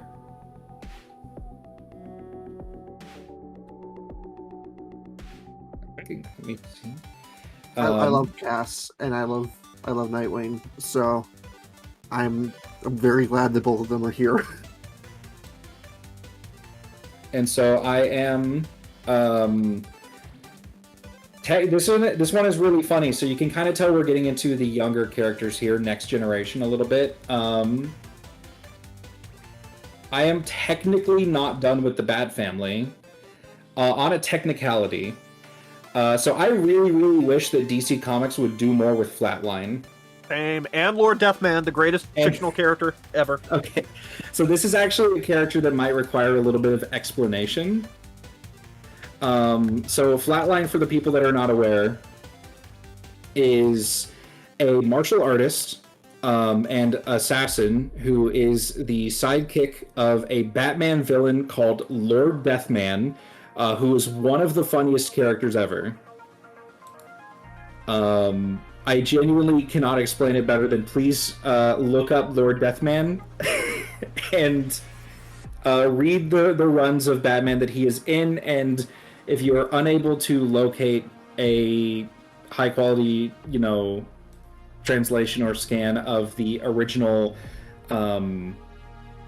like, because the whole thing with Lord Deathman is he comes from a Batman manga, if I remember correctly, which... Yeah, he comes from... Okay, so he debuted in 1966 in a Batman comic, and then he never appeared again, and then the year after, I believe, he was introduced in a Japanese manga adaptation for Batman, because I did a lot of research into Lord Deathman because I fucking love him, and he was going to be on my list to represent Batman 66. I mean, 67.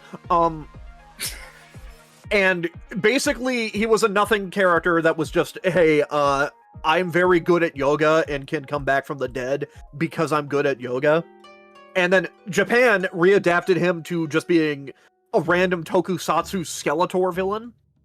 And then America reintroduced him back where he can't die, and now he's like an even more eccentric tokusatsu villain, where he's so insane where he just can't die. He can survive anything. He will come back from the dead. He basically has Deadpool's regeneration. So Batman will go all out on him because he know he can't kill him, and he just takes out his anger on him.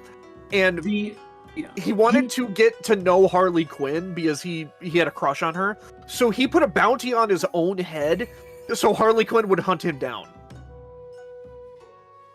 He's great. Oh, I was just gonna say, he's very much like a Grand Theft Auto player character. Yes. Like that's literally, like I believe in Batman Incorporated, which is the one that brought him from the what's now colloquially called the Bat manga to the mainline comics. Like he's essentially written as a open world crime protagonist. Like he's literally like shooting people and then stealing their cars and like crashing the car and stealing another car. I think Lord Deathman eventually became, like, when he was reintroduced to the mainline comics, I think Lord Deathman and a lot of the characters surrounding him became a very good way to meld and mend, like, the very goofy early, the very goofy, like, serialized, classical, like, comic booky aspects of Batman with, like, the kind of grimier atmosphere of modern Gotham stories. Yeah. And when we're talking about Flatline is, again, because this is one of the more niche characters that I have on my roster, so it's a character that for our viewing audience might require a little bit more explanation. Flatline was a character that was introduced as the sidekick of Lord Deathman that ended up in a sort of romance with Damien that eventually became a little bit more explicit, and they were doing some really fun, cute stuff with it before she just kind of disappeared from the comics for a bit because they can't manage to get new Batman characters to stick in the status quo, unfortunately. They had a really interesting little tournament arc, and there was a period of time where she had Ra's al Ghul floating around in her head as a mentor ghost, which was a really interesting thing that they set up and then didn't have it go anywhere. But the whole ability thing with Flatline in terms of fighting game is not only is she a martial artist, she uses knives and throwing knives, but she also has the ability to absorb the skills of people who die near her. So that's also, like I said, Ra's al Ghul was, kind of a force ghost in the comics that she was in for a little bit. If you wanted to pull from characters like that are other martial artists or DC characters and use some of their techniques, like say Ra's al Ghul, Talia, Deathstroke, Ghostmaker, for example, that are not on this roster, I think an easy way to pull some of those skill sets and like some of that weaponry would just be to go with the explanation that I had in my head of Flatline happened to be nearby in whatever tournament or what have you is being organized to get all of these heroes to fight each other during the events of this game, prior to whenever she is fighting in a match. And I think that would be like a really fun way of kind of getting in a couple of references to certain characters' fighting styles through a character that I think has a really fun personality, really cool design, and that I really wish would show up a little bit more and could really use the adaptation boost. Yeah, something that I think that we discussed when you were conceptualizing this was you would be doing like a team fighter. but Right. whatever character just got knocked out, she would gain the like super command special of, because that's how her power set works. Right. And I also mentioned, like I said, I mentioned if you're doing a DC fighting game, I think that you should have Robin be present somewhere in it. I think that having Damian in the story mode and having Damian just kind of be like present as an accessory to like Batman, Nightwing, and Flatline's like portion of the story mode, less so Cass because he doesn't really hang around Cass that much, which I think is unfortunate because I think Cass and Damian actually have a lot to bond over. But I think having Damian kind of tag along with Flatline in the game's story mode, and maybe having like maybe have like a Ranbu super where she just does a big combo. And the idea that I had in my head was Android 17 and 18 in base Dragon Ball Fighters, where Android 18 is the main character, but she has a super where she does a big combo on you, and Android 17 pops out from the other end of the screen and like starts attacking you from the other side. I think giving her a super where she kind of just tag team JJK beats up on you with Damian just coming out from the other side of the screen with his sword would be a lot of fun. Yeah. I'd also just want to mention, Flatline is completely new to me because she was. I mean, I by the time I left comics, Lord Deathman had only just been introduced. Right. So I'm completely unfamiliar. So this is actually really nice. He's the goat. You need to read those. Hey, I read Batman Incorporated. I know he's cool. And just in the interest of like speeding the roster along, we have talked about the next three characters who are also kind of younger generation heroes on, I believe, most of the previous rosters. These three were somewhat obvious choices. You know them, you love them, they're really cool. You're probably most familiar with their late 90s to early 2000s cartoon versions, but these three are great. I think Static is the only character that is consistent across all of our rosters that isn't like a mainstay. Like a core Justice League character. Yeah, Or which is the really three cool. main villains that we discussed. Yeah, like Lex Harley, Lex Harley, Joker. Joker, and some version of a Robin. Yeah. Yeah. The concept of a Batman sidekick. I will say, so like I said earlier, I was really considering Livewire, but it was the presence of Actually, wait, Static Green as a Arrow's in character. all of them too. Oh, that too. It was the presence of Static that did make me think, okay, do we really need another character that is entirely lightning based, especially when Static is a much more popular character. But that is actually something else. There is a character I'll talk about in just a little bit where I had the same thing for another element, actually. So getting past sort of the Bat Family / Teen Titans row, we get into the next row, which is what I was kind of calling the Misfits row when I was making this roster, which we start off with. Is this also a clean sweep, or was he? Yes. He has not missed a single roster, right? He wasn't on better mine. not. No, he wasn't on Huff's. Oh no! I didn't have room. Oh, it's such a shame because I feel like Braven the Bald Plastic Man is so funny. He was on my list. You saw it. It's just I had to make Yeah. room for stupider bullshit. Plastic Like, Man is big great. iron. I think so. A lot of the characters on this list are either characters that are less popular and a little bit more obscure, or they are characters that are reformed villains, Task Force X members, Creature Commandos, Doom Patrol members. These are kind of like the characters that are the B, C, and D listers compared to a lot of the rest of the roster. And I think Plastic Man is, if we're like taking his position relative to the rest of the row, I think he's the perfect like team leader for that sort of atmosphere. Great moveset potential, great personality and design. We've talked about him a lot though, so I will move on to the next character, which I think I'm the first one that has these two. Fire and Ice. Happy Pride Month, everybody. Ooh! So originally this was going to be Killer Frost, who was actually one of the first characters I selected for the roster. But when I thought about it some more, DC has so many strong ice characters to use as a concept. But something that I love is I really wanted to do a character that was a tag character or had two characters fighting in one. Yeah. And I don't really consider Damien palling around with Flatline to be that. So Fire and Ice was the character pair that came to mind. These two have been around forever. They are relatively niche, but just popular enough that I think they would be feasible for something like this. There's so many actually, like, when I was looking through their history just to refresh myself, they have so many fun designs throughout the course of their history, and their dynamic with each other is a lot of fun. Obviously, Fire has fire-based powers, which I think you can also separate her from anybody else who uses fire-based abilities on the roster through the fact that her fire is green, which has always been a really fun design element.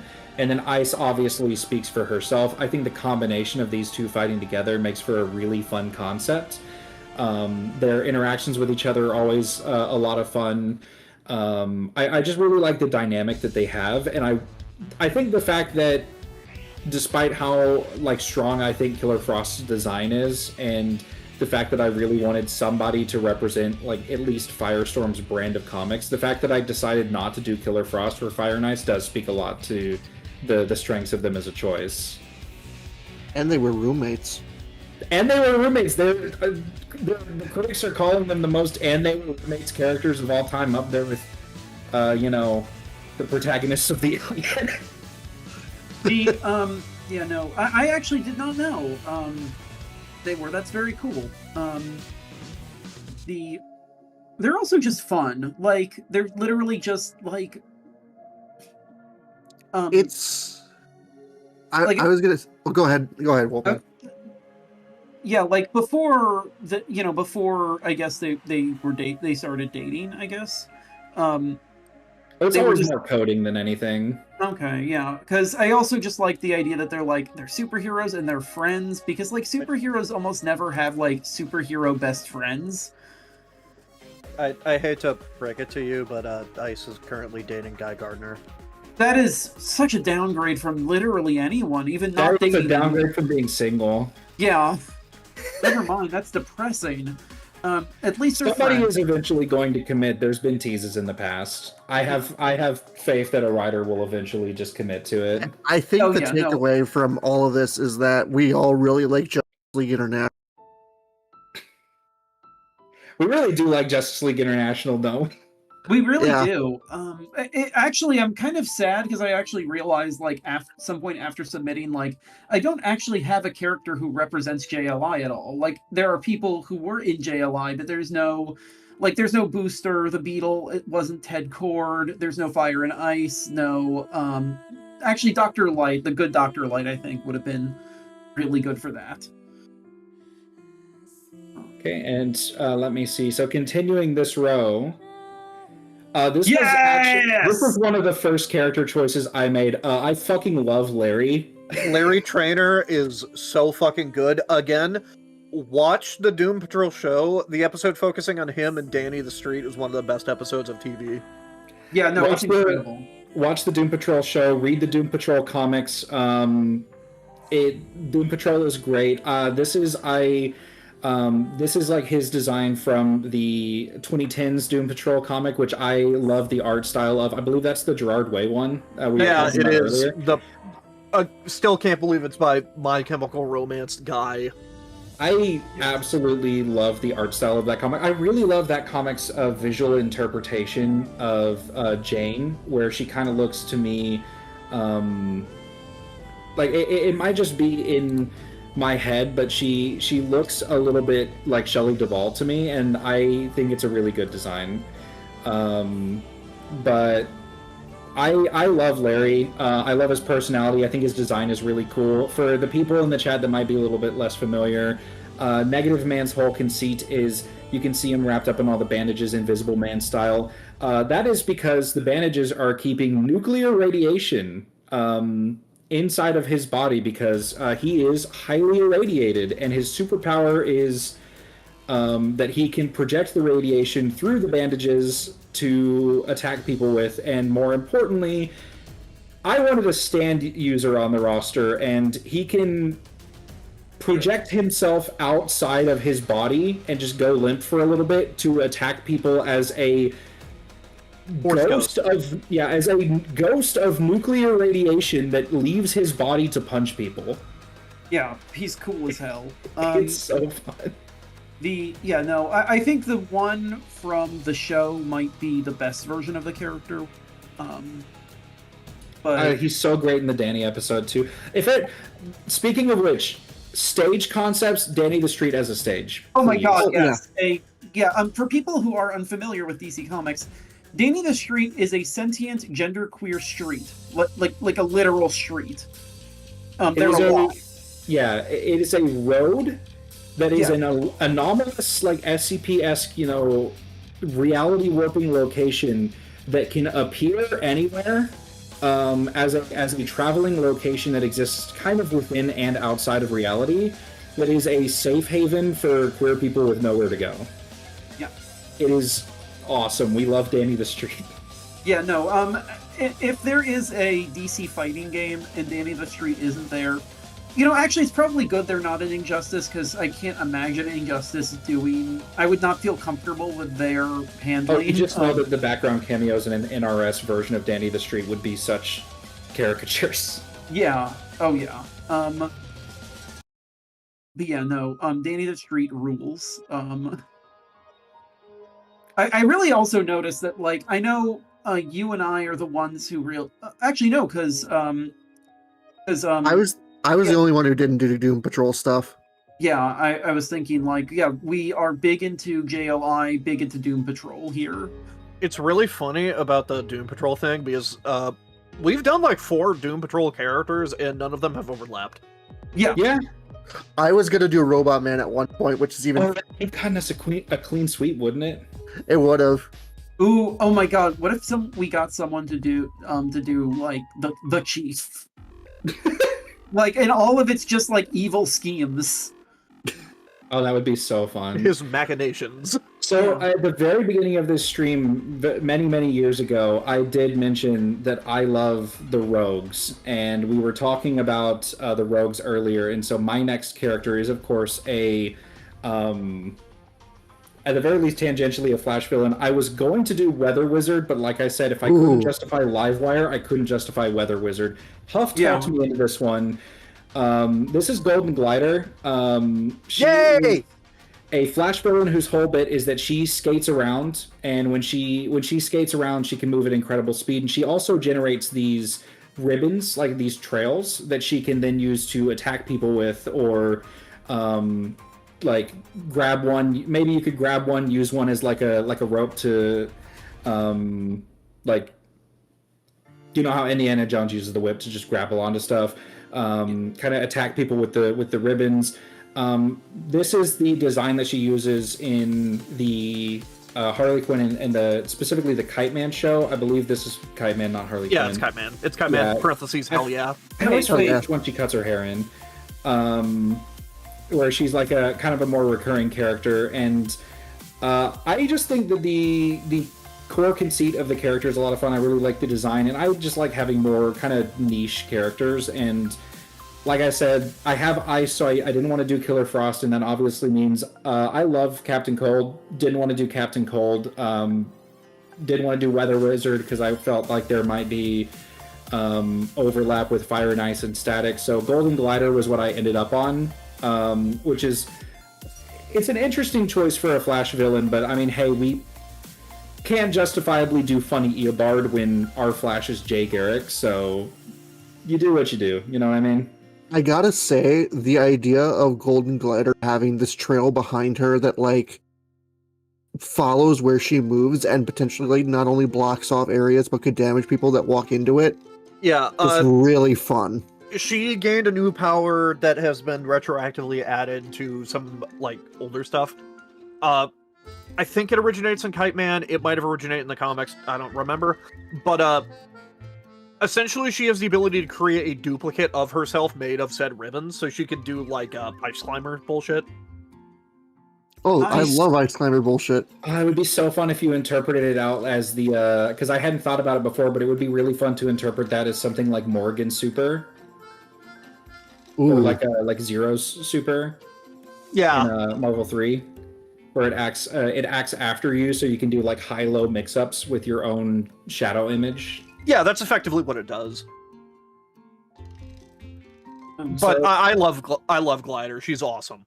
You remember when I was talking about Booster Gold and I mentioned that Booster Gold was the future part of a 3-part series of characters that I was like, Booster Gold will use weaponry, ordnance, and technology from the future. Well, Sure. what if we had a character that used weaponry, ordnance, and technology from the past? Please be who I think it is. Please be who I think it is. So talking about characters that Yes! Fuck yeah. big boosts in popularity from recent adaptations. Everybody loves the version of G.I. Robot from the Creature Commandos show for obvious reasons, and he's great, and I love him. And having a robot that just uses like early 1900s like military weaponry as a part of his moveset is such a fun character concept for a fighting game. I would honestly be really interested in doing it in an original fighting game, not even tied to DC. Oh boy. Not It's That's iconic. No, well, that sounds like something a Nazi would say. Like, I think that the super should just be, he looks at the opponent, and then he just, like, imagines a Hitler mustache on him and just starts mowing them down. I don't think Warner Bros. Will let you have a character imagine Superman with that mustache. Although they will let you make Injustice, so what do I know? I'm gonna say that they've already made Superman into Hitler. Yeah, no, and also it's not just like the evil universe Superman, because there's a mini game in the first Injustice where good Superman like uses his heat vision to blow up cars that evil Superman is throwing at him, and they're cars that have people in them. I completely forgot about that until you said it. This is not a look. NetherRealm is very talented. They're not really Don't good, lie. I think, at certain tonal things. They're talented. It's just I don't think we're in tune with what their talents are. We are definitely not the target audience for their interpretations of these characters. That audience is the folks who post on r/Snyder Cult. Oh dear lord. There is a first off, I just wanted to mention I'm less familiar with Golden Glider, so thank you for introducing me. Second, yeah, no, I actually knew I had like some passing like interactions on it was actually the AV Club comments. There was a person, all he did was upvote all his own posts and complain about non-Snyder Cut depictions of DC. That sounds like the worst something. person because Snyder Cut fucking sucks. The Snyderverse is terrible. What's crazy about it is that they're basically equally bad. It's just that one is 4 hours and not 2 hours. Yeah. I would can argue that really one's respect- worse just because I have to watch more of it. Yes, no, that is what makes Yeah. it worse.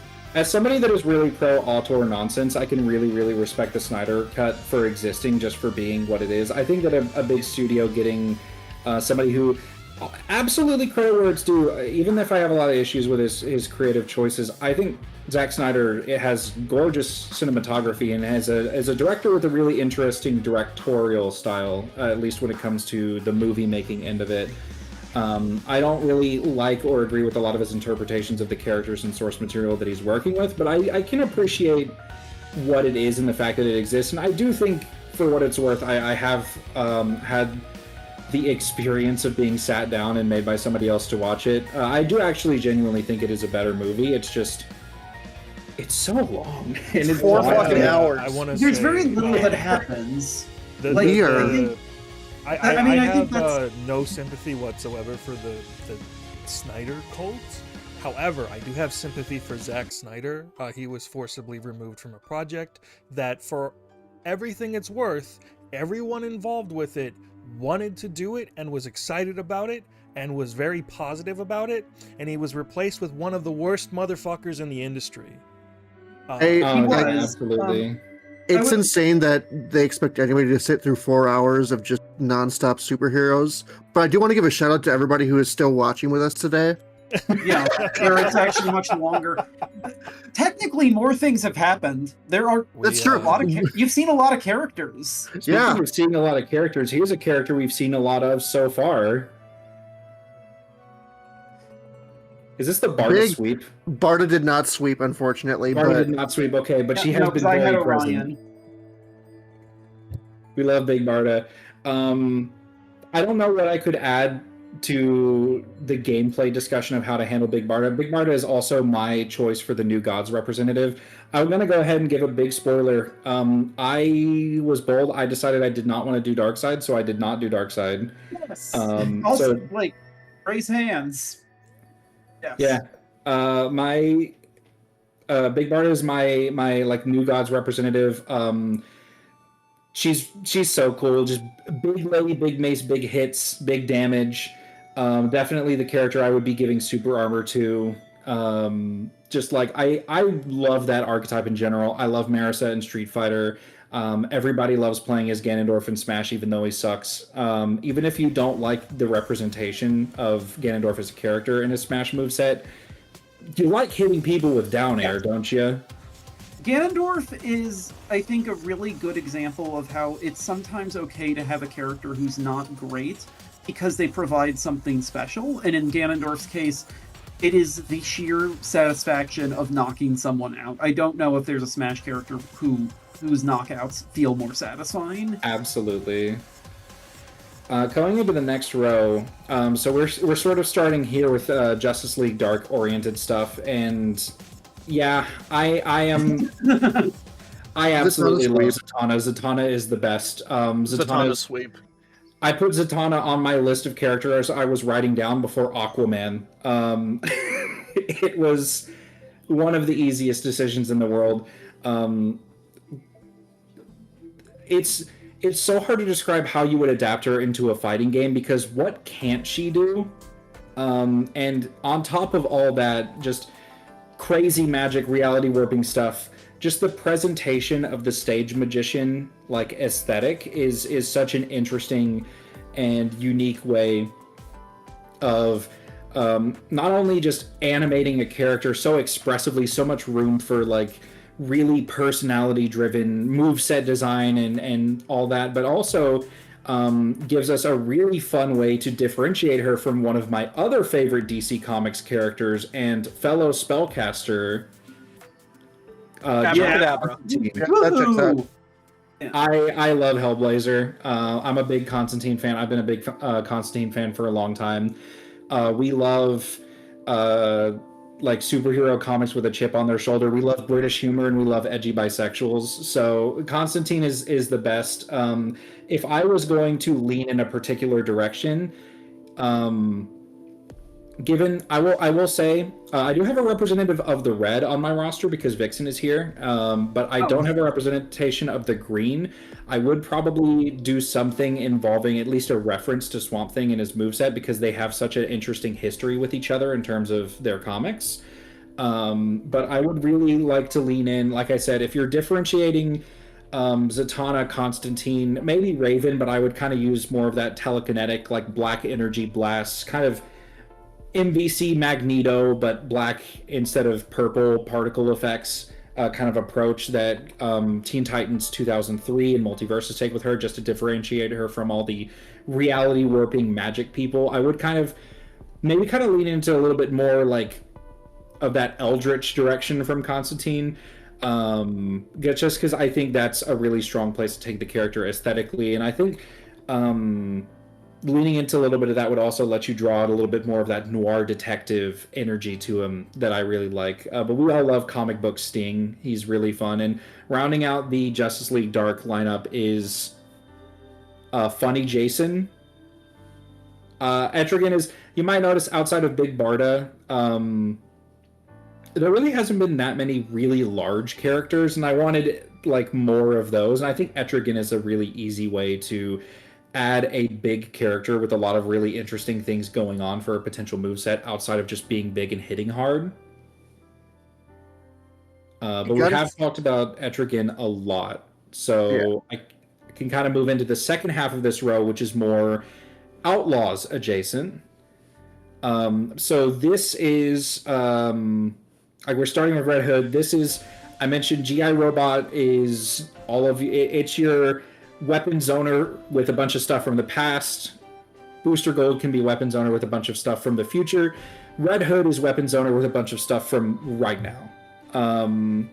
I am a big fan of Jason Todd for as much as he gets fumbled repeatedly over and over at DC, because let's be honest, they kind of don't know what to do with him as a character.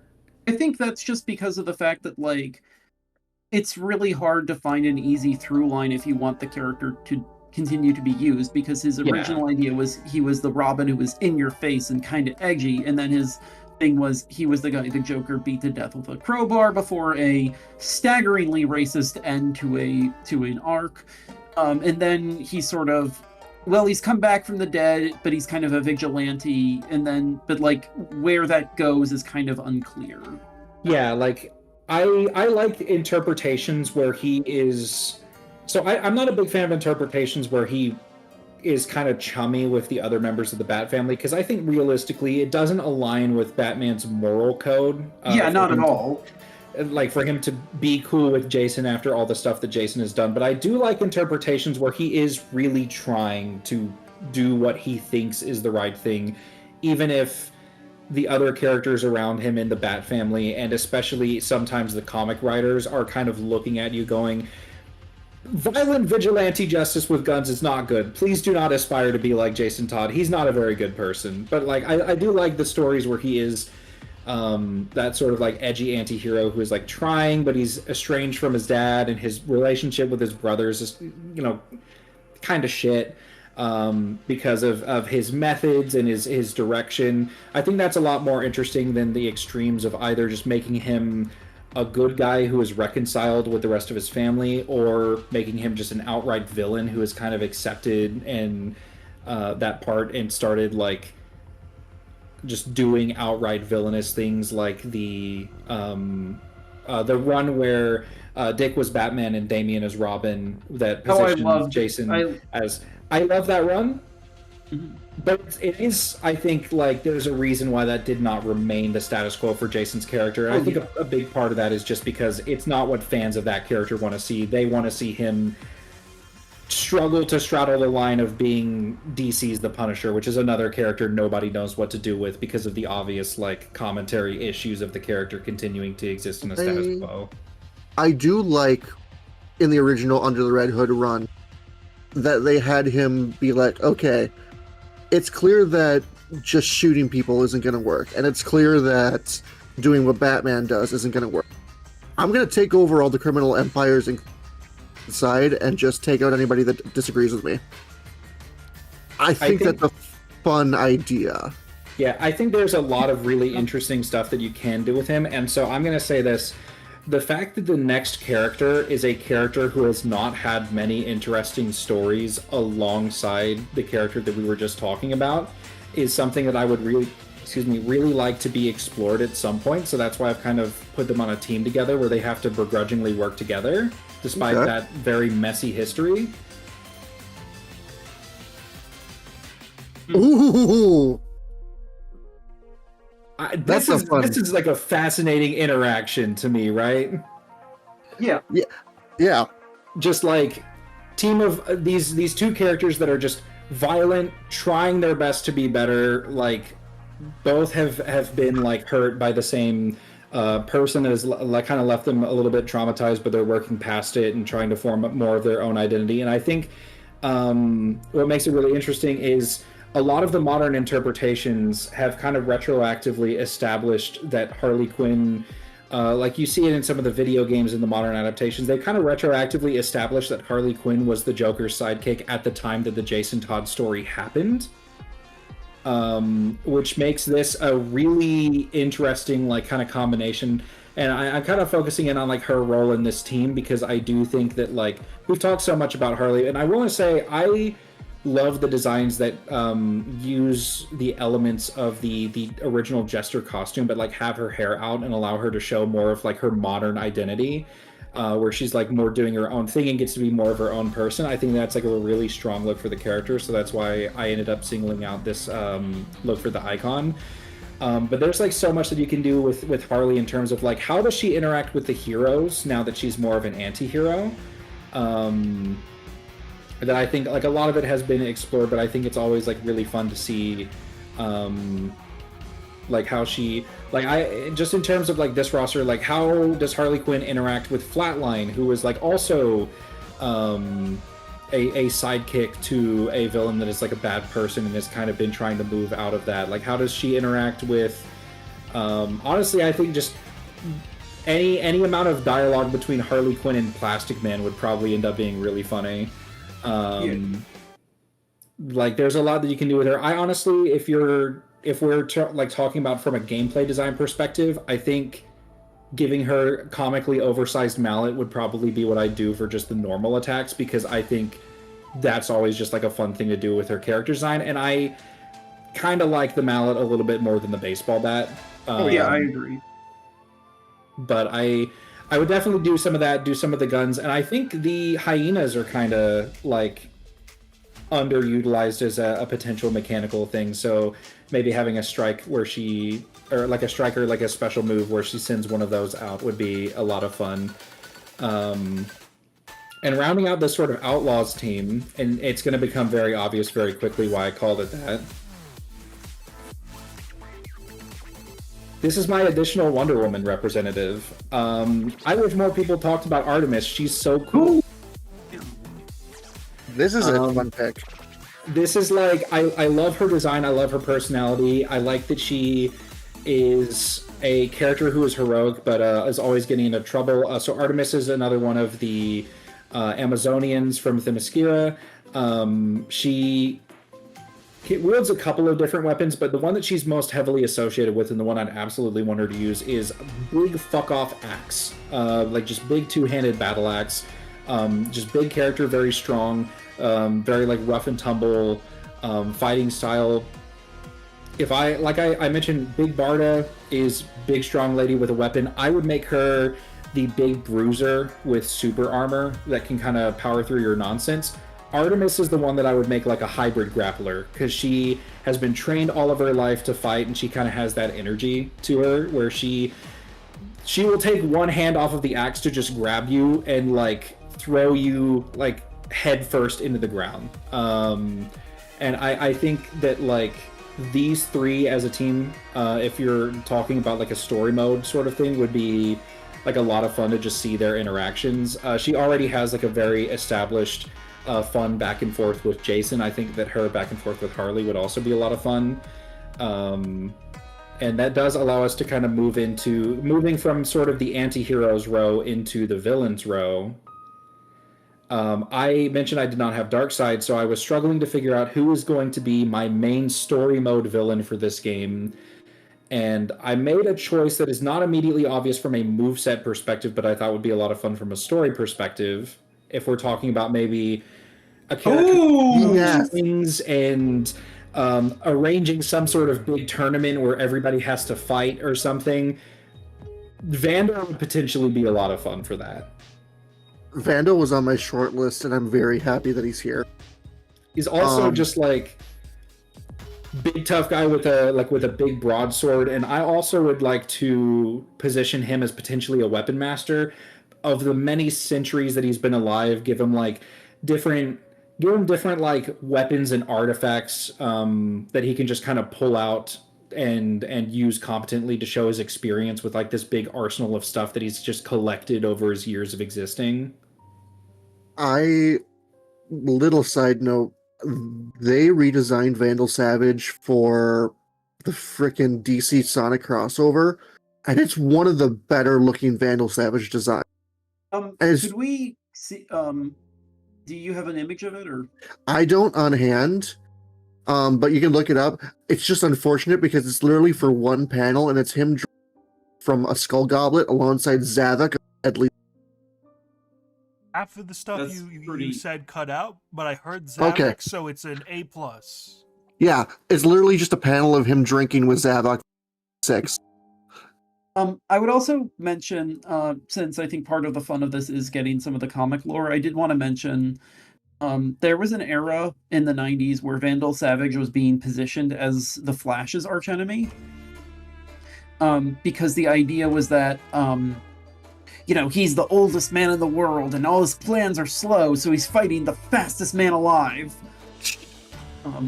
Which is hilarious to me because it's such a bad choice on its face. Oh, thank you, Creeks. Okay, I guess I can fuck Huff, myself. Huff got it before me. Huff got it before me. Okay. Ah, I'll go nice. fuck myself. Okay. Yeah, but Okay. it's just like a lot of fun. Just caveman with a big sword and just Yeah.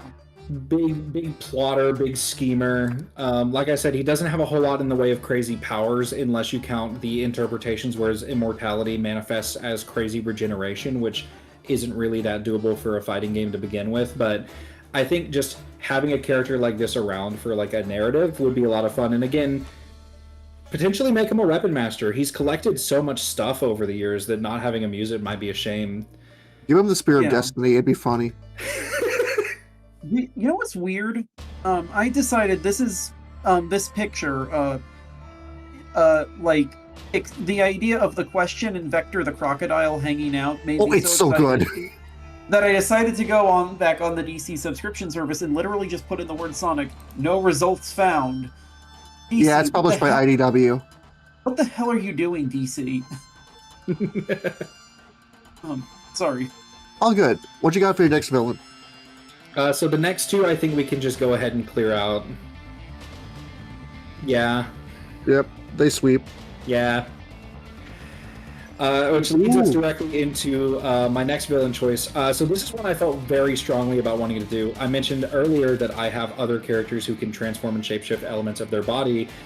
I really wanted to do Clayface. I think Clayface is a really interesting antagonist with a lot you can potentially do with him. I really liked, weirdly enough, the version of him from the otherwise kind of shit and not very worth talking about Suicide Squad Isekai, where he has this kind of late stage Michael Jackson-esque, like, snazzy guy in a suit persona that he has as like his human form, but he just kind of will shapeshift into the clay form out of that. But in the interest of having more big bodies on the roster, I wouldn't have him be in his actor persona and then do Clayface like Sandman sort of stuff where looks like a guy and then turns into shapeshifty goo. I would probably just have him be shapeshifty goo while he's fighting, just for, like I said, big guy.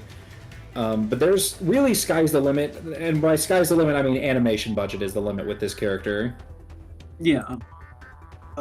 I also like how Clayface feels very distinct from the other shapeshifters that we all kind of collectively included, because like Plastic Man is like generally he has to be kind of plastic and every part of his body is very like kind of solid and shiny, and then Martian Manhunter can kind of do a lot, but people, I think it's easier to imagine him with tentacles and gas, but then Clayface really is putty. Yeah, Plastic Man can shapeshift, but the way that Clayface shapeshifts is a lot more Venom in the MVC games, where like just massive sludge just rushes over, big teeth and all that. Yeah. Okay. And then we get into, I wanted a villainous lantern. I was originally considering Black Hand, but I was talked into doing Necron by Huff, because basically the same concept as Black Hand, but it is a skeleton-faced alien with a scythe, which is a lot more appealing for a fighting game, and also a little bit less connected to Hal, and you can forge a little bit more of a connection to Kyle through Kyle's, status as a White Lantern from time to time, and the fact that they did have a run where they did oppose each other. I do think that would be really funny if part of his moveset was just using characters that are dead in the story as summons potentially. One of those has to be Ted Kord. It's a contractual obligation that Ted Kord has to die all the time. But really just like the appeal of character that uses death as a power and can summon out like dead characters as revenants and just uses a scythe really just sells the concept of the character to me for a fighting game. Which does leave us with, I was a little bit sad to see my final character already have cropped up in one of these rosters. I really wanted to do Clarion. I think Clarion is such an interesting concept for like translating over to a fighting game as like a villain for that. Yeah. Me and you have talked So about much Clarion a fun. lot for this because I really wanted to do it too. I am shocked that Clarion is like a frequent thing here. Yeah, well, because he combines like four things. He's got He's Jack really entertaining too, which is very important. He's got Jack Kirby bona fides. He's got Grant Morrison bona fides. He's got like animation bona fides because he's in Young Justice. He's got like an incredible personality where he has like the charm of a lighthearted villain, the nastiness of a sleazy villain, and the precociousness of a child villain. He's like, what if young? God, I'm trying to think of like an example. He's like, what if Richie Rich could turn into just like a psycho douchebag on command? He's with like a weird Puritan skin. Yeah. Like Puritan element. All right. Like, this is exactly the kind of evil guy you want to have, like, wreck shop and just completely destroy, like, a 17th century religious fundamentalist town. Absolutely. And if you do notice, the additional villains beyond Vandal Savage do somewhat correspond to, like, the heroes. do somewhat correspond to the heroes. Like, you have Lex Luthor and the Joker as the obvious ones in line with the first two, and then you have Clayface fitting the like first row, being like a lot of the Bat Family associated characters and the younger teams, and you also have like Clarion for the Justice League Dark, and Necron doesn't really fit into that, but he is. Yeah, but he's because of Darkest Night, I think is the event that it's called. He's fought collectively like every space character here. Sure. Whew, this was a long one. Yeah, it was. And we're almost done. We're longer than the Snyder Cut. Let's go. All right. So we have Let's one go. roster left, and I hate doing this after 5 hours of sitting here because I literally made it so that it was a 5-minute long joke at most. So let's it's gonna. Wow. Okay, here's my DC roster. So we're starting off with my favorite DC character, Batman. And I want to kind of have him as a bit of a brawler, mostly focused on like hand to hand. So for my second character, in order to represent the gadgets a little more, I have Batman.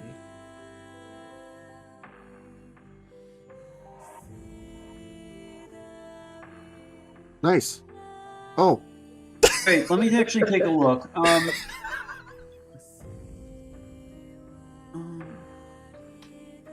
How long did this take? Ask Ozzy. I had Where's him Catman? have to do this. I like, the- I I like Toon I'm- Batman. I'm actually a little bit disappointed that like there aren't like we don't have like as many like Silver Agent 70s Batman, like shirtless Batman who wears his cowl but is otherwise just shirtless for no reason. Where's Zurin R? Don't worry about You it. mean S Batman? So on the bottom row we have animated series Batman, and on the right we have the first non-Bruce Wayne. We have Terry McGinnis because I was asked to put him on here. that's cool. And then for the final row we have Adam West.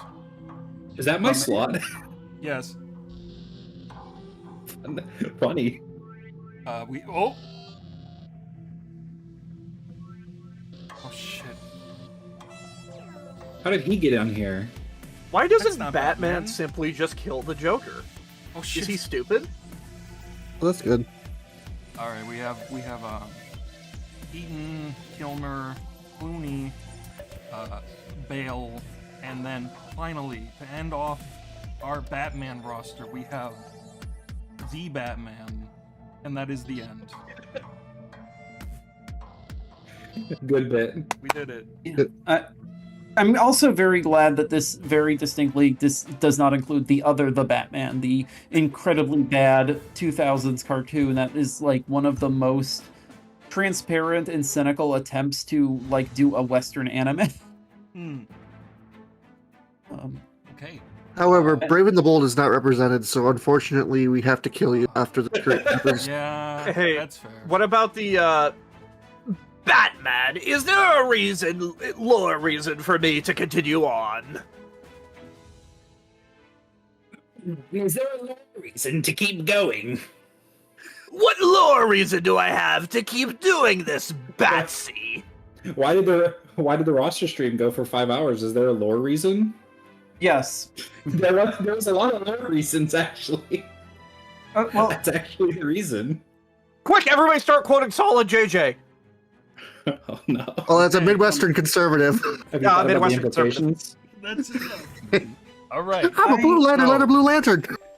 Thank you for joining us on this Thank one, you for Wolfman. joining It was a us lot of fun. all. Thank you, Wolfman. No, This is fun. I'm glad. I I'm glad you did.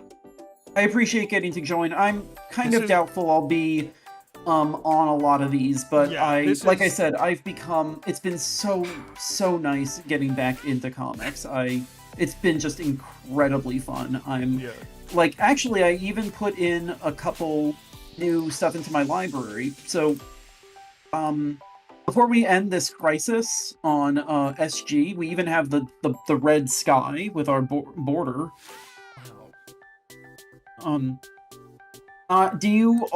Would anyone like to maybe recommend some DC Comics miniseries or runs?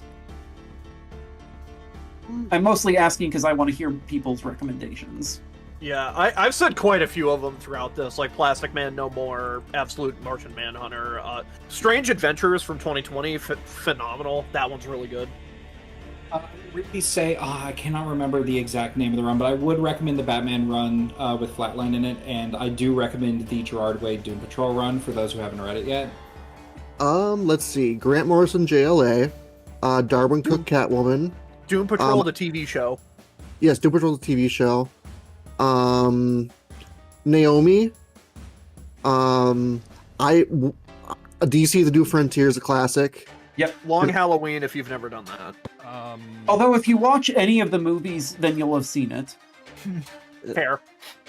But yeah. I'm more of a fan of like the adaptations, but I will say because he is on screen right now, a lot of people skip this game because it's not made by Rocksteady, but Batman Arkham Origins is actually quite a well done young Batman story. It is a very buggy game with very clear budgetary restraints, but I actually really enjoyed it as like a young Batman story. And I hear that the VR game is also very good, Arkham Shadow. So I'll recommend those two because you most likely played the main 3 Arkham games, but you probably maybe haven't played the Origins games. Another suggestion is anything that the Batman Who Laughs is in, skip that. Yeah. Also, if it's got Jeff Johns on the writer credit, skip that. One that I like that I might be a little bit controversial is I like the Justice run by Alex Ross, The one and I run? can't They remember. cut you out when you were saying the name. Oh, it's just called Justice. It's Alex Ross doing a Justice League versus Legion of Doom story, and I enjoyed it. It's part of the reason why I went with Justice League versus Legion. Okay. It's just a fun little one-off adventure. Justice League The Nail is also pretty unique. Yeah. I like that one. I am going to go, unsurprisingly, with a few Grant Morrison suggestions. JLA has been mentioned. I would also like to recommend their Batman run, which is one of the most frenetic and just bonkers Batman stories out there. And Seven Soldiers, which is a mind-bending, crazed, like multi-part conspiracy thriller about 7 superheroes who never actually meet, and yet are kind of inexorably tied into stopping an alien invasion. Clarion and Zatanna are 2 of the main characters. Oh, Nice House on the Lake. Superman smashes the Klan. True! Really cute. Anything apparently by Mark Russell, but particularly the Flintstones. Dude, Oh, yeah. that's on our to-do list for book club, and I'm so excited for that one. I I should can't probably wait. hop on book club with you guys for that one. Yep. Um, God, I can't wait for that one. If you don't. have any... Galaxy, go the ahead. Prettiest Star. Oh yes, Okay. we mentioned that earlier. Yes. I'm definitely reading that one after you mentioned it. I actually did not know about that run until now. All right. Yeah. I told you about it last week. If we're all good, Yeah. it's about time to wrap up the stream, and by Oh, about yeah. time I mean, oh my god, this is the longest this roster was- stream we've ever had, and we couldn't do it if you guys weren't giving us support on our Patreon. It's in the description, patreon.com. Thank Yes, you allow me to all of funnel more our money towards Josh. patrons on screen. We really appreciate all the support, and if you would like to support us, follow the link in the description. As Same bat always, time, same bat channel. I mean, you can say that, but you know, Yeah. it's important to always remember to return to the source. Have a good one, everyone. Take care. Fucking hate Cyclops. Good bit.